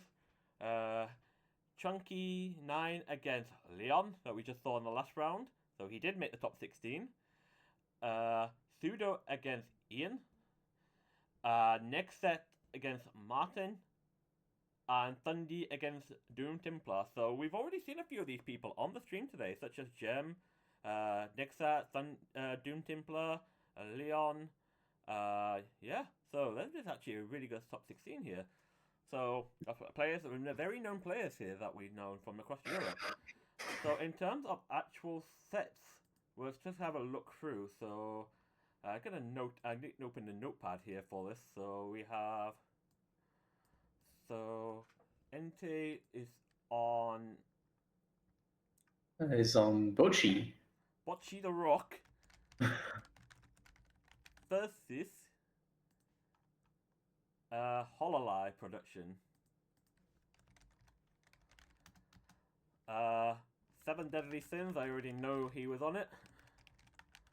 I assume he's on it. I think he is on coins for Bex. Pekix. We'll tell you exactly, but he should be on coins. I know. I just wanna have a look and make sure the quintessential quintuplets are just crazy. Yeah. Yeah, we're having this one on for sure. SDS versus. Actually, we've already had. No, we had Quince versus Slime, right? Yeah. So that's. Yeah, it was Nino versus Slime. I believe it is playing the 5 years deck. So we'll have Slime versus 7 Deadly Sins again. That's 2 7 Deadly Sins here. Ruby we saw on stream already versus Ruby. No, is it Ruby? No, Leon's. No, Nendo is Ian's on the Ruby. Nendo is on Freerun. That's a nice matchup. Chunky is on. Where are you? Slime. So that's another Slime versus Leon. So Overlord again. And Pseudo would be on.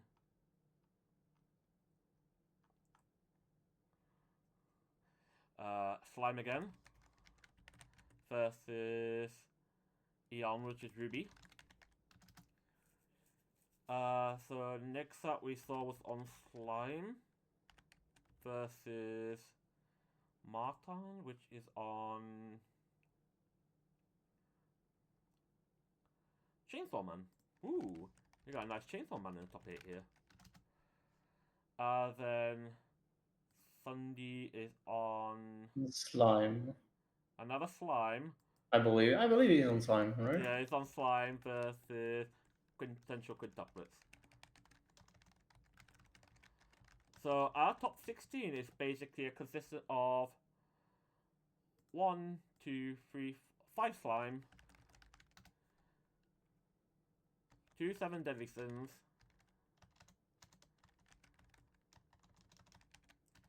2 quintuplets, 2 Ruby, 1 Bocchi the Rock, 1 CSM, 1 Freerun. That should be our top 16, right? 5, 7, 11, 5, 7, 9, 11, 14, 1 Overlord, and 1 Hololive. What's the Hololive build, I wonder? Probably Cunny Marine. Antoine Perron. We had this person in round 1, didn't we? Huh? I did not catch what you said. We had Antoine round one, did we not? I No, don't. it's Maury Marine, Cali Marine, choice door. Yeah. Not Chloe, Maury.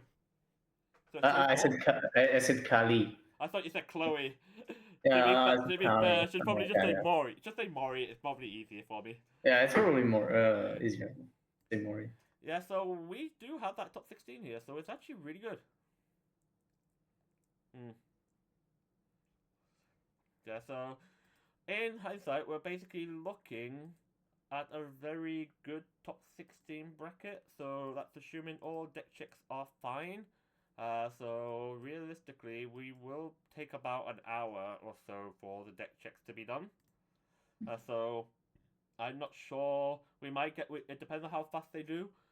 So it could be anytime within the next 30 to 45 minutes, maybe an hour, depends if there's any issues.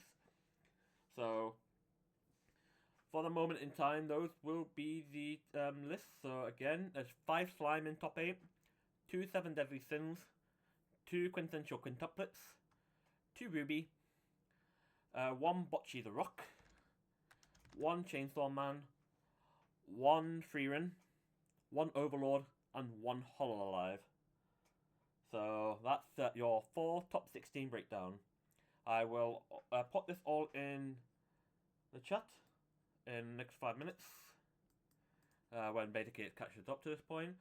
So for now, I will leave you guys to basically have a good 45-minute hour break, and we will be back with you for the top 16. If the matches are going to be what they think they are, we're going to be having 7 Deadly Sins versus quintessential quintuplets for a top 16 match. So basically, our hoster for today against Yabi. So that'll be a fun match. So anyway, we will catch you briefly in about 45 minutes to an hour. So I'll just basically say be right back on the screen, just saying top 16 deck checks ongoing. So we're gonna get something to eat, and we'll see you in a bit. Bye now.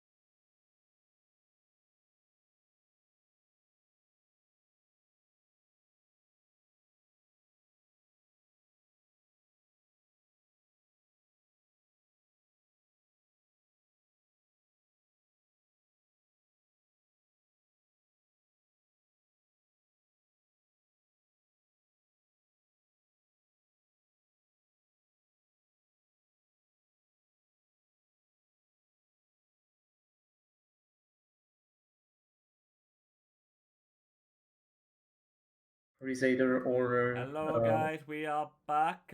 We are basically just about to start our top 16 matchup, and it's gonna be a very super spicy matchup for this top 16. Unfortunately, we had a bit of a disqualification in top 16, so that means Overlord will not be in there. So instead, our 17th place will be moved into the top 16, and now we're going to be having a match of Bocce the Rock versus JoJo Bizarre Adventures, and I'm actually kind of looking forward to this. This is a stoked top 16 match to stream, to be honest. Wouldn't you say? Huh? You okay there? Yeah, I was full lagging. Oh, I can't believe this, man. It's crazy. Hope it's fine now. So we are literally going to jump into the game. Both players are just about to get set up, so we will just hop over. So, with Bocce the Rock, it did go for a 7-0 in the Swiss, apparently. So it's going to be a very, very interesting event build that we're seeing. It's basically going to be a standard bar door build with your Bocce the Rock level 1 combo into your Rio level 3. While the JoJo list is actually quite interesting because I've not actually seen this list before compared to the standard ones. So we have a level 1 choice combo with a level 3 gate combo. So it's going to be interesting to see how both these mechs match up. So, I believe the JoJo is the level 1, level 2, level 3. For the combos. Yeah, he does play 3 combos. Yeah. Oh, there 3 different combos? Yeah. Oh, right, I see. His choice, 2 pins. Yes, I see now. I mean, it's pretty hard to see with the list. Yeah. Lie.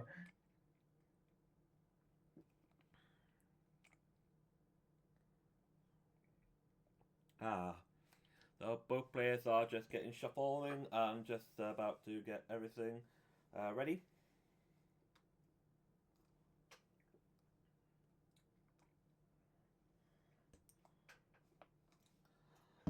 Because we have to do a manual top 16 check, so everyone's decks basically have to reshuffle off completely. I cannot tell which one's first and which one's second, so I will just wait for them to see who makes the first move. But it's interesting when you have these first, second cards. It's like, and you know it in person, but when you're watching it from a camera, it's like, I don't know which one's which. True.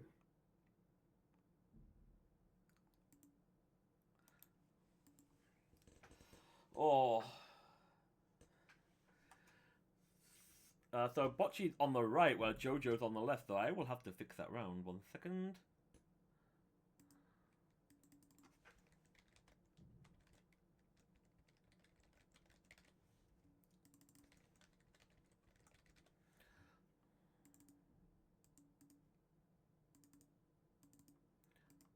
There we go.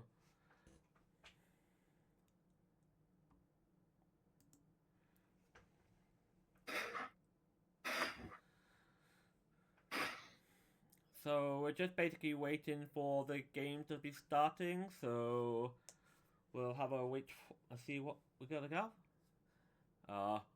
That is a massive jug. Is he just chugging that? That is massive. Just massive, bro. It's like, did he just chug that? It's like, I'm kind of frightened how big that is.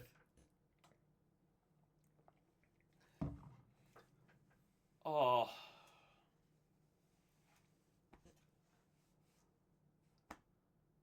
I guess you want to drink a lot of water.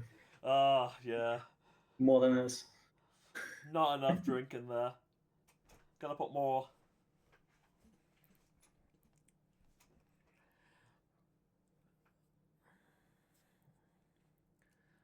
So the stream game is already, the timer has already started, but obviously the stream game has the extra bit delay. So that'll be on its own timer. So about to start here.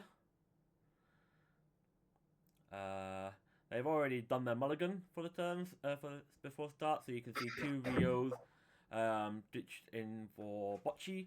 Then you can see 2 yellow cards. I'm not too sure. I'm not too familiar with JoJo characters, so unfortunately I'm pretty useful at that. But we see Bocce is taking the first turn, so we do see the 2-1 getting clocked for turn.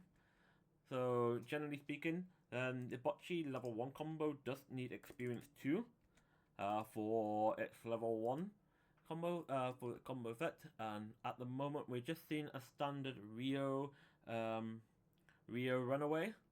So if it got something facing it, it can run to somewhere else. So I see a 2 stuck in for starters, and over to JoJo's turn. They're gonna clock. There are a lot of cards in this deck log for JoJo. There are various different rarities, so I might be a bit slow on the uptake on which card is which. So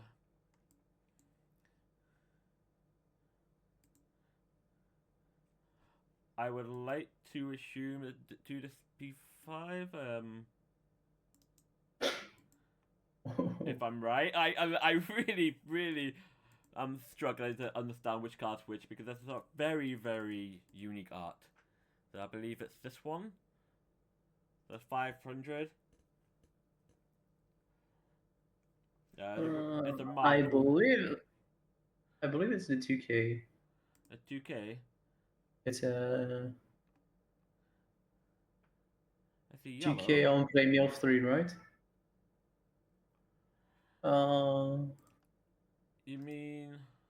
And you can discard itself. No, discard 1 sack itself to put your waiting room for. Like this one, yeah. Yeah, I think it's that one. That's like it's very difficult when it's like quite blue in the back. There's a lot to going on We for are these seeing art. the Bocce cut. So Bocce is essentially going for a triple board. You swing with the brainstorm, then moving the brainstorm back after. You got the brainstorm and a level 0 clean cut. So this brainstorm is really it's a really strong brainstorm. The runaway Rio that helps you to get an empty space. Yeah. Like more chance to more space, aren't you? JoJo's gone straight to 1-2 in here, and after just 3 attacks so far. Definitely not a bad choice. One more in. Being able to get the clean cut to the brainstorm in the backstage, which is good. The brainstorm is a nice plus hand size enabler. So in a deck like this, where you are going to be plussing your hand for days, especially with your level 1 combo setup, so he does have access to the experience when needed. In the JoJo back row, you just pay out the 1/1, which is the 1/1 is self tap minus 3K, I believe, or minus 6K. Minus 3K.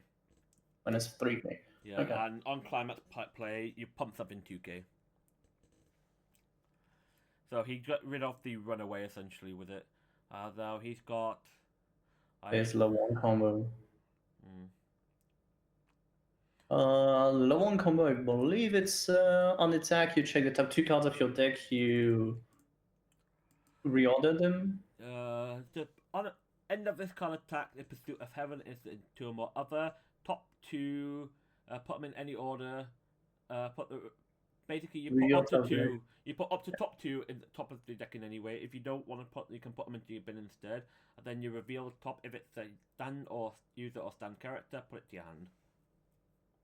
Yeah, so basically what you want to do with this is to guarantee 1 cancel every turn by just putting the climax down.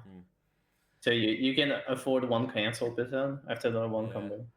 It is end up card attack, so Bocce has 2 cancels already here. That's actually pretty not scary. So we do see the level 1 combo hitting here, and adding to hand a level 0 blue, which I believe was the brainstorm. Bocce does go to level to 0-6, so it can just accelerate to 1-0 next turn. So what added to hand will be the overwrite Joseph counter. So on when you use the backup, reveal top card of deck, give it a stand use or stand or Hammon. Put it to your hand and discard one. So going straight to level 1 here, so ready for the experience needed, which will be vital for his level 1 combo play. It's interesting because he is giving up an anti-change here. Yeah, sometimes you have to give up the anti-change, but he is running 2 in the deck, so he should be fine. Probably. Because from things I know in JoJo, the best card are early plays. The early play that just on play draw to put one card off your hand into stock. Yeah. It's probably one of the strongest cards in the set. So I say the brainstorm, we see one climax here, they're salvaging exactly the bocce level 1 combo. So on attack, that bocce is going to be 6-5 with the climax, and defense of the opponent's character is going to be 6k. So I see the Rio is coming down here just to get that extra power pump for bocce, so it goes out of counter range. Because the Rio is on attack, it can basically pump it X power, X to the number of times 500. So it's a full board, it's plus 2k. So this Vitari is a very good card for this deck because it's literally a case of it's a ditch one salvage debating depending on how many of this level 0 bocce you have in your waiting room.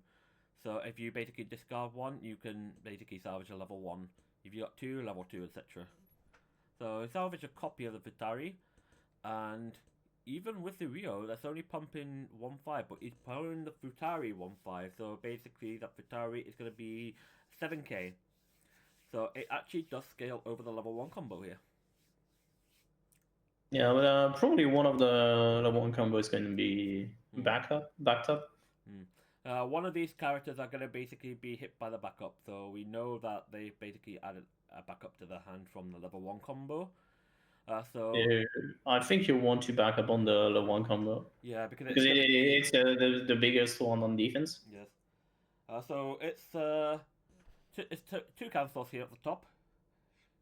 I mean, one was guaranteed because he was checking. It did put it back with the combo, and that's the main strength of JoJo, in my opinion. I mean, of this deck is to have a level 1 combo that allows you to basically guaranteed one cancel every turn. Yep. And also your level 1 combo kind of sits on field, which is helpful usually to loop the combo.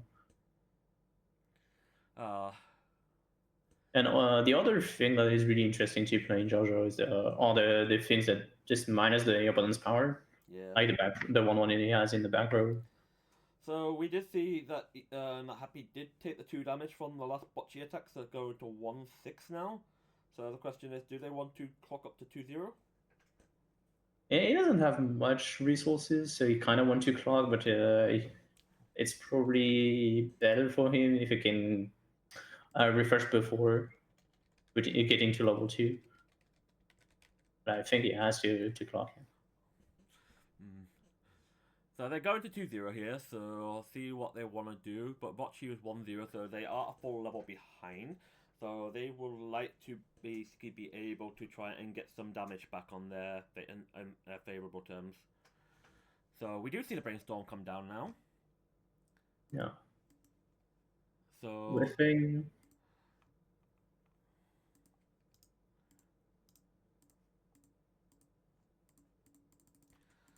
So they got brainstorm here, and it also experience 1 gives something 1k power. So it's pretty good for that. And we are seeing these are so expressive that I can barely make out. I believe he moves the 1-1 forward and then got another blue card in the back row. The blue card in the back row is the self tap. Interested host. Tap self. Level swap. Level swap, right? Yes. And the other effect is discard 1, send itself to memory. Target one of your character on field, send it to memory, and they both come back next turn.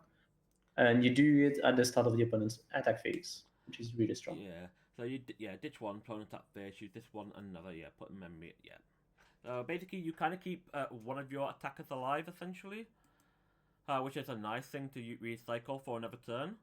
The last card that's paid on the right in front of the Rio Chaser is a bit, I'm not sure what that is because of the glare, but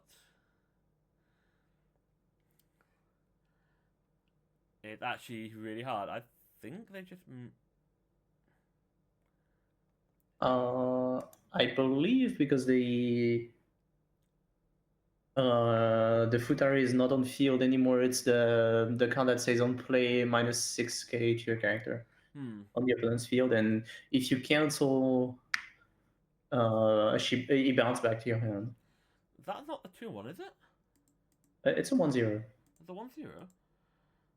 Oh right, yes, that's the one. Yeah, because it just right. I see that now. It's like so many different arts. To be honest with you, it's really hard to identify what's what. Yeah, you could have at least be consistent, like max rarity or not.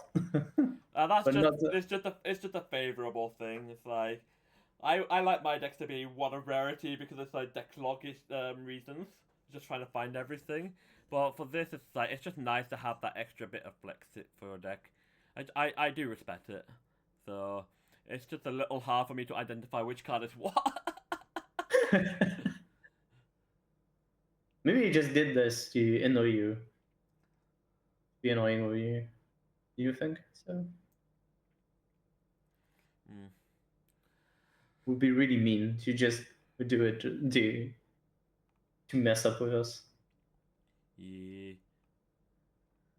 Oh, this brainstorm is what he wanted in his hand, not his brainstorm. What? Hit 3 bocce level 1 combos and the climax, so he can just grab a level 1 bocce combo if he really wants to. I mean, you can just try to push for damage. Not push for damage, but to kill the opponent's board with this. It's probably explaining the back row. Yeah. Yeah, what do you need? You need 500, 1/5, and this you need 1k, 1k, 6/5 to kill everything. This was the card in the left side that basically managed to pop out the Brutali level 1, the Gwethin GGD. I still can't identify that last card, but I think it's the same card or similar because I don't know honestly, or it could be a. Which card are you trying to figure out? It's just the one that's got the bit of a glare on. So at the moment. It's the level 1 combo. It's swap it. Yeah, fair.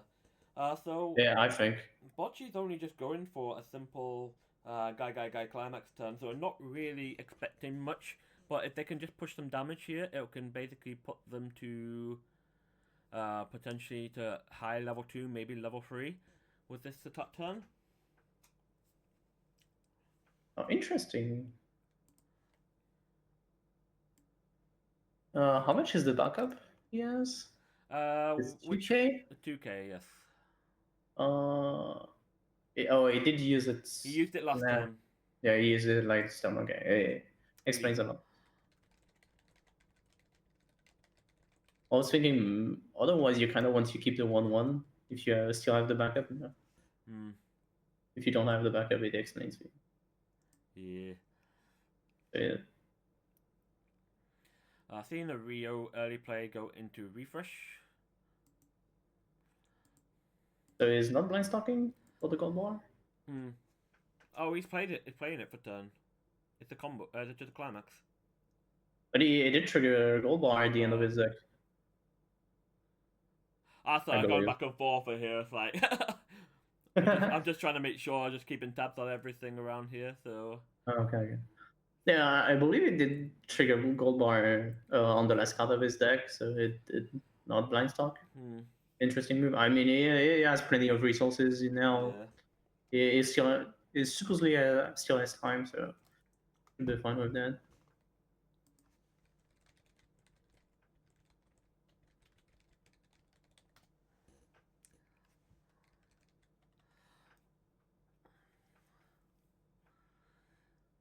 So we're happy going back in, refreshing the climax. So taking another 2, so going to 2-5. If this sticks, ooh, that's another gold bar. They're taking the stock from this one. If this sticks, that's straight to 3-1. Oh, cancels on 2, so that's really good to keep themselves in the game here. Going to 3-1 would be very hard to come back from. He has to place back the 2 from memory. Yeah. Yeah, so that card's meant to come back now. Yeah. They're just realizing it now that it's just coming back.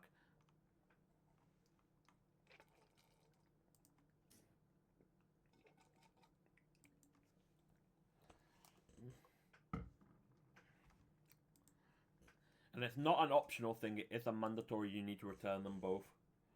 Otherwise it would have been broken. Like, this card 1-2 memory. Yeah. And it's strong. Yeah, I see a 1 hit on the brainstorm, so that's fine to keep their hand recovering. Or just trying to keep up their game plan for the next turn or 2. It's like at the moment kind of in time, weird because JoJo is not a deck that wants to do a lot of resources. Usually it's more a deck that grinds the damage more than anything else. It's not in a good shape damage-wise, yeah. No. And his opponent has a shit ton of resources. JoJo does not have access to an early play healer at the moment in time. So it does slam a 2-1. Is that a level 3? Yeah, it's the 3-2 that says draw 2, stock 1 from hand. Stock 1 from hand. It's better than draw 2 additional. So it's almost like like we had talked about the Suisse earlier, or what was it? Was it Suisse where it just basically tried to put hand to stock instead of heal to stock? That was funny. So they do try to keep up their hand advantage, but they're not healing, so that kind of puts them in a awkward spot. But at the same time, if JoJo can just put Bocce to level 3, I don't think that's a good spot for JoJo. Like, yeah, it doesn't feel like the best solution to push the opponents. Yeah, I just think it's like at level, if you put them to level 3, so that's 2-4 now. So 2-4, they can just basically sustain a board and just heal down with the real early play package. But Bocce's hand isn't being able to do what they want to do, which is being able to recycle combo, because I mean, he still has a lot of stock in hand, and the Bocce finisher costs nothing, so he's still in a good situation. It's still a good situation for the minute, so it's like, do you want to clock here? He has a climax in hand, or maybe 2, so you don't need to clock. I think it's probably better to not to.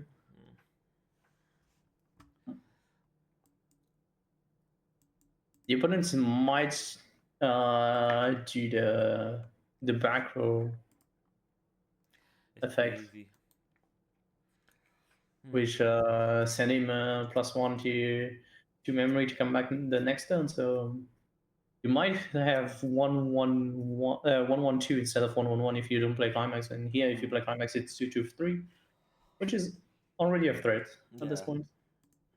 So the with the JoJo combo, we have a look at it here just for level 3. So if they go to level 3, which is expected on the next turn, it's pay you 1, ditch 2. At the end of the attack, experience 6, deal 4, and then if the card facing it is reversed, deal 1. So in hindsight, Bocce might just go and crash board to deny the extra burn 1.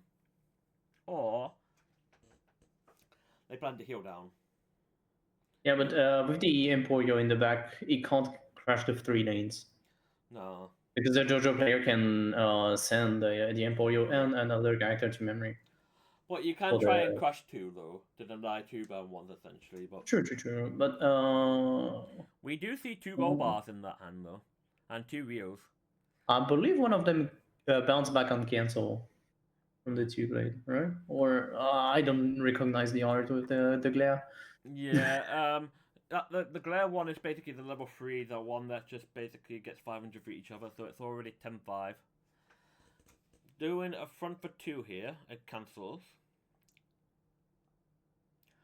They have the same power, but if cancel, he bounce back to hand. Yeah. Yeah. That's this one. A 1. Okay. So they When both you die. wouldn't you want to do the level 0 though? Just because if you're gonna go to level 3 for sure, just to keep that keep that lane open for reverse for the next turn, and you could just deny the stock bomb, so he can just deny them and the reverse a mill up to 3. The stock bomb is against the level 1 combo. Everything was level 1 higher. No, but the stop bomb though, it's just like it stops him from Bocce from milling a Oh, card. true. So if you were to do that, you deny that lane, so you can basically keep that lane for last anyway after you just start doing your level 3 combos. It was probably not expecting to cancel. True, but outside of the one guaranteed cancel, so maybe you just wanted to true, but you want to be have safer. you being it's been safer, but there's also risk of not being able to get the reverse off, and you want to have at least have a reverse because the extra burn 1 is really good value. Plus, JoJo's stock count is not that high, so they want to take advantage of what they burn 4 they can get and that extra burn 1, considering that NT is now at 2-3. The main appeal of JoJo is not the finisher, so can be considered not to just go like this, because this time he will be able to deny 2 lanes. Well, Because he set it himself to memory +1.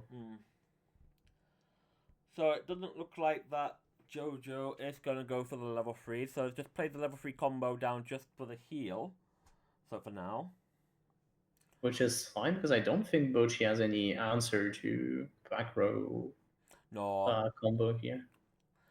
It's not going to be that. It's more like JoJo's going to just try and set up hand resources and potentially and just trying to push some damage.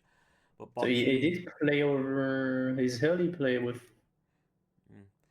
a level 1 combo? But yeah, but it's like, there is a level. I don't know if it's the same one actually. I think it's the same one. It's the full version and the normal one. The Pursuit. It's Pursuit of Truth has a purple background, so that would be the level 1 combo, yes. So I mean, for the 2 characters he has on play, I believe. Bocce would rather take this than cancel. Bocce is a 2. I mean, if he cancel both, it's okay. 2-3. Okay, so come to the question now is how much aggressive do you want to be with Bocce?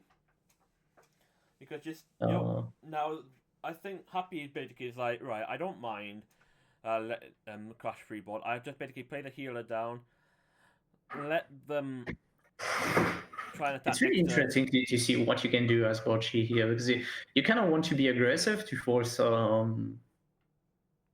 you kind of want to crash everything to force the level 0 that will send 2 characters in memory to avoid reverses, but you also want to be aggressive in terms of damage to try to end the game simply. It's a really interesting spot. So, in my opinion, would you try it and just go guy climax and try and do 7 damage here, or because it's like I would try to do guy climax with the weakest character possible. Yeah, but at the same time, it doesn't really matter though if he goes weakest because he's got the center memory in the center stage, so he's basically removing 2 things off the board. So if you go guy climax, basically it's 2 free to kill. Yes, that's the idea, right? If I go guy climax, the objective is to have more lethal chance if he puts you in memory this turn to deny the reverse. Otherwise, I go for just deny the reverse by crashing myself. So putting level 0s will be my play if I can. I mean, we don't always have the chance to choose. Ooh, the brainstorm again. Interesting. It might basically be looking to early play heal again. Definitely, yeah. I don't see any reason why you will brainstorm here other than just trying to heal. Maybe because you had clean bottom deck would have been clean stock, so good compression and stuff. That's one climax. So I get to salvage one, so you can just salvage the bocce 0. Yeah. I see. Now you can do early play again. Assuming they've got an early play. Oh, I he's mean, playing yeah, it from hand normally. Interesting. yeah, I think it's better to play it from hand Like, because I here's the mean, you thing. you don't need to pay much stock for the finisher, so you will have No. enough. Well, it's more just It's paying better out. to keep the end, I think. It's more just paying out that stock because Jojo does have a Fumio available for him. So True, but it it just. doesn't feel like Mm, it's threatening too much. yeah. Oh, another gold bar. That's 3 climaxes out now. So interestingly enough, that Jojo does opt not to do the level 0. I think he's afraid of just doing the level 0 to get the reverse and just die from the direct. Mm. And that's probably a fair choice. It can be so, but sometimes you have to take the risk. Otherwise, you're not going to reap the rewards. Because right now, Jojo has a essentially a full level behind. So it's like almost 2 levels. So 11 points of damage is needed to win on Jojo's side, and even if you do level 3 combo twice, you're not really in a sustainable position where it's going to actually be um, significant. So, well, I guess he got 2 reverses off, so I didn't need to deal with the hand size, I guess. So here you have to kill with only burn 4s. The opponent is kind of compressed. Uh, Bocce is Not too much, I think. Bocce is only like 3 climaxes out, maybe 4, because Uh, they know they got the gold bar in hand, and they've basically brainstormed a comeback and have another a gold bar available in bin, so it's already 3 minimum. I just don't remember whether or not he has another gold bar in hand before, though he had 2 to begin with. So it really is a question of how's that deck state looking for the bocce player, because realistically, it's he's looking like 4 in 16 or something like that. roughly 1 in 4 basically. Yeah. Realistically. Uh, So 1 in 4 you can kill with burn force, but it's yeah. not likely to happen. We I do mean, see a copy of that draw to hand to stock one. yeah. There's like 3 different arts for this, isn't there? No, No, only 2. there are 2, right? He has 2 copies of the early play in front, 1 copy of the finisher in the back, and the other is the brainstorm.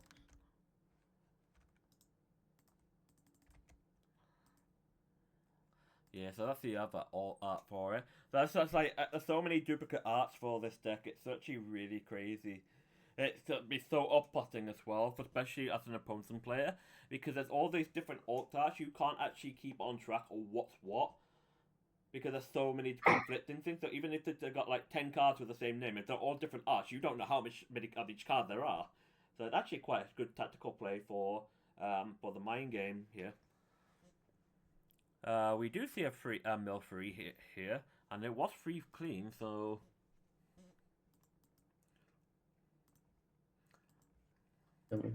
Small helmets to get. I don't know which card it is. so One climax. Oh, CX up. Okay. a climate swap, right? Yeah. Yeah, we see that climate swap in the play. Just vanilla climax. So. Shrinkle. So I'm gonna move. So we are looking at double finisher. I don't know with the glaive a second copy of the finisher or not. I don't think he put a second. They put a second copy of the finisher down. So it's just like it's probably just gonna be the 1 combo maybe. I don't think they have the hand either, because it looks like they've only got like 2 cards in hand. Oh, it's A1 pitch 2. Oh yeah. A 4 coming in though, and cancelled on 2.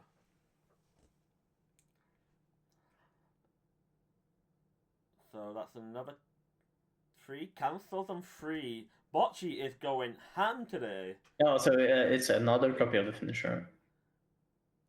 Also, there is another. It is a finisher, right? It's just a different art for it. Oh, But it's the regular art and not the foil one. I can see the regular face now. There we go. The regular face. The 4 does stick though. And then burn one? Yep, a burn 1 will come following. Just trying to adjust the stock to get it out of the way from the level.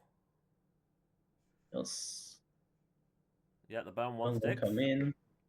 So here you need everything and you need trigger choice. Oh. Get the hand. My man, if he kills with this. Oh, if that choice actually was so beneficial. Ooh, the 3 sticks. You need the 40 stick.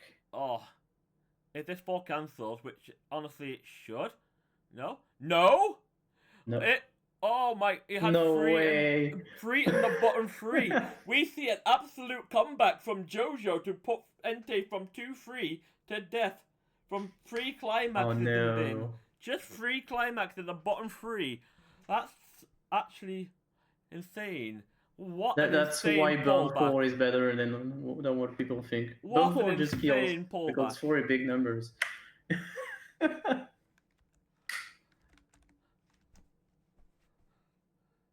I'm just like, I am crazy. That is insane. It's like, you know what even the worst part is? The burn 1 would have stuck as well. That's completely true. Because the top card with the Mochi level 1 combo, it's like, oh, I feel so sad for Entei for dying there. That just feels so grim.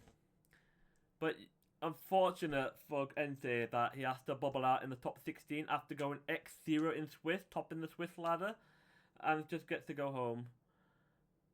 With not even getting a top 8 mat or anything like that. So unfortunate for Entei. So commiserations for Entei for this match. Hopefully you'll be able to participate better and get better luck in the next one. And congratulations for Happy for being able to make it into the top 8. We are going to see what the other matches are like. I will just try and ping to see what's going on. And hopefully we'll get some update real quick. Let's just tag.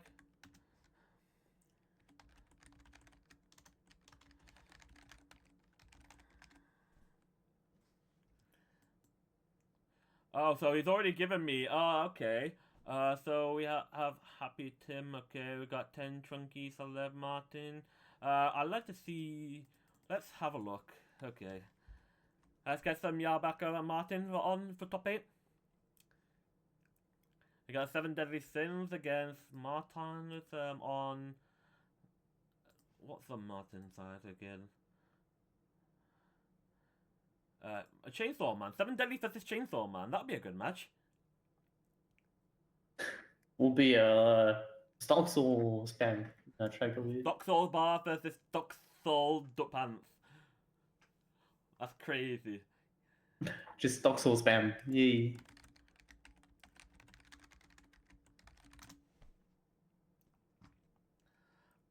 So we're gonna have those real quick. So I'm just gonna adjust everything. So.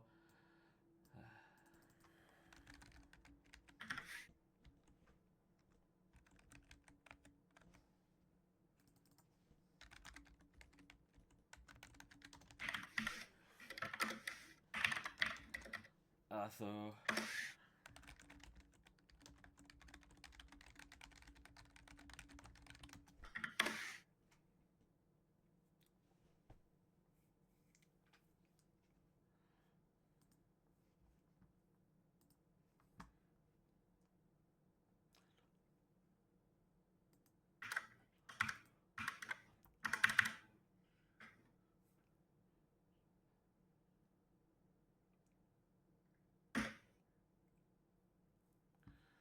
So we're just briefly waiting on just something to come through. So just get me. We are literally going to jump into the next game and almost immediately. I don't think we will have many pulls, many breaks now. the top just go faster. Because usually, Nefarious is asking us like, should casters should have to check card pool deck list to check? It's like we do. It's just like 40 different card arts. I don't know what to do. Oh my days, that is absolutely mental. Oh, just gonna wait to see how the rest of that game gonna go. So we will be just waiting on the next.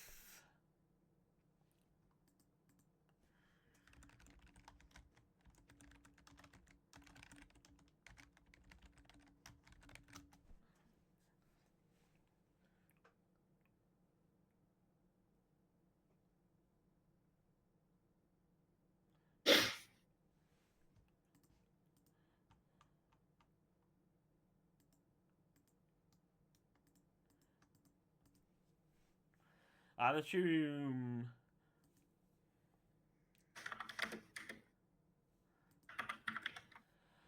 So we know that these two players are coming onto the next stream game will be one of the best two players in Europe. There we go. See the reaction just going on. Everyone's just like absolutely mental on Twitch right now.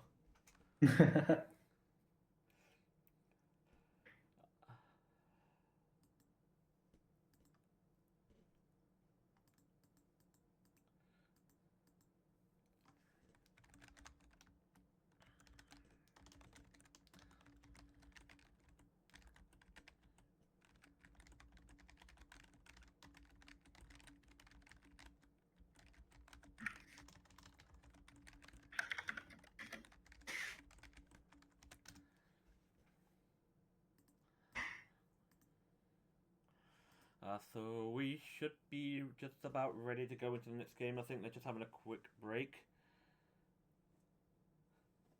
Just waiting for everything. So we should just.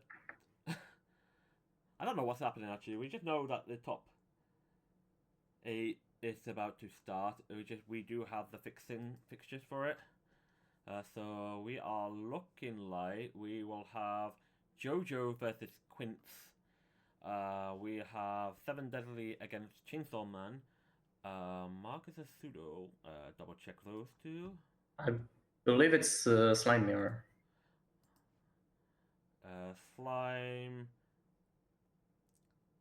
Yes, that's a Slime Mirror. So we have Slime versus Slime, and the last one would be another Slime Mirror, maybe? I probably don't know. I believe. I believe it's 2 Slime Mirrors. A Slime Mirror, a Slime from Chunky, and Kendi G would be. No, Slime plus the 7 Deadlies, so there's 3 Slime in top 8. Okay. And 2 7 Deadlies. One Quince, one Jojo, and one Chainsaw Man. Chainsaw Man. Yes. So that'll be actually it's kind of an expected top 8 when you see 3 Slime and 2 7 Deadly. So 5 of the decks that got restricted on the ban list coming on Monday. Sure. I mean, yeah, they did deserve the ban list. Yeah. Or just like happy to not get hit too hard. Yeah. For the moment, I'm just gonna refill this water bottle real quick, even though I can just literally do it right here. No, I've not drunk enough water today, but always stay hydrated, man. Always stay hydrated. Hydrated, bro. Just be like Entei, just get a big, massive jug. And I wonder. And then you die because you drink too much water. He drank too much water. He overcompensated with a big bottle and just got 3 in bottom 3. It's just absolutely so sad. Was like 5 in 15 something. Ended in. He took a 3. Dying. He took a 4. He took 2 4. He took a 4. Took a 1. Took a 3. Took a 4. He took 12 in a straight. He took 12 straight basically. Yeah. He did cancel a bit. He was 13 in 16. 3 in 16. 26? I think he did cancel once. He cancelled before that 12 came in. Plus, he would have had the extra burn 1 on top of that. Would have been 3 and 16. Yeah.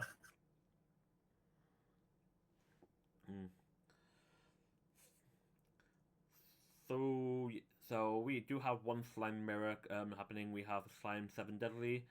We have Chainsaw Man and 7 deadly. Then we have the Quint versus Jojo. The Quint player is one we've had on stream today, which is Dune Templar. Against Happy with Jojo, which was just on stream just now. The other 6 players have not been on stream yet today. So see what happens there. Let's Still waiting for I'm not sure what's exactly happening here, so probably just setting up for it. It looks like the players are about to sit down. So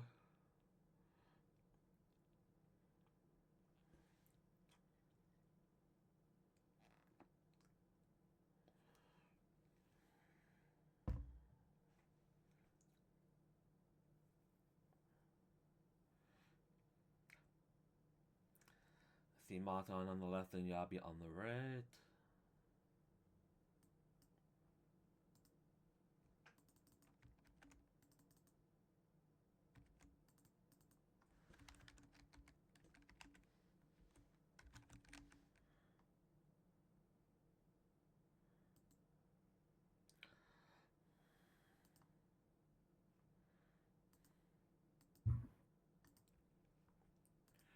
Rightio, so we are going back into the next game.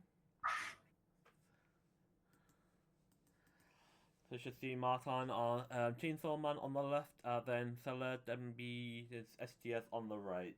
Currently Martin is 6-2, Seller MB is 7-1. We're gonna have a nice top 8 game here. We have Chainsaw Man versus 7 Deadly Sins. Just basically everyone's just waiting.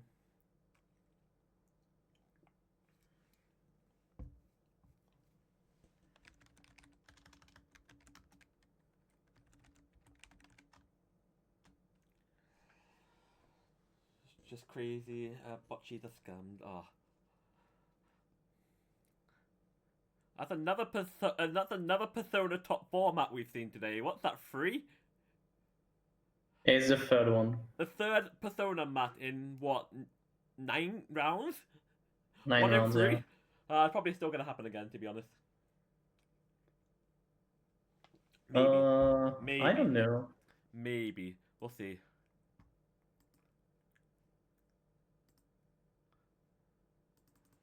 Depends on which one got scammed here, if there is a scam.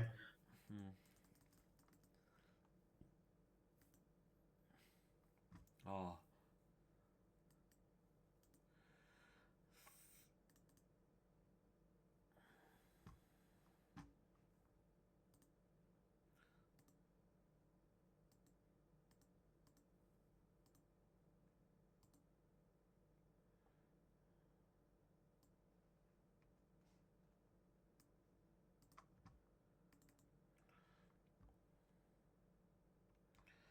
Just casually waited for the shuffling to begin.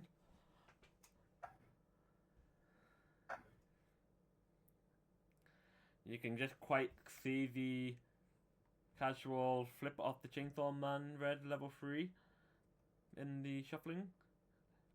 So just declog load time.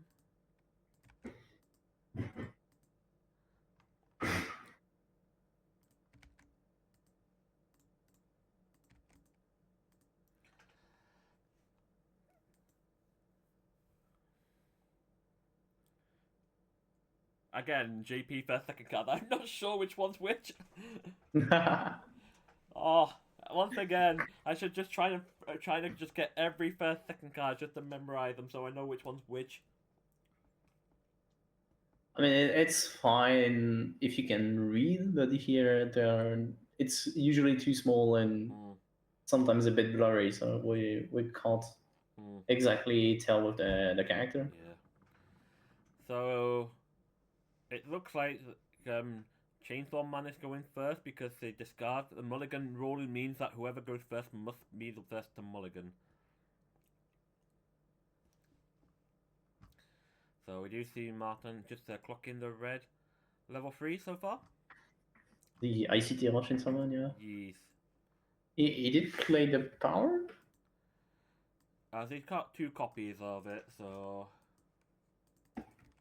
I don't know. It's a red card, and I believe it was the power. Can be anything. yeah. So we just see Saladin just popping So off Stock Soldier one? immediately. Literally, Triboard, Dock Soul, right? A double Brainstorm. Not Yeah, even... but he has no target in winning room for the Stock Soul.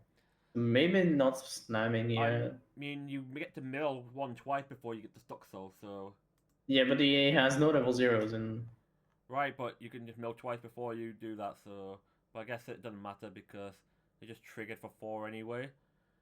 Then just clean cut. It's just like, this is really, really aggressive. He would have whiffed his Elizabeth combo. That is true. At least one of them. He would have. And with the Stock Soul as well, so it was probably the best play to not play that Stock Soul. So we do start off with the Climax Swapper. Yeah, it's the CX Swapper. I do believe the Guild Thunder will stay on field, at least until Shenseman gets level 1. They usually don't have much power to beat over 3-5 and kind of harder even to beat over 3-5 if it can move. Yeah. I think Martin's just like gonna take it slow, yeah, just slam a 1k1 and just like try. Okay, so we are just killing the... Oh, well, Saladin just basically cancels off that too. Just takes off the Guild Thunder Chaser. But that just gives so much more leeway for Saladin Media to just like push forward.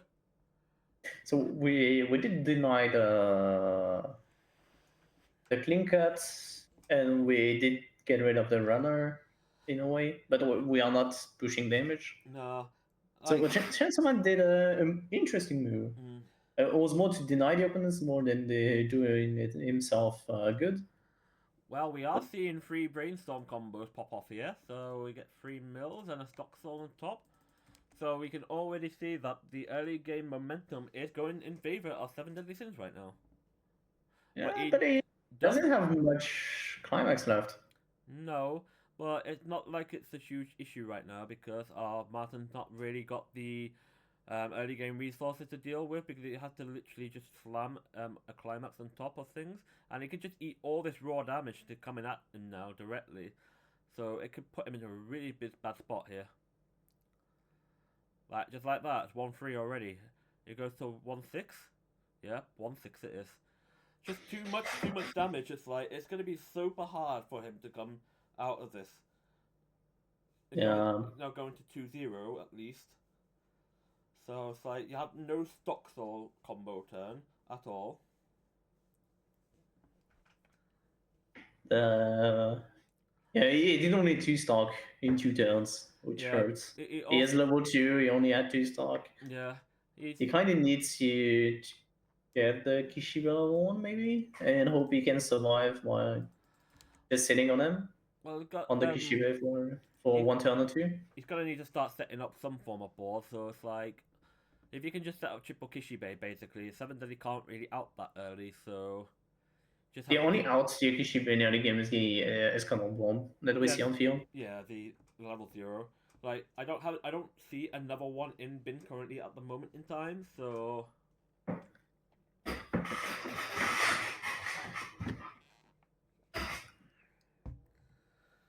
But in the long run of things, it's just like just gotta see what to do in this situation. Because you're 2-0, your opponent's only on 0-4. You've just been hit for for a ton of damage, do you want to mill or do you want to try and compress yourself a little bit? Because chances are you still got a huge amount of climax index, so you don't really want to be doing too much milling in favor. Yeah, you just want to set up your field without milling your deck if possible. Yeah. Yeah, it's a huge help if you can grab the Kishibe. I mean, I it don't think also had to plan doing the Kishibe route. don't think you're gonna plan Kishibe in this turn. Maybe next turn. Yeah. But The main reason is probably because they did level up red instead of green. Like this is Might indicate more than what we. The Himino is going to be really important here. So it's like you just need to slam that stock soul and just get that easy revenge that's on top of his deck just to hand, just to be able to benefit the next turn. Plus you've got the level 1 to get some selection, yeah. Yeah, you got the level 1 Himino too to slam down and use that effect. So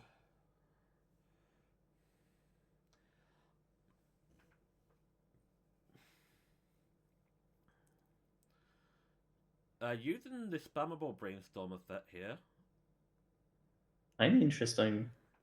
I'm not sure. Because you kind of wanted to get the that easy revenge in your hand.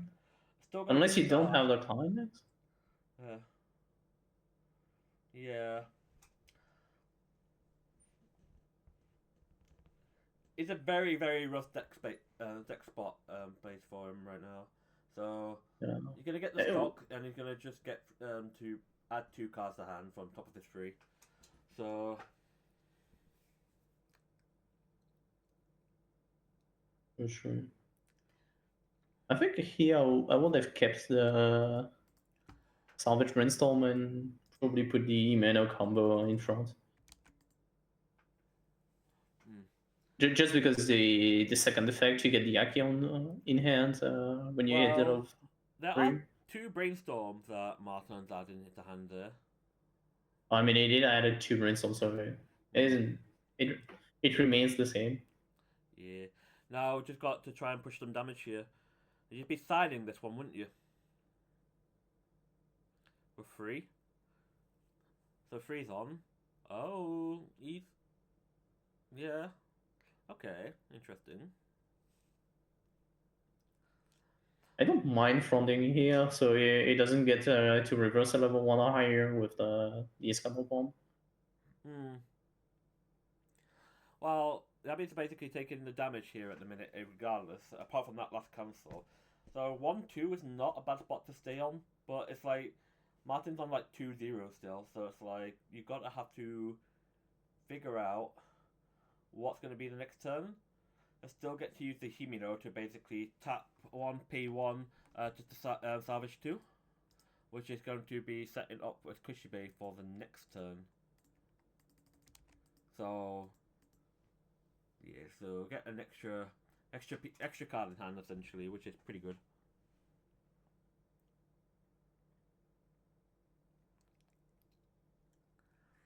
Interesting to grab the Kishibe now. Would have been better to try to place the wall now to get more value out of it. I think he's gambling and trying to get some good cancels this turn. Yeah, that's probably what he is trying to do, or at least he maybe have 2 or 3 in deck, and his deck is pretty small, so he's trying to just get value out of this. That is a nice card to see on top of deck, because if we could just ditch draw and climax swap for the Stuck Soul, it'd be in a good spot for the Let's Brainstorm again. Yeah, we can do that, or we can just brainstorm, but I think he is going to draw the climax because you kind of want to push more damage. When you are ahead, it's really strong, especially if you can answer the opponent's board. There you go. Or if you can just generate resources and ignore what your opponent is doing, and in 2 turns saying, oh, you were dead. Well, the downside is basically, well, I was gonna say the downside, but it just brainstormed anyway, so it's like it'll be alright. I was just thinking whether or not to do brainstorm and then just slam the Stock Soul, but then you lose out on one of the brainstorm combos because you would essentially mill the last card in deck for nothing.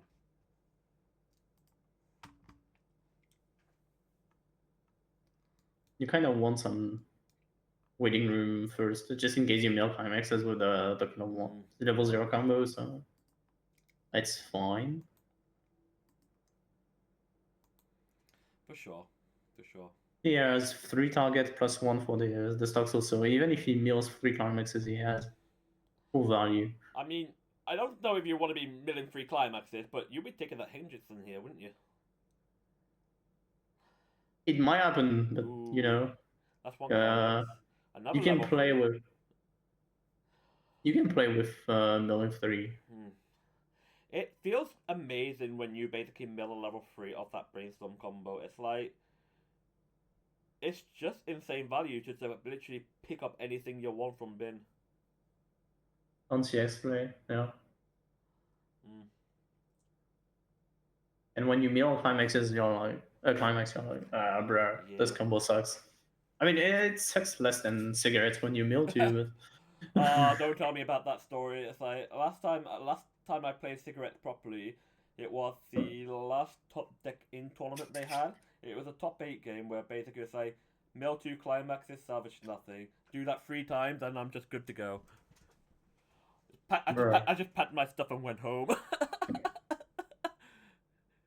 Taking the 3 is not, or taking the 2 is not great here. Takes another. What? Takes a 4? That's straight to 3. That is. This is really, really feels bad. Are we just planning on playing an Aki? It's like, do you even? Oh, it was meant to be 1 more damage, I think. I don't know. Or maybe No. Not. Oh, it's probably he sided to 2. That's why. Oh yeah. Okay. It was probably like, but you did trigger why it's only 2 instead of 3. Yeah. Because of siding. Yeah. So here, I mean, if you can do 2 or 3 turns of gold bar combo with only 1, and you keep canceling a bit, you can come back into this game. Honestly, I think this game is a very long stretch because Yabi's on like 1-4, and it's like Martin's on 3-1, and it's like you're only got 1 card dig with the cigarettes. It's not. You don't have value here. You are actually on the back foot, properly bad here. It's like can't do much.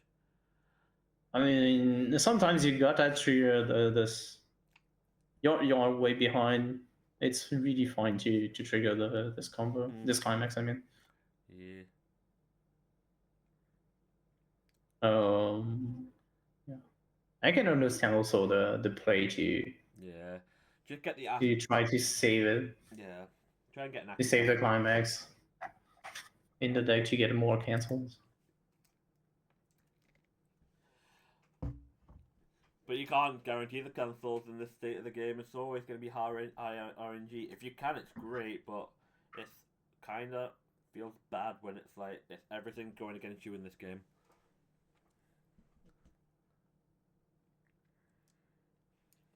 Yeah, the question is how do you handle this? Because you are supposed to play a deck that generate resources, and you are just behind.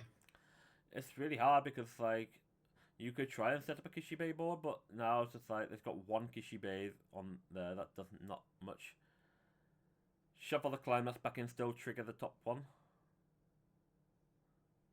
I did not see. It's probably just a flick random accident on Yabi's part for the top card.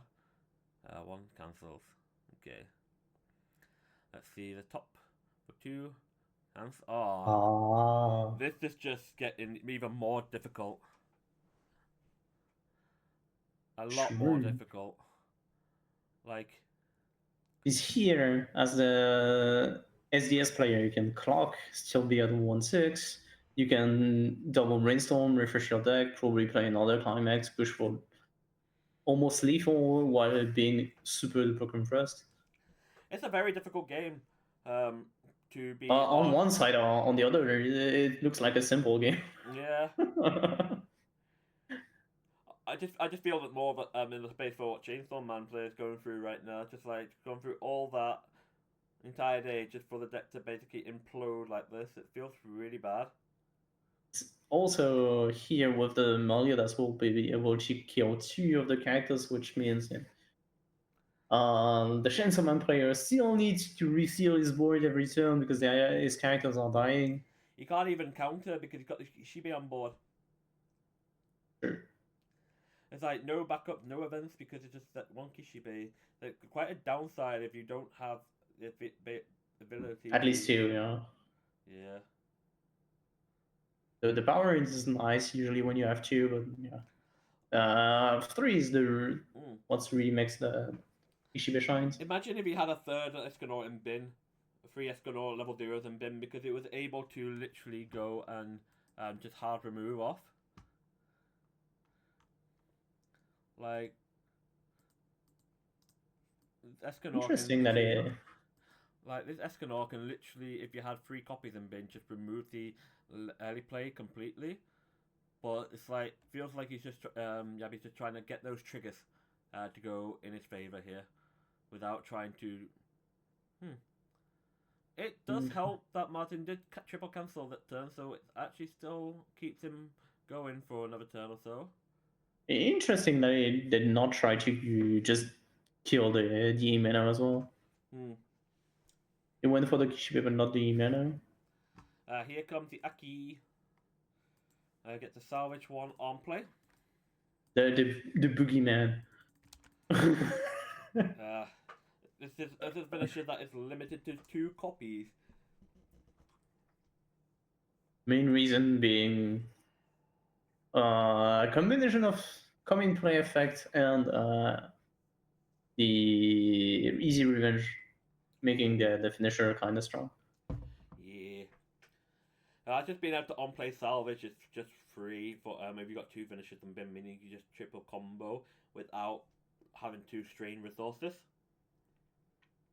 The finisher is on itself is not too great, but since it's easy to set up, plus you have easy revenge that can improve the power and the effect of your finisher. Well, looks like it made the deck really consistent for. Yeah, look like Martin's going for a single level 3 combo. So is he gonna Icy Tail first, or are you gonna bot deck first, then Icy Tail 4? See if it hits any. Hits 1. Okay. It's 1. We are removing the opponent's clock, which is kind of nice. Oh, still triggering gold bars. I mean, it's nice. You can loop the combo next time. Oh yeah.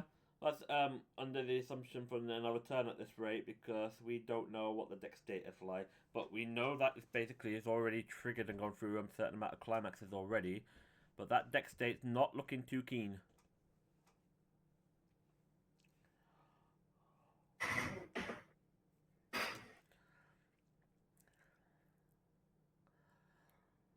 So we'll see how this damage is going to stick. If we're going to get a 3 to stick here, it might. No. Okay. Ooh. I guess not. Do you want a side here? Yeah, to be honest. No. You do want to push damage, but you don't want to. Sticking a 3 does not do anything here. A 4 might. Sticking a 4. I mean, you still need to clock self up to level 3. Yeah, which is fine. You just have to draw a clock and play a Ricky. Play a Ricky? Play a Ricky? What Ricky are we looking at here? In Hendrickson, the Hendrickson Ricky. Right, yeah. The summon Ricky Hendrickson. The cost 0 spawn Ricky. Crazy.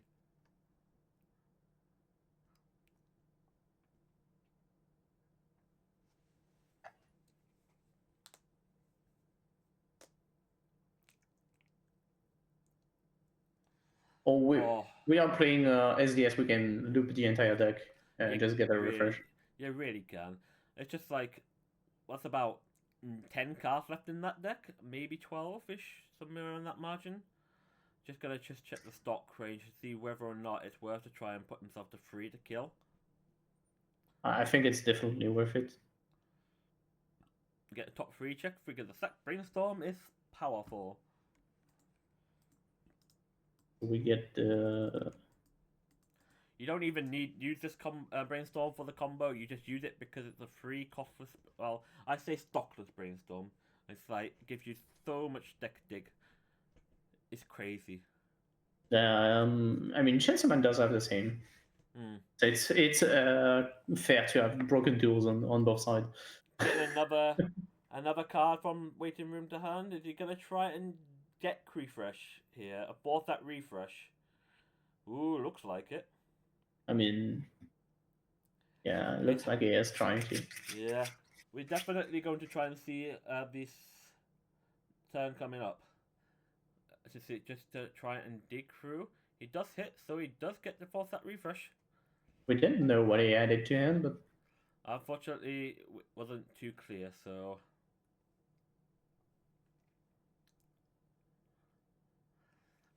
we know he at least has a Fumio, probably a stock swap as well.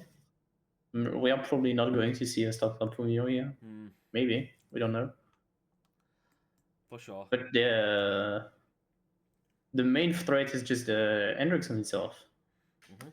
Now we see that. Let's go into the level zone. Now we have level 3 primed, and we are about to see Hendrickson drop. So top 3 as a card. It's the climax there we see, and there's another climax, but it's not the right climax.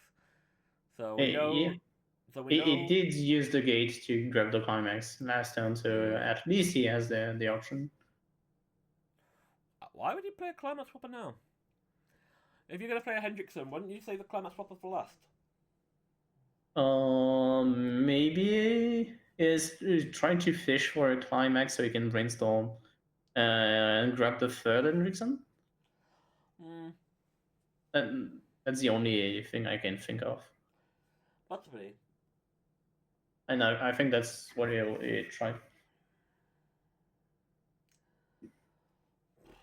So here, if I was the opponent, I will just think about. Oh, my opponent only has 2, which may not be something I like. Well, that's another Hendrickson in waiting room, so that's 2 of them in waiting room. He only technically needs to stick like 5 damage here, to be fair.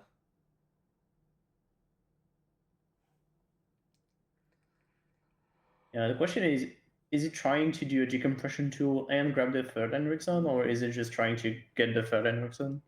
Or just a decompression tool? Oh, for sure, for sure. So at the moment he's gonna try and play over the brainstorm. He's going for a Fumio here. So probably Fumio no third Hendrickson. Well, we do know that there is a gold bar 2, in 3, his hand. 4. Yeah. The 2. Oh, looks like a nasty Fumio. Only 1 going back with all those cards. Only 1. I think only 1 climax going back in with this Fumio. That's actually kind of crazy. Not gonna lie. If that only 1 is going back in, this is going to be a very brutal turn. I only saw 1. I don't know if there were more. I unfortunately cannot do much about that, I'm afraid. You can't ask the people, please show the deck. You show the deck? Show the deck to the camera, bro. Yeah, just do a little flip over, it'd be nice. But nah, we can't expect that much. Oh. It's crazy.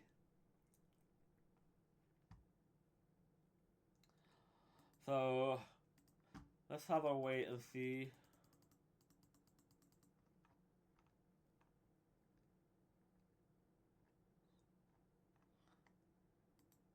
No, so now we have the third Hendrickson, but if we got the third Hendrickson, we don't have the. No, a climate swapper?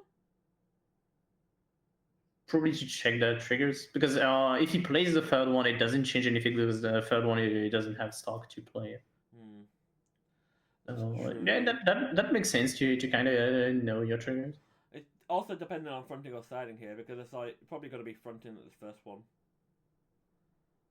Yeah, but oh, bro, that's a brutal turn. Right after.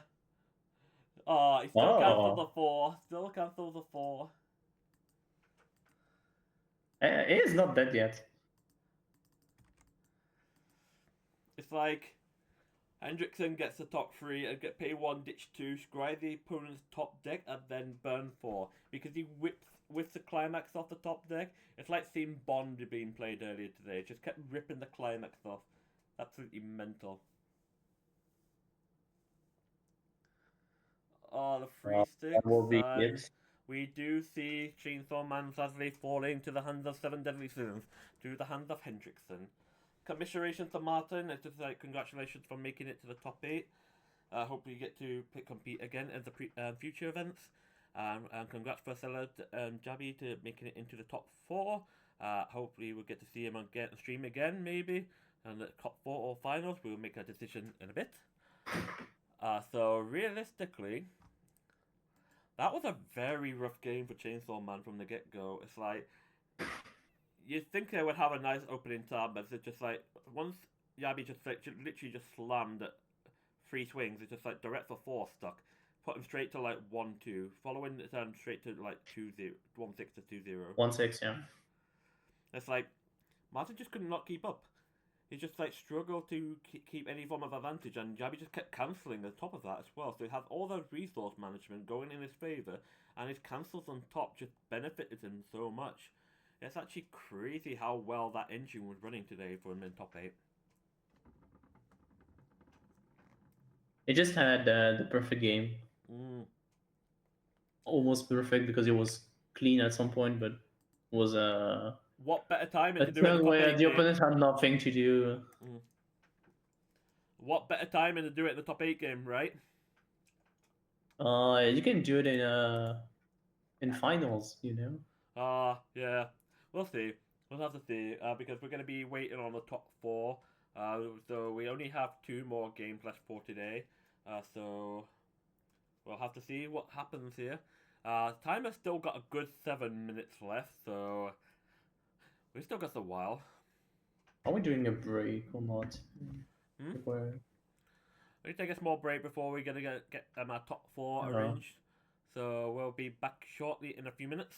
So I'll catch you in a bit.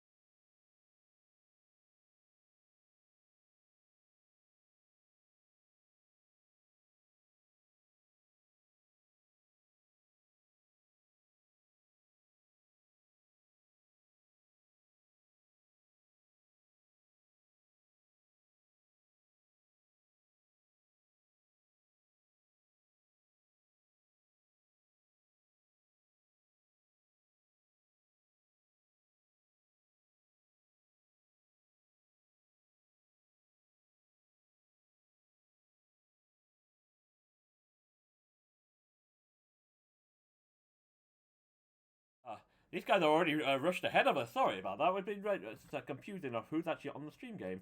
We didn't even get much time for this. So we're just going to update on top 4. So we're still Salad MB, and we just have Marcus on the line on TSK. Marcus would be on the left on Slime. Yeah, more like the win-loss record for, I believe it would be on 7-2 now. Yes. The time needs to be reset because it hasn't done already.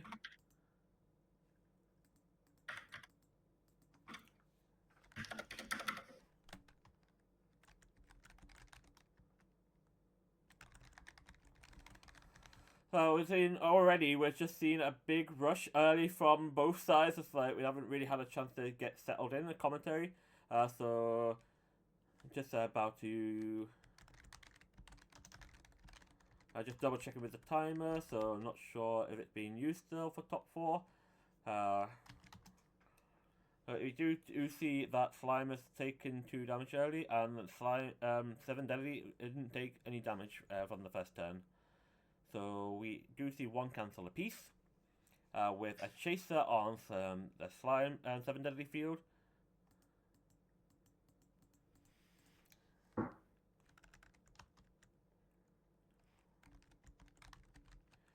So taking a brainstorm, we do see a hit here. We are seeing the level 0 Rimuru combo get some added to hand.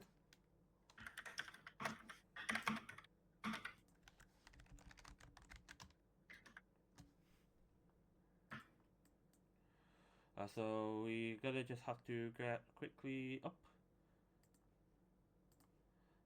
So we're gonna see Marcus's side. We're basically seeing the 8 gate build.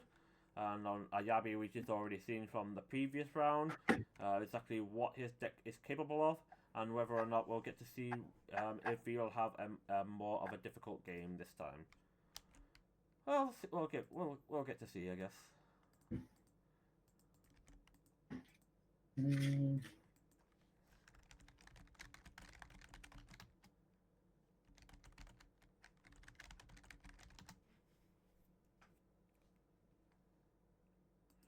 Just going to remove that timer. It looks like top 4's not going to be using it. Just. Right. So here's I'm playing decently aggressive, slamming climax, having a combo to get at least 1 sculpting. To grab 1 Muron to get the engine going. Looks like Yabi's already been accelerated to level 1 here, so it's a good start for Marcus to get his level 0 combo, pushing some damage. Get a top 3, so he mills 2 characters, so he does get to salvage a level 2 or lower. But he's going to take a climax swapper here.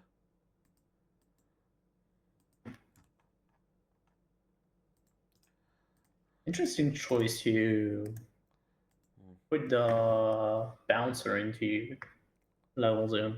I mean, like the bouncer, I think it's okay because you don't have many targets to bounce. I don't think the bouncer is actually going to be that relevant because you're going to be doing more the stock Fumio more than bouncing in this matchup. Yeah. Or attempt to, basically. So we but to bounce you kind of need to have 2, otherwise it's useless, and usually you just don't care. Your engine is probably too strong to care about answering the board. I mean, that's what the deck wants to do. Yeah. For sure, for sure. So we do see a full field setup really on Marcus' side already. But he does only have like about 4 cards in hand, so whether or not that's going to be detrimental for him going forward, we will have to wait and see. Because realistically, the main part in this game is going to be a case of whether or not Yabi can take advantage of this deck state or game state. He does have the level 1-0 and 7 Deadly on the stage, but without a second copy, he's not going to be able to do the main benefit of the ability because he doesn't get the power and he won't get the top 2 check on attack. Yeah, but I think he still has enough power, right? So obviously the brainstorm combo being used. Oh no. Maybe he doesn't have. Yeah, with the if you swing with the Hendrickson first, you could have beat over the Valdora instead of the combo. Hmm. So here maybe we'll try to beat over the level 0 combo Yeah. that is in play. Maybe. Oh, he can kill everything. Okay, interesting. It looks like Marcus is struggling to decide what to put in his level, so he's going to put one of those hexproof assists on the back. That's I mean, interesting. you don't need it. You don't need it as much up. It's probably the same like the Now, you don't care about the bouncer. You don't care about the X proof and the 2K global. yeah, I guess, but now he don't need a blue here to clock. He might be forced to clock Muran here.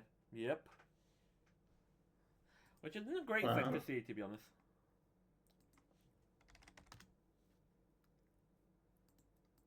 Is he using the his clock to store a Muran for when he reach level 2? So Oh. just gonna. Oh, okay. I got confused. Sure, I guess. Just look at the top card, Muran, easy get. I get.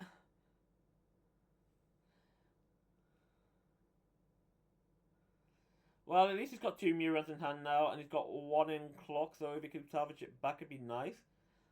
But the question is, like, how much is he gonna dig through here? Hits 1 on the brainstorm, so he is getting some hand back. You have many ways to get the Muran back. Mm. The vertical P, you can either get a Veldora to grab the Muran on your next turn. Yeah. And swing with the level 0 combo. That's a valid play. You could also just grab the other level 1 founder to the Muran. Yeah, we just see with Face First Tech cancelled, a swing for 1 on, and a 2 is on, so Yabi's already at 1-5 now, compared to Slime being on 1-4. So it has been basically a 50-50 game so far. So see who's going to take the advantage going forward. Taking 3 on the brainstorm is actually pretty significant here. Especially on the end of the deck. Helps a lot to get it from value. I mean, you did not cancel a lot, so you do get your value somewhere else. Yeah, you're essentially getting a free access to 3+ cards in your hand that you can use for however you fancy, really. It's the equivalent of just, doing a triple combo. Yeah. For 1 stock, which is decent. It's decent, I guess, yeah. It's not... Yeah, the best play will probably to try to answer 2 copies of the... Of the... What's the name? What's the name of the guy with your Muran? Yom, yeah. Yeah, so if you can answer the 2 copies of Yom and Muran, you're pretty good, because your Muran requires full field. Kind of crazy. It has 5 in hand, I believe. Yeah, 4 in the Detroit pen, so yeah, and 5 in hand. Also, you will bury the gate climax way back into stock. I feel like grabbing 2 copies of the Escanol level 0 bomb is the play for SDS here. Is it? Because it doesn't really make much difference, because Slime is already on 1-4 and he's about to refresh anyway. So 1 damage is already enough for him to take a Muran. No, you do two Escanol bombs, so you remove the 2 human Muran, and maybe it will have more trouble to get the full field condition. If you can answer everything plus doing the Yom basically makes it so the full field condition is kind of irrelevant. Yeah, if it gets stuck bomb, you can't clock encore. True, but and that's probably the best play you can do, and I think it's what it is going to do. I think Marcus got enough time for that to not matter. It depends, because one of his 2 cards in his hand are Muran. One of them is the red counter, the anti-change. Yeah. The other one is a pants, so a gate climax. So maybe if he loses the 3 characters in front, he needs to draw 2 playables out of his draw clock. In hindsight, we should be seeing that at least. I don't think he'll be in that much of a difficult spot, honestly, at the moment in time. So we do see the Escanor essentially denying. I probably might. I think the Ace cannot deny him a lot here. If you don't hit with the brainstorm or you don't draw into 2 playables with the draw clock, you're screwed with the Muran game plan here. I mean, you are not completely screwed, but you are not in the best shape possible. Also, there is a climax in the slime player. Buried, but it might just get paid out without issue. I don't think it can. I mean, you need to pay out 4 stock now, or maybe 5. You're already paying out 2 regardless. So it should be a case of a brainstorm here. Block here. Or you need to draw 2 playables here. If it did not, he has to find them. You got the climax swapper in hand, so that's fine. That's 1 playable. Yeah. The brainstorm. If he doesn't hit, he does hit, so he gets it. If hits yeah, 2, so it's it's 2. Okay, he's definitely back in the game. If he did not hit here, maybe he would have been in trouble. There should be 1 Muran in deck. There should be 1, yeah. Yeah. So we know he's got triple Muran, so it's fine. Yeah, now it's fine. I mean, the Escanor play could have been clutched for the entire game, yeah. Just for the fulfill Muran condition. Yeah, for sure. And that's probably something that we will see more after the ban list, because the Yeoman Muran will not be here. You guaranteed the fulfill condition every time. Why is he milling so hard? I don't understand that. If it drew into a climax for the turn, you can kind of understand. Also, maybe he wanted to pay the climax, but it's the last one. I guess if it's already... so his deck is a bit bigger than I thought it'd be now, so that kind of makes sense then. It's like, I thought his deck was like quite small, so I thought it was just trying to make it smaller as possible, but it doesn't help that the camera angle basically gets to see the deck size. It makes it a lot more difficult. Triggers a gate on the first one, which is kind of important here. It doesn't help. Because here, if he takes, he refresh with 4. Right? No, with 3. Yeah. So, not 3, 3 outs. A 3 in bin, or with the 4th one, with 1 in play? I mean, two in stock, 1 in hand. Yeah. So here probably has 1 in 2. And 5 out. No, yeah, 5 outs. Yeah. 2 in stock, that we know. Yeah. 1 in hand, maybe. I think yes. But now, Jabby is on what, 2-3 here at the minute in time. He wants to start setting up for level 3, because I don't think he's going to stay on level 2 for much longer. But I think here with the SDS, you just want to do a turn-off setup. So you either brainstorm or go for the combo. The main idea of the combo will be to get some key pieces out of your finisher board. Your finisher game plan, yeah. He has enough stock to just brainstorm twice and put 3 characters and swing for 1-1-1. If Muran has another turn of stock gen, basically it could be a sensible idea to retain that stock swap that's in hand. Hits 1 on a salvage. That's okay. Maybe I mean, they are both threatened by the opponent's stock swap as well. Get the Escanor. How many Escanors is he out? 2? 2. Has he got another one in hand? If he got another one in hand, that'd be funny. Man, answering twice. It hits 1 on a brainstorm. It hits 3. It's 3 again. This guy loves his brainstorm tonight. I mean, brainstorm loves him more than I think. Now the question is, he only has 2 Escanors in bin, So he can't really just get a second one here because I think here you either go for this line of play, which is early play, yeah. or you go for the I see Hendrickson, I grab Hendrickson.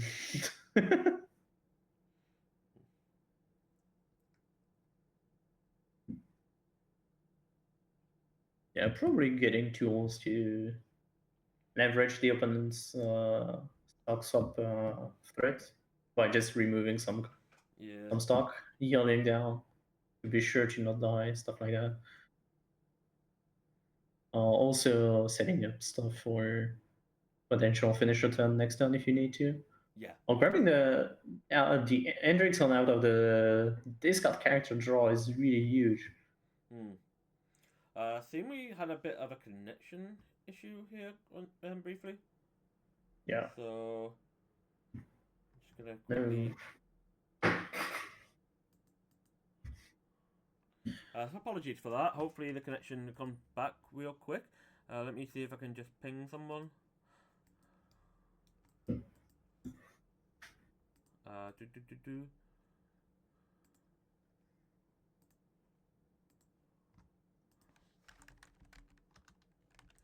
Welcome.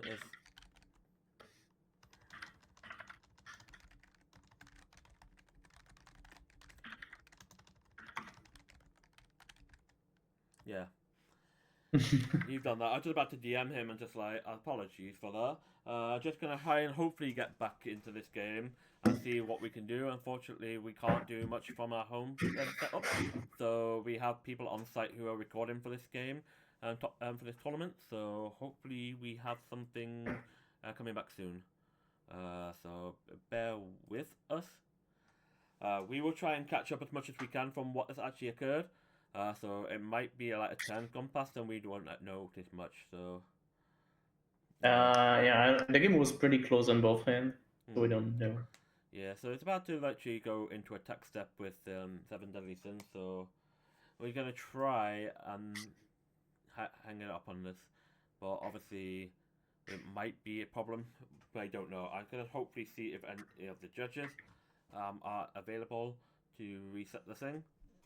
So once bear with us. Next round there is no timer. Next round is the final, bro. Yeah, I mean we've gone through Swiss top 16, top 8, now we're into top 4. We only have this plus one more game. Next Please round, connection be with us. there is no connection right now, man. Why?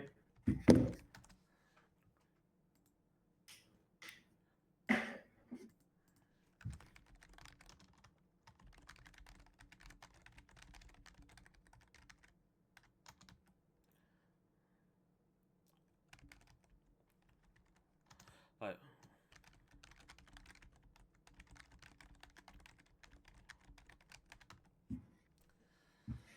so we're just trying to see whether or not we can get some form of contact available. It's kind of awkward. So we are going to be stuck here.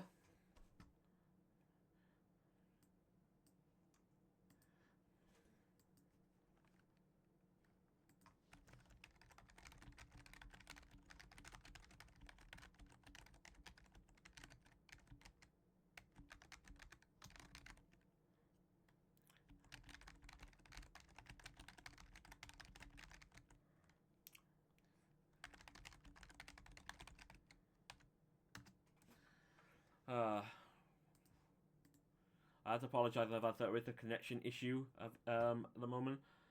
So we're on the recording end. So I don't know. It's just like, where? Come on.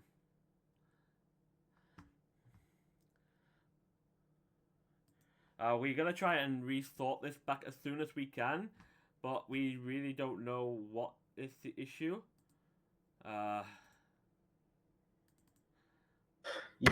We just have to constantly, honestly, wait for the minute in time, and it's like we might not be able to get the rest of this top 4 game, depending on how if we get it back in time or not, because there's no connection. Period.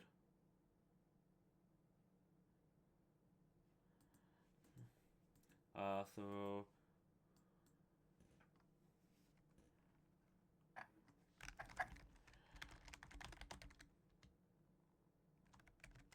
And we don't have any insight of what's happening. yeah, we have literally no communication at the minute in time. So I don't know if it's just an issue with the Wi-Fi down there or what. So we're gonna try and reach out as much quick as we can.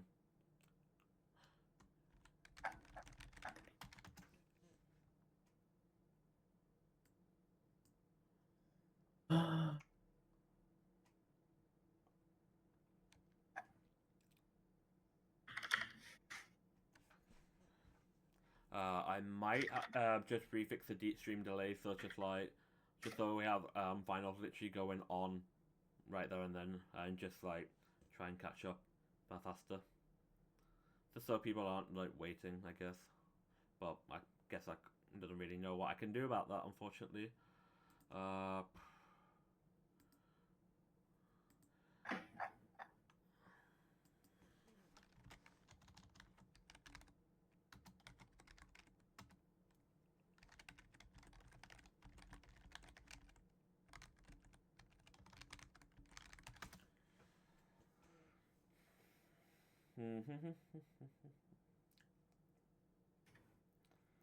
So we just reached up to that bit on the stream. It's like, unfortunately, an issue. But I'm unfortunately I can't do anything right now until someone gets mentioned back. Oh, we get the flow, the stream back. Huh? Oh, is it I back? think we. Okay, Yeah. hang on. Okay. So we seem to be back here now. So good. Okay. So we're back. So what happened? This is, I guess Slime did cancel and SES took some damage. This is why we are going to see a SES finisher that did stocks up Fumio probably, from what we see. Is probably going to do one Hendrickson only because of the resource he has. Yeah. So it looks like Slime just stayed on level 2 for a good turn. Looks like they triple cancelled. But now Yabi's looking to Hendrickson finish off this game as best as he can. Probably not triple cancel, but something like at least double, then with a bunch of damage. But he didn't have any healer, right? Yeah, he did not play any healer. It was a 2-2, I think, before the lag. Yeah, it was a 2-2 before the lag, and Yeah, and was a 2-2. 2-2-5 after this turn. So yeah, something like double cancel, I believe. Well, that's a 4 cancels, and the 3 about to follow up. That is. Are we going to see Slime in finals? Probably. Well, the question is. I mean, we did not have any ways to track the SDS compression, so we don't know. We have literally missed a turn or two. Oh. So the JoJo player stopped at time with Dio. Oh, interesting.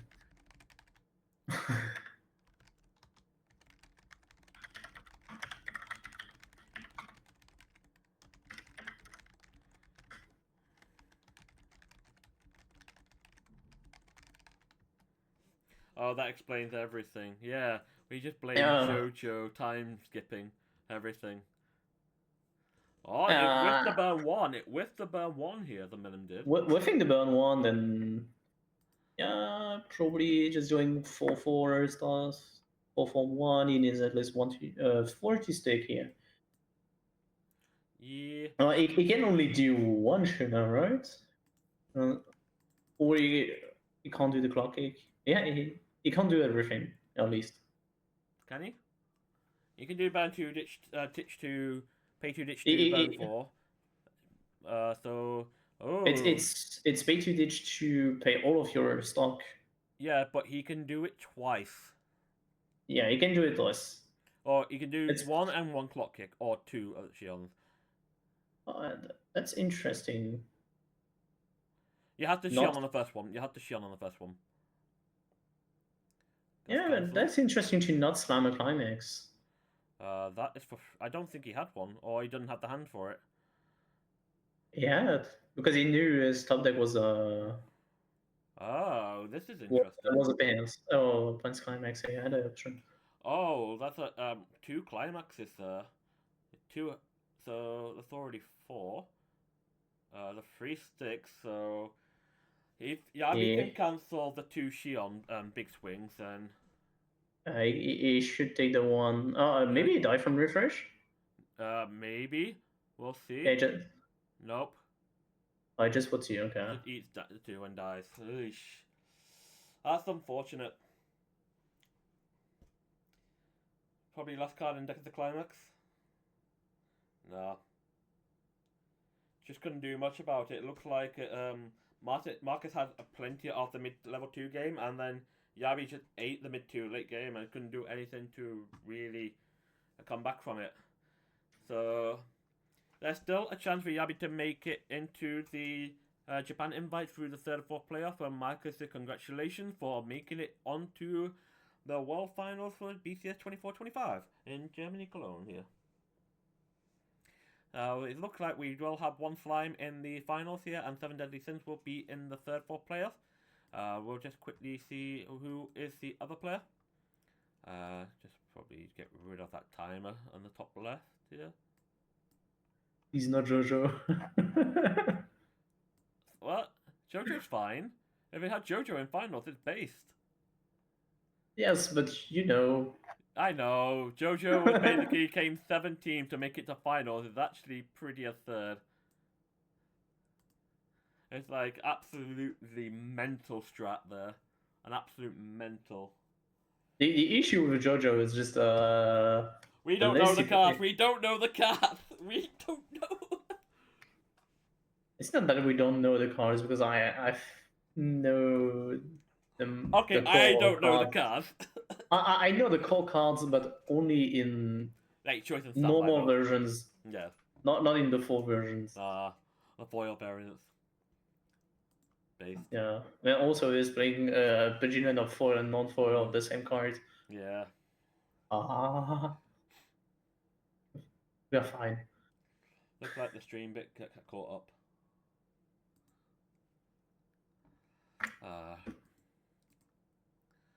So we only have one more, so we might as well just stick around and just wait for it and see how it goes. Slime being in the finals, not a surprise. Yeah, not surprised. I think it's more of a surprise that we have JoJo potentially making it. I just hope Slime doesn't win. Because the other matchup is Slime versus JoJo, so if Slime wins, we have a Slime Mirror finals. Yeah, that's why I wish we have JoJo Slime as a fan. JoJo Slime finals? It's JoJo Slime or we don't know. What's the other matchup? We don't know the matchup. It's either JoJo or Slime Mirror. The other semifinal was JoJo. JoJo Slime is the other. JoJo Slime. Yeah. Sure. Okay. So if we watched the other one, we would have had 2 games of JoJo Slime. That would have been funny if JoJo won that game, obviously.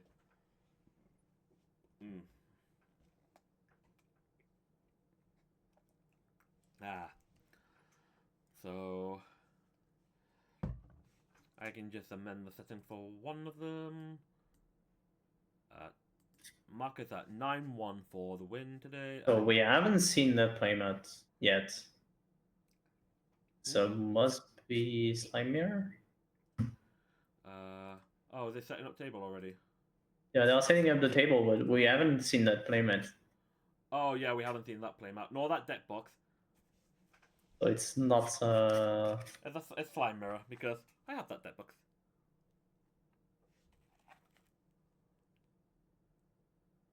I think it's the same deck box.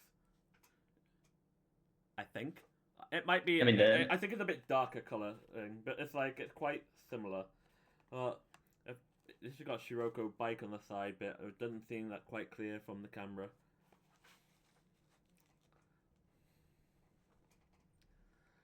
So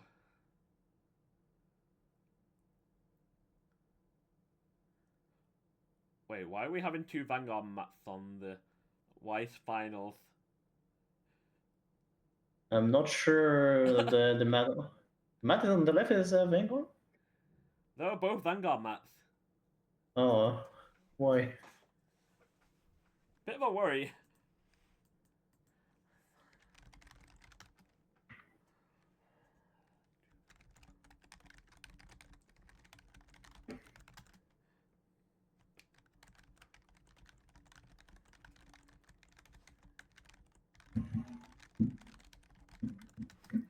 Can we at least have the top 8 mats or something Weiß YouTube? It's like, it just feels really, really weird to see 2 Vanguard mats for the Weiß finals. It's like, I'm not sure how I feel about this. Maybe they are going to play some triggers, like some 10k and get one crit. We don't know. We're not going to start to do the finals for premium, are we? Lazy to fix now. Fine, I guess. Which one's which? So the slime we had last round is now on the right, Okay. which is Marcus. Marcus, and the guy on the left is, I don't know. I think it's there'll be a who is the other guy actually? Not Pseudo. Is it Chunky or Ken? It's Ken DG or Chunky. I can't remember which one. Hang on.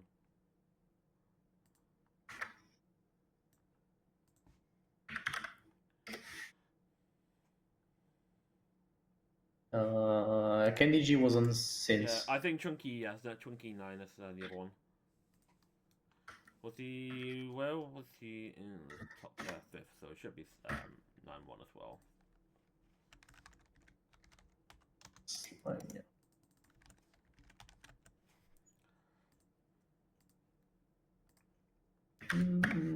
I haven't actually started this bit. Obviously, we go back onto the commentary bit. Gameplay. Let's go. Double slime. Let's go with Vanguard playmats. That's crazy. Yay. Interesting matchup, It's an interesting matchup for sure. We get to see which slime player gets to be the best slime player. Like, actually, this one might be an interesting one because this is door gate. I think. Yeah, there's a Millim climax in hand. What's this Millim climax? It's the abysmal. Okay. Yes, it kills back rows essentially, which can be quite significant here. Especially when the opponent is on the level 0 that works from waiting room. So for those who aren't aware about what the combo does, I'll just provide it on the side. So on attack with the combo, it reveals choose up to one level 0 character in your opponent's backstage, put into a waiting room. Flip the top of your deck. If it's an octogram or demon continent character, put it into your hand. So we are seeing the brainstorm hitting so far on Chunky's side. So and the mat feels so messy. Question is, you just go to search for the these level 0 assists, right? For the carrion. You get the carrion to go for the Millim, right? Yeah, here comes the carrion. Oh, so there is also a free searcher for the Millim combo? Yeah, that's literally the carrion. That's what he's getting on the brainstorm right now. I think he's basically gonna hold off on doing the carrion just yet, and just basically go for the. So we got the top check. So. Yeah. Let's remove. And then obviously he's gonna shuffle that climax back into the deck through the carrion just to get the Millim combo, which is a good strat to be honest. I mean, we all know that the only thing Slime wants is to cancel. I mean, it's the only thing that the deck is really good at. Oh yeah, for sure. He gets a gate back to his hand. And canceling is probably the strongest thing you can do in Weiß. Yeah. Saying that deck is only good at doing the strongest thing in the game. Says Yes. things. So with Marcus's side being now on 0-6, it's like, do they need to Ricky here? Probably not. They can stay on 0 because they're playing a level 0 combo. I mean, you can rekey it into Yum to do double Yum because it's probably one of the best. Hey, it's another Rimuru Tempest on the stage. I don't have to change my card art. Hey. There's the Ricky. As we know, the Ricky searches something else from the deck. Well, actually, the one playing with the Milim combo doesn't play the yellow Ricky. On You play the Aqua Ricky? yeah, because you're playing a level 1 red combo, not blue. So you want to have red primarily more, right? And the normal Ricky is yellow, not blue. Yeah. On set, the Rimuru Ricky It's is interesting. yellow. So he's not playing the Yum? No, he's playing the Yum as well. Ooh, seeing 2 Milim goes like that, it's actually quite sad. He's probably going to have to level the Shuna right here, yeah. Does he want to Shuna 0 here? Let's see what this damage is like. If he eats this, then probably not. It depends how many Muran he has in hand. If he can do 2. Or if he can do 2, he can't do the Ooh, get to mill everything. get to salvage a level 2 or lower character here from the level 0 combo. So you either go Muran or Yum Yum and Muran. I mean, yeah. Which is the. There's a lot of Rimurus in this deck. Flying players becoming Vanguard players. It's crazy.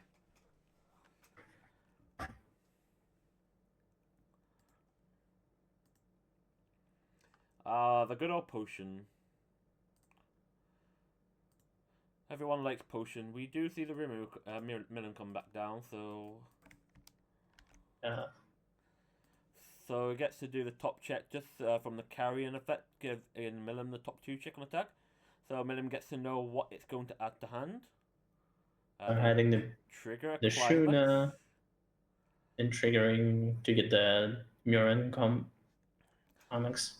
Oh, so he did with the potion, instead of taking the stock, just took the heal instead. That's interesting. I think he didn't want to get pushed damage so much earlier because he went straight to 1-6, so.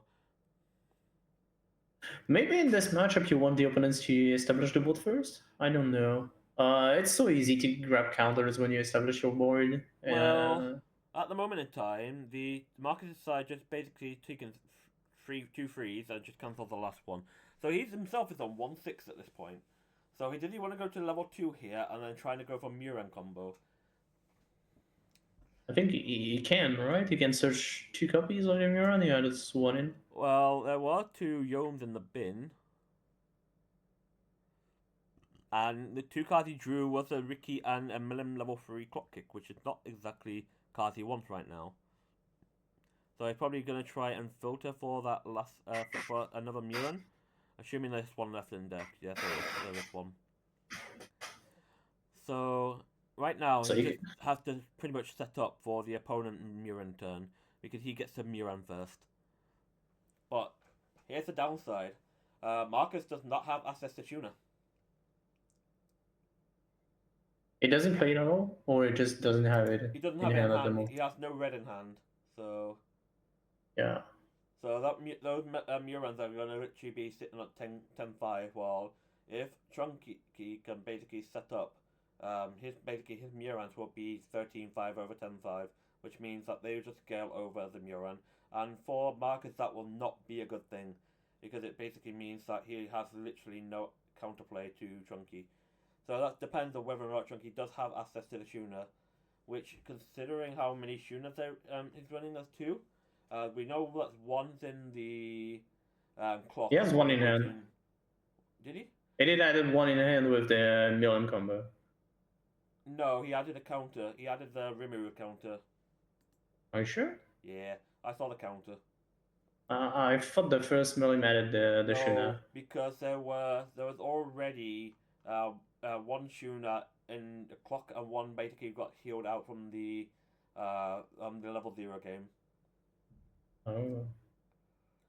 That I remember specifically. So there should be Okay. 2 Shunas in bin now, unless he got one to his hand somehow. Get the cancel there is pretty good. It takes another cancel, sure, that's perfectly fine. Now the question is, is there a Shuna? I just saw the Rimuru counter flash behind. So I'm not sure whether or not. Mm, He's shuffling his hands so fast, so we can't yeah, see. yeah. Denying the commentator the Yeah, the opportunity. you have to deal with what you can see really, because you can't just expect the players to show you Yeah, everything. that's true. That's true. I was just joking. Yeah. So Trunky side's going to 2-2 here, so we're going to be expecting to see another Milim play with the Shuna. Not We Milim, are going to see Mira, not Shuna Milim, yeah. Mira. If Trunky can answer this Mira board on Marcus's side, he will have the better advantage in this game. Yeah, he has one Shuna in him. There is a Shuna, right? I was pretty sure he had one in refresh. He probably got it somehow. He probably because he triggered the door, right? So he salvaged it from that.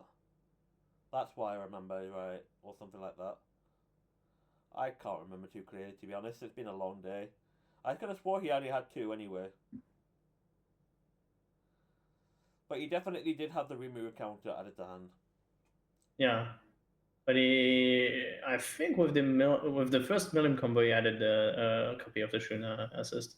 Mm. He probably Maybe did. the second co-op he added the. Well, trigger the gate on the first attack. Slime players will do that. So 3 gets cancelled. But he's answering the opponent's Muran board, which is really significant. If they do both full cancel, the one with the Shuna usually wins. Mm. Because he just has more power. So Yeah. his both It's 13-5 over 13. The only way basically you would tie is by memory kick, which we know that the Marcus will only have one memory kick, but it's a question of is a memory kick even worth it in this situation? But he hasn't added it to your hand from his Muran combo, so no. We do see now Marcus is back onto 2-3 here, but he has lost the board. So does he want to clock encore here? But that would require him losing a Muran, which is not a good idea.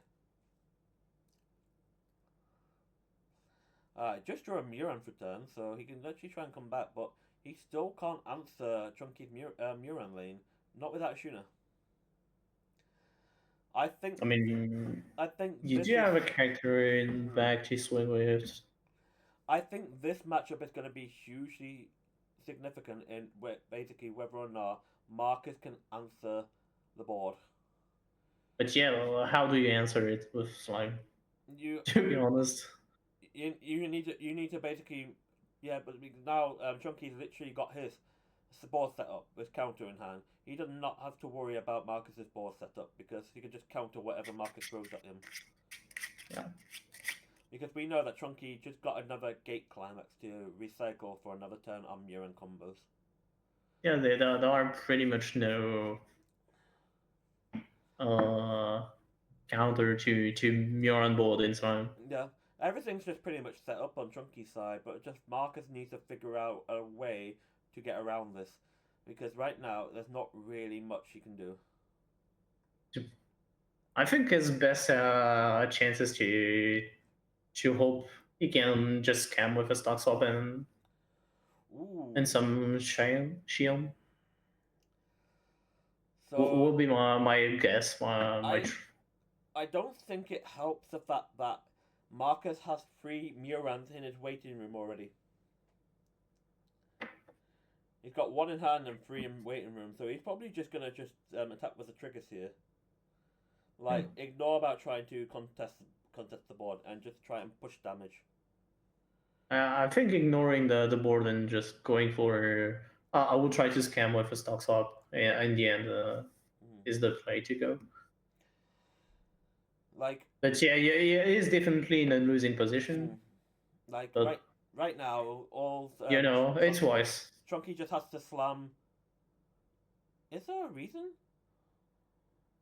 If you build the entire deck, or if you need selection, why not? But if you have the combo to You're already getting grabbing a yourself. Muran is okay. You already have another Muran to play though. That's the thing. Oh, okay. Well, I don't know. Because you got a Muran from the last for the combo for previous turn, so he has another one in hand ready. Yeah. So it's trying to get selection or a way to look for the Milan. Oh, he hit one, right? I thought he hit two for a minute there. It's like No, he hit one. If you hit one, you just grab the Valora. You can have access to the Millim loop a bit later. Okay, interesting. Maybe it will grab a early play heal. Maybe he wants to try and filter a bit more with the deck, because I think if you go early heal here, you have less chance to die from a scam. And at this point, when you keep the board, the only thing you are afraid of is probably getting scammed. So he did get the Millim Zero, which allows him to basically, it's essentially ditch one top 5, ditch one sack this top 5, because you put one from hand to stock essentially, to grab a Demon Continent character, which is pretty good for milling. It's top 4, no? Top. Yeah, top four. My bad. I got confused with the Nino one for a second, so bear. So he just went for the early play just to heal. Heal down to Muran, yeah. It's probably a good choice. Yeah, so he heals the 2-3, plays another Muran, and then now it's just basically setting up his. Right, I see what he's doing. Basically taking advantage of the early play heal, meaning he can heal down, just paying out the stock. So that means that the stock swap that could potentially come in the next turn or so is less damaging to worry about. Yeah, and also you heal down, so yeah, you have less chance to take a Vigilant damage in one go. Plus that door climax being triggered on the first attack, meaning that the stock swap is actually still going to be detrimental. But he is getting cancels here, so this is for 4 though, and cancels, right. So Marcus gets a triple cancel off right after everything. So the question off now, he has 3 Muran climaxes in the waiting room. 1 Muran in hand, but no Muran climax in hand, it seems. Yeah, the hard option here is, do you want to clock? How many cards left in deck? Still a relative amount, like 7 or 8. Looks like 7. Did you just go brainstorm and guy? Oh, it's actually 9 here. Yeah, brainstorm guy would be quite significant here, because it takes you to down 5 cards. So if you hit, you go down for 4. Yeah, so he hits 1. You only live 1 in deck. There's still 1 climax in deck though, but he's 6 out. Yeah, guy. Looks like a decent play. It's like he's not really going to get much value out of anything here because he needs to figure out what to do for the later turns. So even if he plays accordingly, he just can't answer any other thing on the board. That's the problem. And maybe with the back row, no, it doesn't change. So here's the thing. The Rimuru actually gives the Muran in the center plus 1/5. So Muran is actually swinging for 13k, which is beat in the middle of Muran lane. I mean, he has tools to counter it. So he doesn't have to counter. You don't have to counter, true. But probably here I don't counter because my Muran on the next turn can answer it, and I have you could just memory from him. Oh, he's going for the 6 soul? 6 soul counter. Oh, I would love him to take. This could be a cancel on 5. That's actually pretty big for Chunky because it means that he just wasn't going to take an easy clean free. This one, True. though, that should be potentially cancelled? It should be cancelled, yeah. Oh, No! it should stay. Right, just basically just making sure that where that refresh penalty will go in before any of the cards that damage go into the clock. I mean, it will level up anyway, so it doesn't change. It doesn't, but just want to double check because if basically tries to put the free then refresh over, it complicates things. So just trying to make it easier for competitive standards, basically. Yeah, it's true.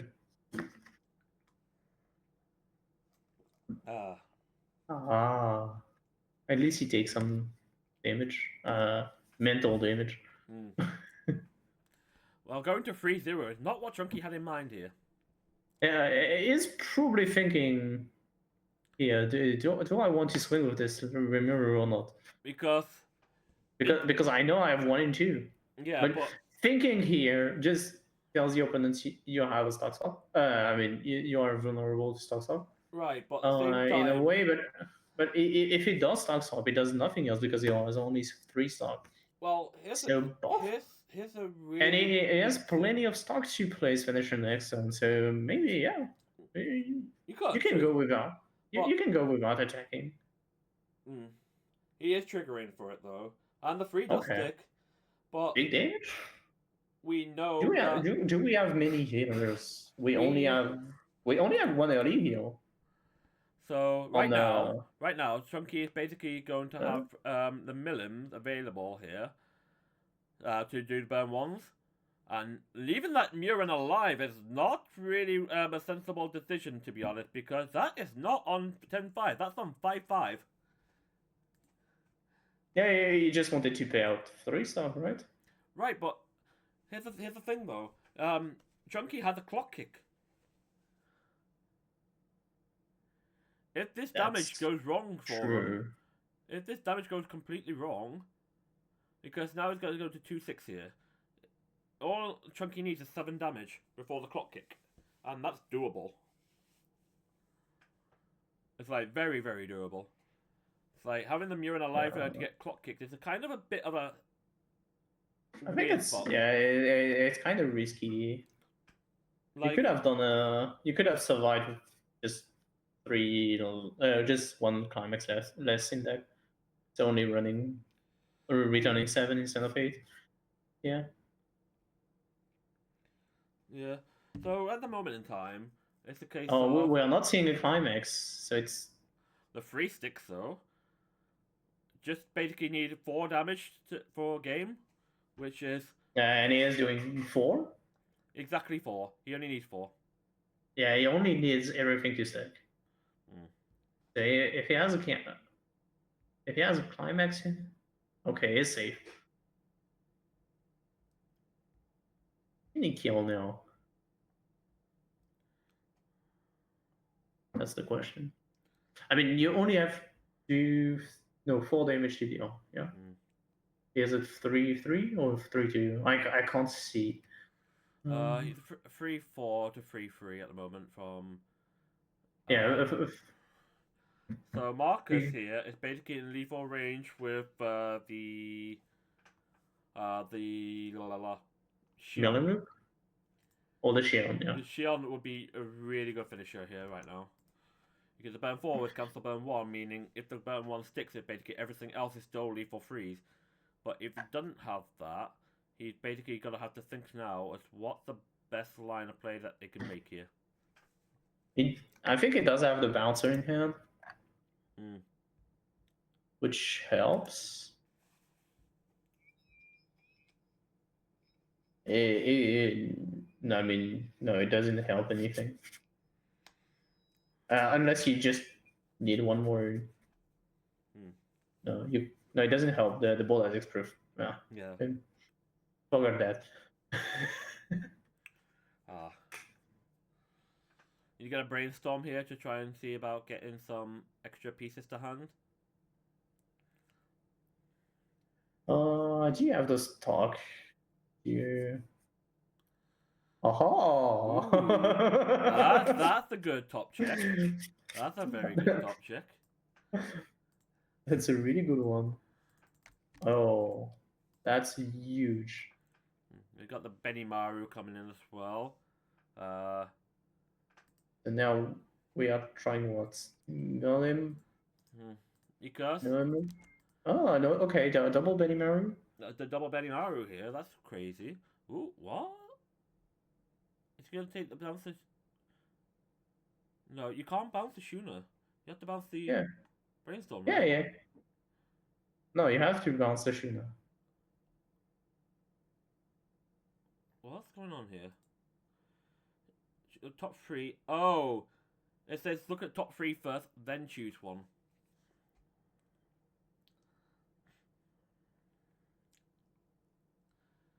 So that's why basically the judge decides saying you're not allowed to look at the top three because you choose to bounce first because it's up two. So you've technically missed looking at the top three, which is kind of sad. We did not point at any card, so we don't know. We can't know if it was something like the man knew only the back row can be bounced, so he bounced it when he saw the other one in play or not. Yeah. Or if it was really intentional. Yeah. I think Chunky took the initiative to bounce the Shuna because that was the only target, essentially. It's kind of awkward. So, I don't know what happened there exactly, but we can't hear what's going on the table. So I think the judge are doing their job in... Yeah. Whatever happened. We can't make comments at this stage, unfortunately. Yeah.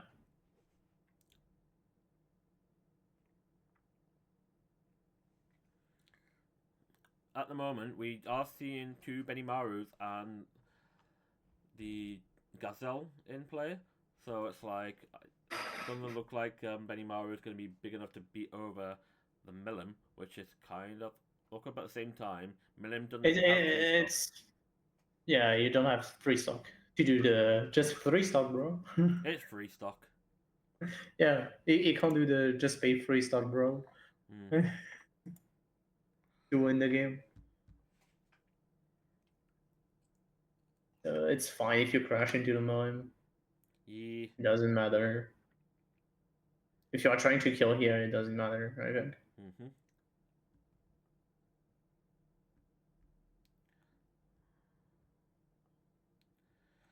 Oh dear. Okay, so... Is he gonna go for a climax in play, or is he just gonna go for 2-2-2? Realistically, 2-2-2 should be the better scenario here.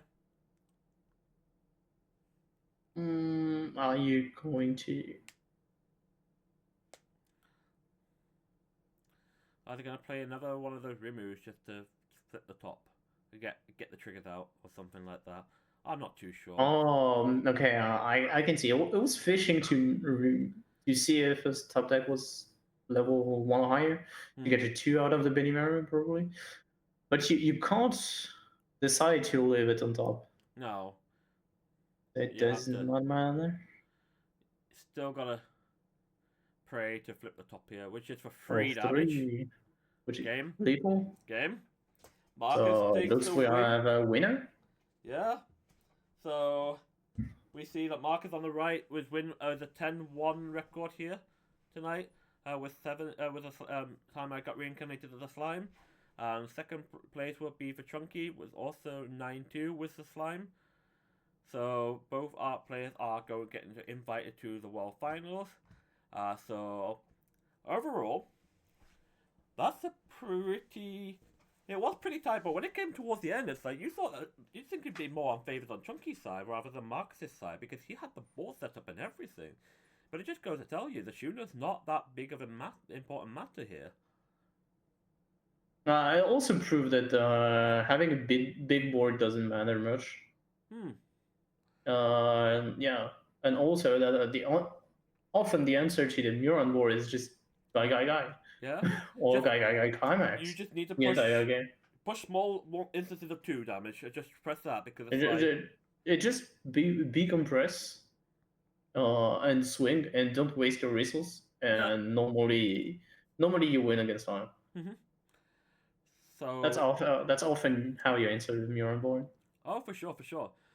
So that's literally the very last European event that we're gonna have this current ban list in. So as of Monday, we will no longer see Yoma Muran with the Muran combo, which is gonna be a big hefty loss to be honest, because a lot of people did want the hexproof to be hit in the slides at ban list. But I think this is an actual suitable replacement, and we potentially will see the how that will look. Come, for example, which event's gonna be next week? Because I know Cardiff UK is in 2 weeks' time, which will be under the new ban list. The next following event will be. Let's have a quick look at the schedule. See if I can find it real quick. I Schedule. don't know if there is a tournament next week. Next one is going to be Tampa, Florida. Is in 2 weeks, and yeah, the next events will be Florida and UK in 2 weeks. So that will be the first time we get to see what the next format will be like with the hits to Seven Deadly, Overlord, and Slime, as we saw on the ban list. So that was announced over a week ago. So for now, I'm not too sure how to really end this at all. Anyway, once again, a big congratulations to Marcus for winning today's event in Cologne, and congratulations to second place, Chunky. Third place, I will want to just double check to find out who that won. We'll just double check that we find out who won third place.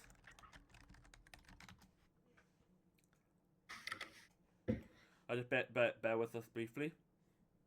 So who can be the third one? Was Yabi versus Happy? Yabi versus Happy. Seven Deadly Sins versus JoJo.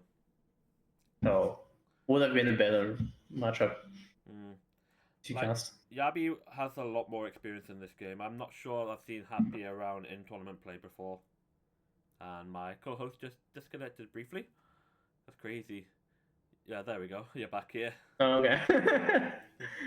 I mean, I know that Happy did end up in final at some point recently for the European Championship in the Japanese format. Yeah. So, like Happy did really well, especially after hitting 17. The bubble in the top card due for the disqualification to one of the top 16 players, and to make it all the way to the top 4, potentially to win a world invite for Japan. It's actually pretty crazy. Yeah, especially since it was not playing one of the most favorite IP for this format. Nope, very very true. The JoJo would be considered to be something that we might see more in the future now in events, or is it just going to be a one-off?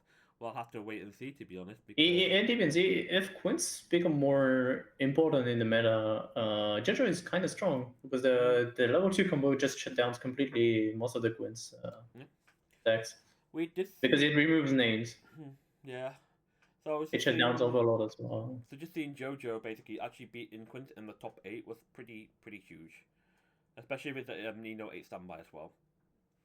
I mean, you remove basically all the crucial effects with your combo. That might be a lot. I don't know. Not all of them, I think, because the bounce back can give it out with any character, so that's fine. Yeah. The 1/1 combo only needs a climax in play for it, so that's fine. Some of the effects is like the top 5 literally loses name. So you can't even add any Nino for it, which is quite crazy. There are also anti-traits in the sets that you can play. So you can also break the inner board fairly easily, and also you have a bunch of minus power, like -3, -6k. Oh, so you can break the inner board fairly easily with JoJo, and yeah, it's one of the strengths of the set. It's to be able to play the game differently. You are trying to counter stuff more than playing for yourself. Yeah, and that's really funny. Yeah, and that's what makes the deck interesting. I'm still waiting for an update on third place before we finish up the stream. We don't know who is third place with the third invite for the World Finals in May this year. So just gonna be waiting for us.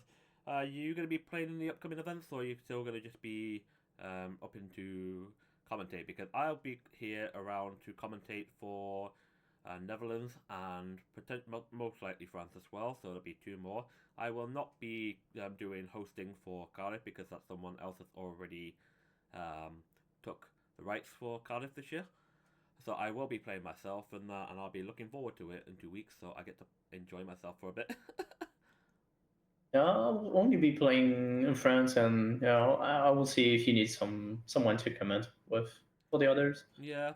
We'll have to have a look and see closer to the time because Yeah. France is not for at least a month and a half, or because it's like mid Uh, March. it's in 1 month. Is it the first weekend or second weekend of March? It's the 3rd March. Is it the 8th or 9th? No, it's the 3rd. Sunday 3rd.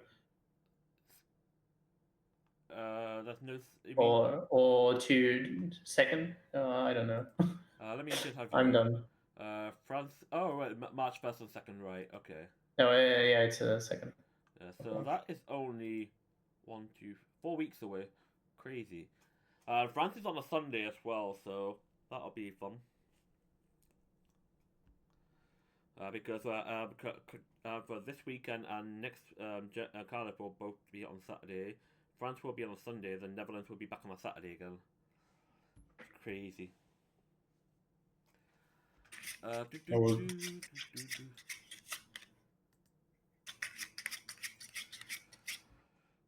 We still don't know who is third. We don't know. We don't know. I'm just trying to find out who, but I don't know.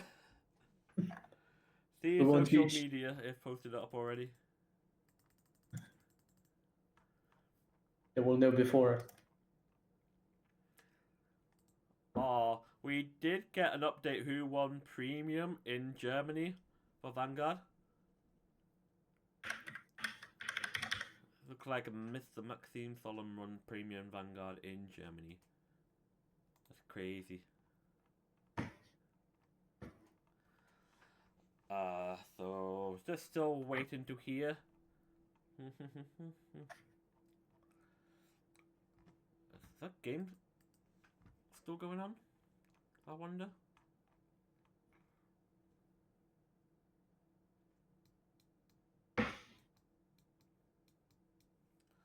Oh my dears, we're waiting. Sorry for the wait, guys. We're just trying to figure out who actually came third.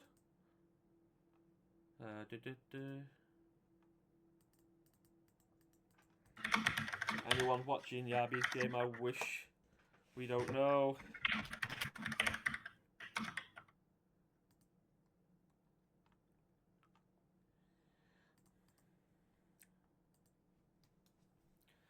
See if any other Discord chats have mentioned it. Looks like nothing as of yet. Still hearing nothing. So, what do you think? You think Quinn's are going to be the next big boogeyman deck of the format? Or we're going to look at Bunny Girl instead and end on March? I think it will be Benny Girl in March. Yeah. To be the spooky deck you play against. Yeah. It's going to be interesting for sure. Let's see, because it's like we will have Cardiff, Swall, and Ruin for the next 3 European events to, with both panelists to see how that happens. You see if the Quince does make a big significant impact for those. If not, then probably just a case of, well, we'll just see after for Worlds because we'll have Nikkei and Bunny Girl for the World Finals there. That'd be fun. I think the main deck, the best deck for the next format will probably be SES after the ban list. Just because the deck, the hits were just minor. Yeah. For sure. That's and we saw already how much the deck can do. We are just missing some efficiency on the decompression tools. That's probably not a big deal. It's not a huge deal, no. But it's like, as most decks can basically go, it's like you don't really need decompression tools to win the game. You just basically be able to play the game as the main thing, and just play your own deck as how it wants to. Decompression tools are a very nice, accessible utility to have, but they are not game breaking, honestly, in my opinion. I think they're really handy to have, but they do not like warp the game as hard as people probably believe to be. So, but that's just how I view things, and I think there's a lot of sense factors that manage that, because we see slime that generally win, but how often do they actually use like stock swaps and stuff and that to break the game? Not often, even though they have a complete engine that can actually utilize all this stock freedom resource advantage for it. It's like the same with the hexproof. It's like your big bodies do one thing, but it's like at the end of the day, it's just like the RNG is going to matter more than the actual thing. I'm not going to take away how crucial these cards can be, because they can be game breaking in certain ways, but they're not game breaking as a mechanical tool.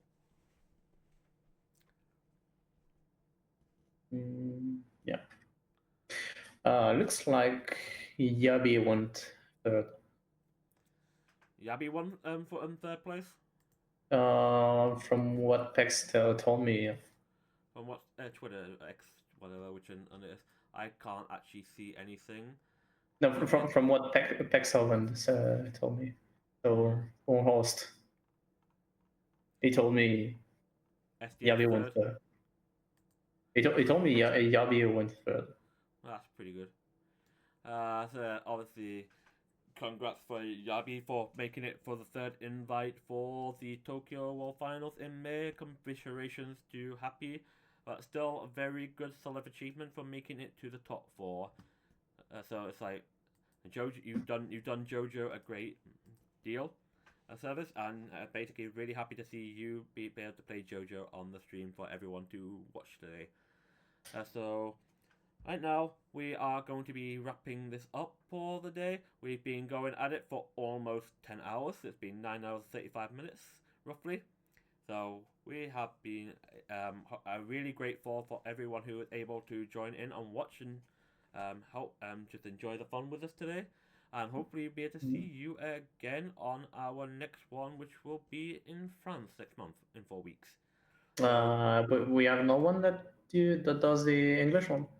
The Cardiff one is managed by someone else. That's basically be Weiß and Chill for that one. Oh, okay. So we're not basically hosting it. Basically, he's hosting it for on his own channel, a bit essentially. So not really. Yeah. So it's same team, different channel, basically. Yeah. Okay. That'll be all sorted on his end, basically. So it's like we aren't part of that one, unfortunately. Okay. So we will be like doing France and Netherlands as well. So we'll get around to six of that. So hopefully we have an even better one than this time. So I'm really happy to be here today, and a big thank you for Club Apparel for joining me, and a big thank you for PetKexavan for hosting the stream for this weekend, and a big thank you for Blackfire and Bushy Road for arranging and organising these events. Not sure who else to thank. It's like the judge team as well. We got two judges who were helping us manage the progress for our stream. It's basically Frodo Froon and Sherry Root. So a big thank you for those two guys basically being on it today. So really, really appreciative. And hopefully we can get more exciting White Schwarz games coming up in the near future. For now, I would like to say a good goodbye to all of you. Is there any last words from you, Kabapera? I hope the next BCS will be better. I mean, by that everyone will be enjoying it. I mean, it's more the enjoyment than the tournament and the competition. So you're enjoying it because it's in France, aren't you? Yeah, we'll be playing, so we'll be enjoying it. Exactly. Yeah, it's sure. Yeah. I do enjoy playing always. So yes, we have our top three at the end. That was top two were both Slime, and third place was Seven Deadly. So see those decks again? Maybe, never. Who knows? Anyway, we are going to be calling it there. Once again, thank you for everyone, and we shall see you in the very next one. So goodbye. Thank you.